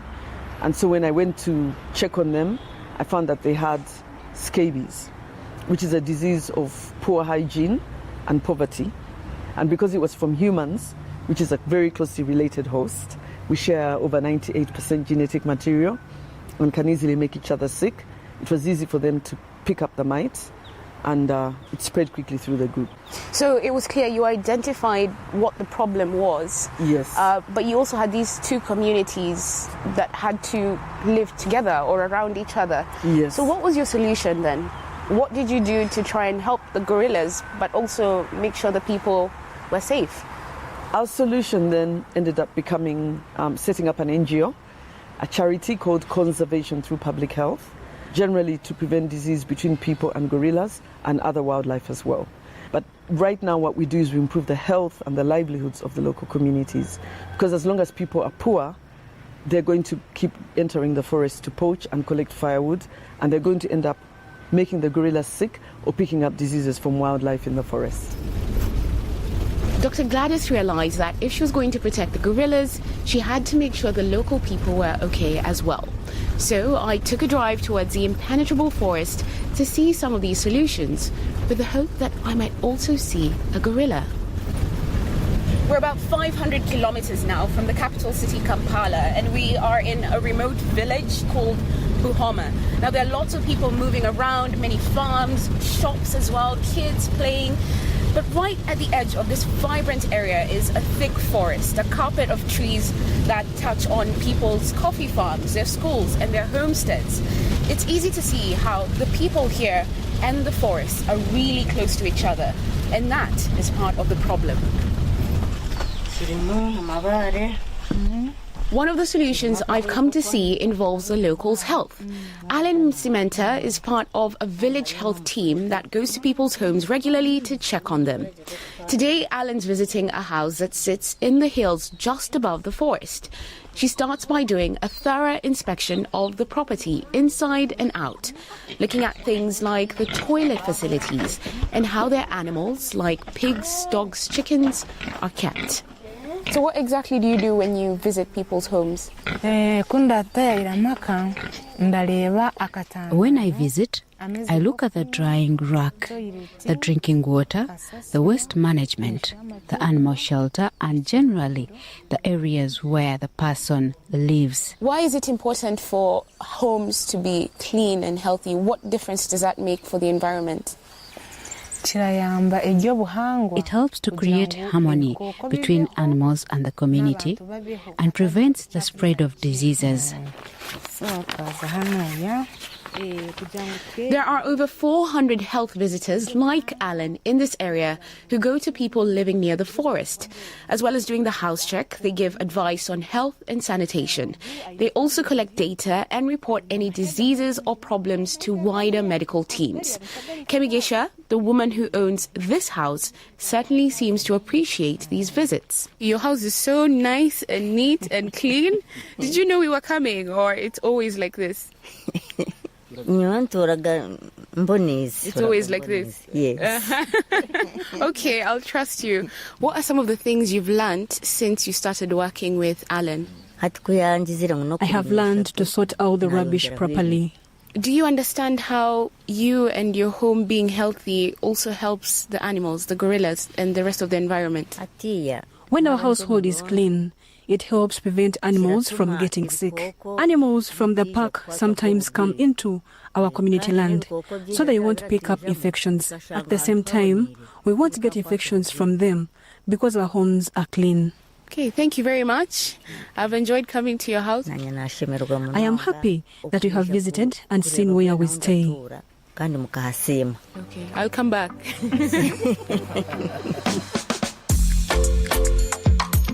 So the health of the local population around the forest is being looked after, but there's still a lot more happening here. Another part of Dr. Gladys's solution involves making sure people have a good income. You see, in the past, some people here were not making enough to feed themselves, so they'd go into the forest to poach for meat. Now, gorillas weren't usually killed for their meat, but they could end up being injured. I head over to George Katemba's home. He's someone who used to be involved in this. So you used to be a poacher? Yes. Yes, I used to go into the forest poaching and killing wild animals for meat. Wild pigs, antelope, other small animals. So what was it that you were doing in the forest that was actually harming the gorillas? We used to compete for food. We would eat the fruits that gorillas also depend on, making them scarce. So the gorillas would not have enough to eat. And you would also set traps? Yes, sometimes we would set traps targeting other animals, but we would find the gorillas had been caught in them. Gorillas were not our main target, but they would fall into the traps accidentally. This caused injuries and sometimes lead to their death. But thanks to the work of Dr. Gladys and her team, things have now changed to boost George's income. He's now a thriving coffee farmer. A lot of coffee farmers, and they're not getting a fair market or a steady price. So they were still entering the forest to poach just to be able to survive. And so we met with the farmers and we started to engage them. So we give them an above market price for good coffee, and then a donation from every coffee bag sold goes to support the same communities by improving their health and the health of the gorillas and the conservation education. When we took up agriculture, we started earning money from coffee. I bought animals like chicken, rabbits, and goats. So now I have meat at home and no longer to go into the forest to poach. We have been taught about conservation, and now I understand that we must live in harmony with animals. Like some other farmers here, he now produces upmarket coffee, which is sold around the world as gorilla conservation coffee. And George seems to be doing well. He's built himself a sturdy new house, and all his children who are sat around us look happy and well fed. In fact, Dr. Gladys and her team have a playful name for people like George. They call them born-again poachers. So how has coffee farming changed your life? Coffee farming has changed my life. In the beginning, I stopped depending on poaching and hunting animals or making clothes from their skins. Now, as you can see, my children have clothes. I can pay school fees and I have enough food to support my family. It has truly transformed my life.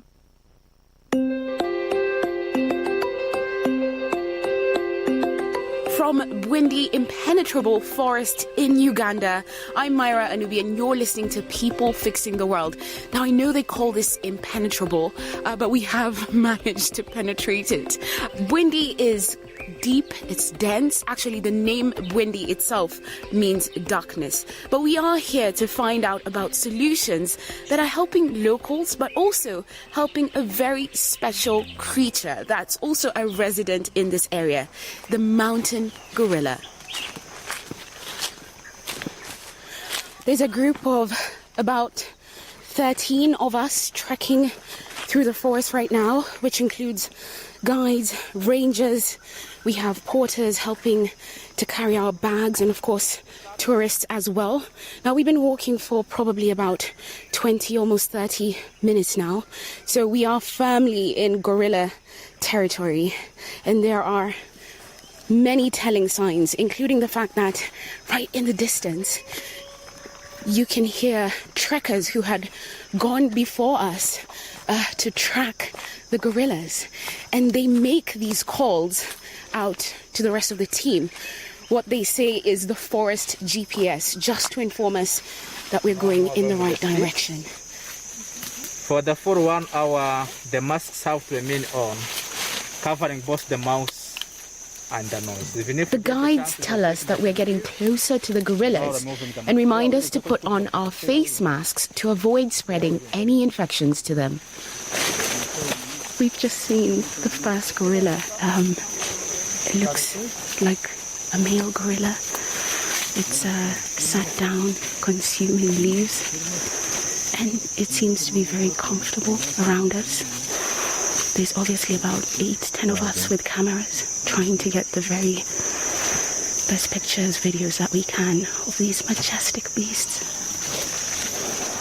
My guide on the trek is Anoklet Ampere, a gorilla health technician for Dr. Gladys's charity, Conservation Through Public Health, and a man who knows these animals like the back of his hand. So tell me about this particular gorilla that we're looking at, the silverback. This gorilla, the family actually was one of the first gorilla families to be habituated in the Guinea Penetrable National Park. And when you say habituated, what does that mean? Just training them to get used to people. Right. Yeah, in the thicket we have several gorilla families, those who have never seen human, and these ones are part of them that we have turned to get used to people, to know these are our friends. What's the sound that lets the gorillas know that we're here, we're friendly? Could you do that again? So is this the sound that they would make? Yeah, they know that's our friend. Right. He's not going to attack them. Mm-hmm. So when you say sometimes they also respond. Oh, they respond sometimes? Yes. Oh, wow. Part of the work that Anoklet does is to check on the health of the gorillas by collecting fecal samples from the forest. We do health monitoring through non-invasive fecal sample collections as an early warning system to detect zoonotic infections. What do you mean by zoonotic infections? Yeah, zoonotic infections are those infections that are transmitted from human, livestock to gorillas. From gorillas, human, and livestock. And is this why it's important to also check on the health of people and their animals, their dogs, their cows? Yeah. Following the results we get from the gorillas, these livestock are feeding near the park boundary. They may be leaving infections there. Now we also come and do livestock intervention and give them treatment where necessary. How long have you been doing this work? 7 years. And in that time, what kind of change have you seen? The time we started, there was a high parasitic burden, which are human-related. These days I'm seeing a difference. They are reducing. It's rare to find them. Now, another big part of this solution involves you and I. Tourism. For many people, coming to this environment and seeing these gorillas, it's a trip of a lifetime. Around 40,000 people traveled to this remote area just last year. I speak to Annette and Helmut, a couple from Germany, who are with me on this trek. It was really overwhelming. I think in the zoo it's always a little bit sad when you see a gorilla, and here in the nature it's moving. Yes, yeah. It was really overwhelming. The best would be let them live their life alone. But I think the reality is another one.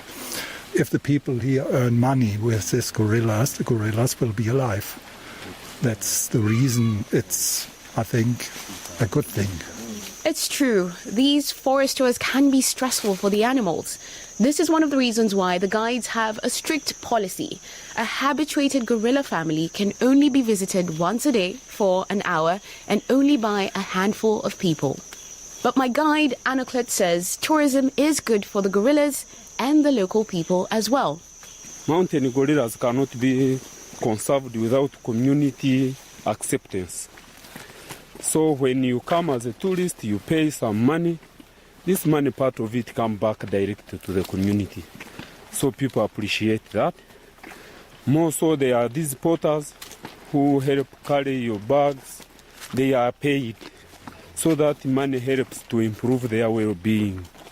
And does the money from tourism actually directly go back to the community? If so, how? Yeah, the 20% of the permit you pay is collected, and all of that money comes to the communities near the park. So the people in the community plan what to use that money for. Some are deciding to buy livestock, others help to put up structures like schools, health centers. So the money goes direct to the community, and it is the local people who decide on what to use that money for. While I've been here, I've certainly noticed how people are becoming aware that looking after the gorillas is also helping them. And stepping just outside the forest, there was one last solution that I just had to go see. That's the Hugo team, or the Human Gorilla Resolution Team. Now, they're a group of local people who are called into action to shoo away gorillas when they go into farmland. They use a lot of noise and waving of sticks, and it might sound frightening, but this is actually a way to prevent conflict with farmers that doesn't harm the gorillas. Their leader is Sunday Christopher. If you don't do the work you're doing, what will happen to the gorillas and to people in the community? If we don't guide them back and leave them to destroy people's crops, people may injure them and they can end up dying. Do you have to be a big person to chase a gorilla away? It doesn't matter what size you are. We are trained in the right tactics to use when gorillas come out of the forest, so we know how to safely guide them back. Now, you know me, I had to have a go myself. Not chasing a real gorilla, thankfully. Instead, two of the Hugo team members get on all fours and play the part of a gorilla very effectively, I might add. First, I get a quick bit of training. We make a line. After making a line, we whistling and we clamp the hands. We make noise. Wah, wah, wah, wah, wah, wah. Now gorilla back where? Let's go.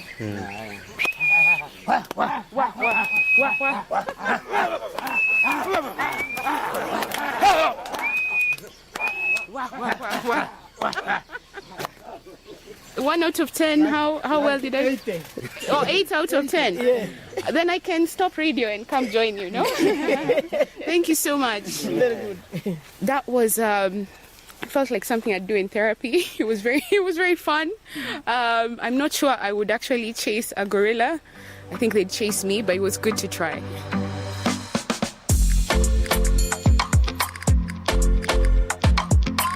So what's been the impact of all these efforts to help gorillas in Uganda? This is something I discussed with Dr. Gladys. The gorillas are picking up less diseases from people that cause diarrhea and things like that. And people care much more about the wildlife. They are much more tolerant to gorillas if they go on their land. They are much more willing to protect the gorillas. And we find that they're poaching less because they have alternative livelihoods, they have food security.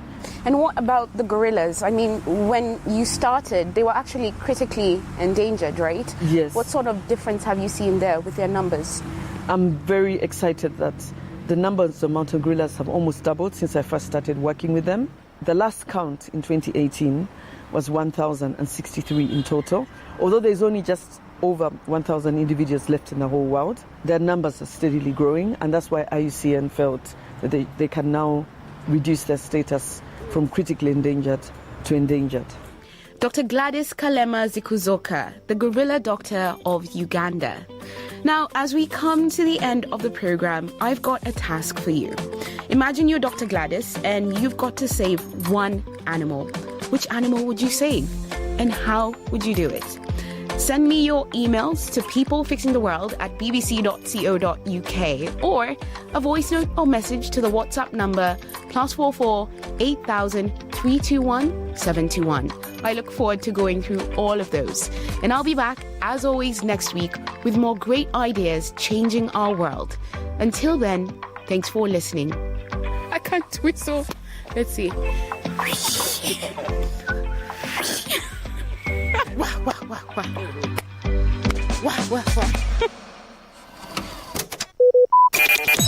Talk radio. I listen to a lot of talk radio. 95.1 FM.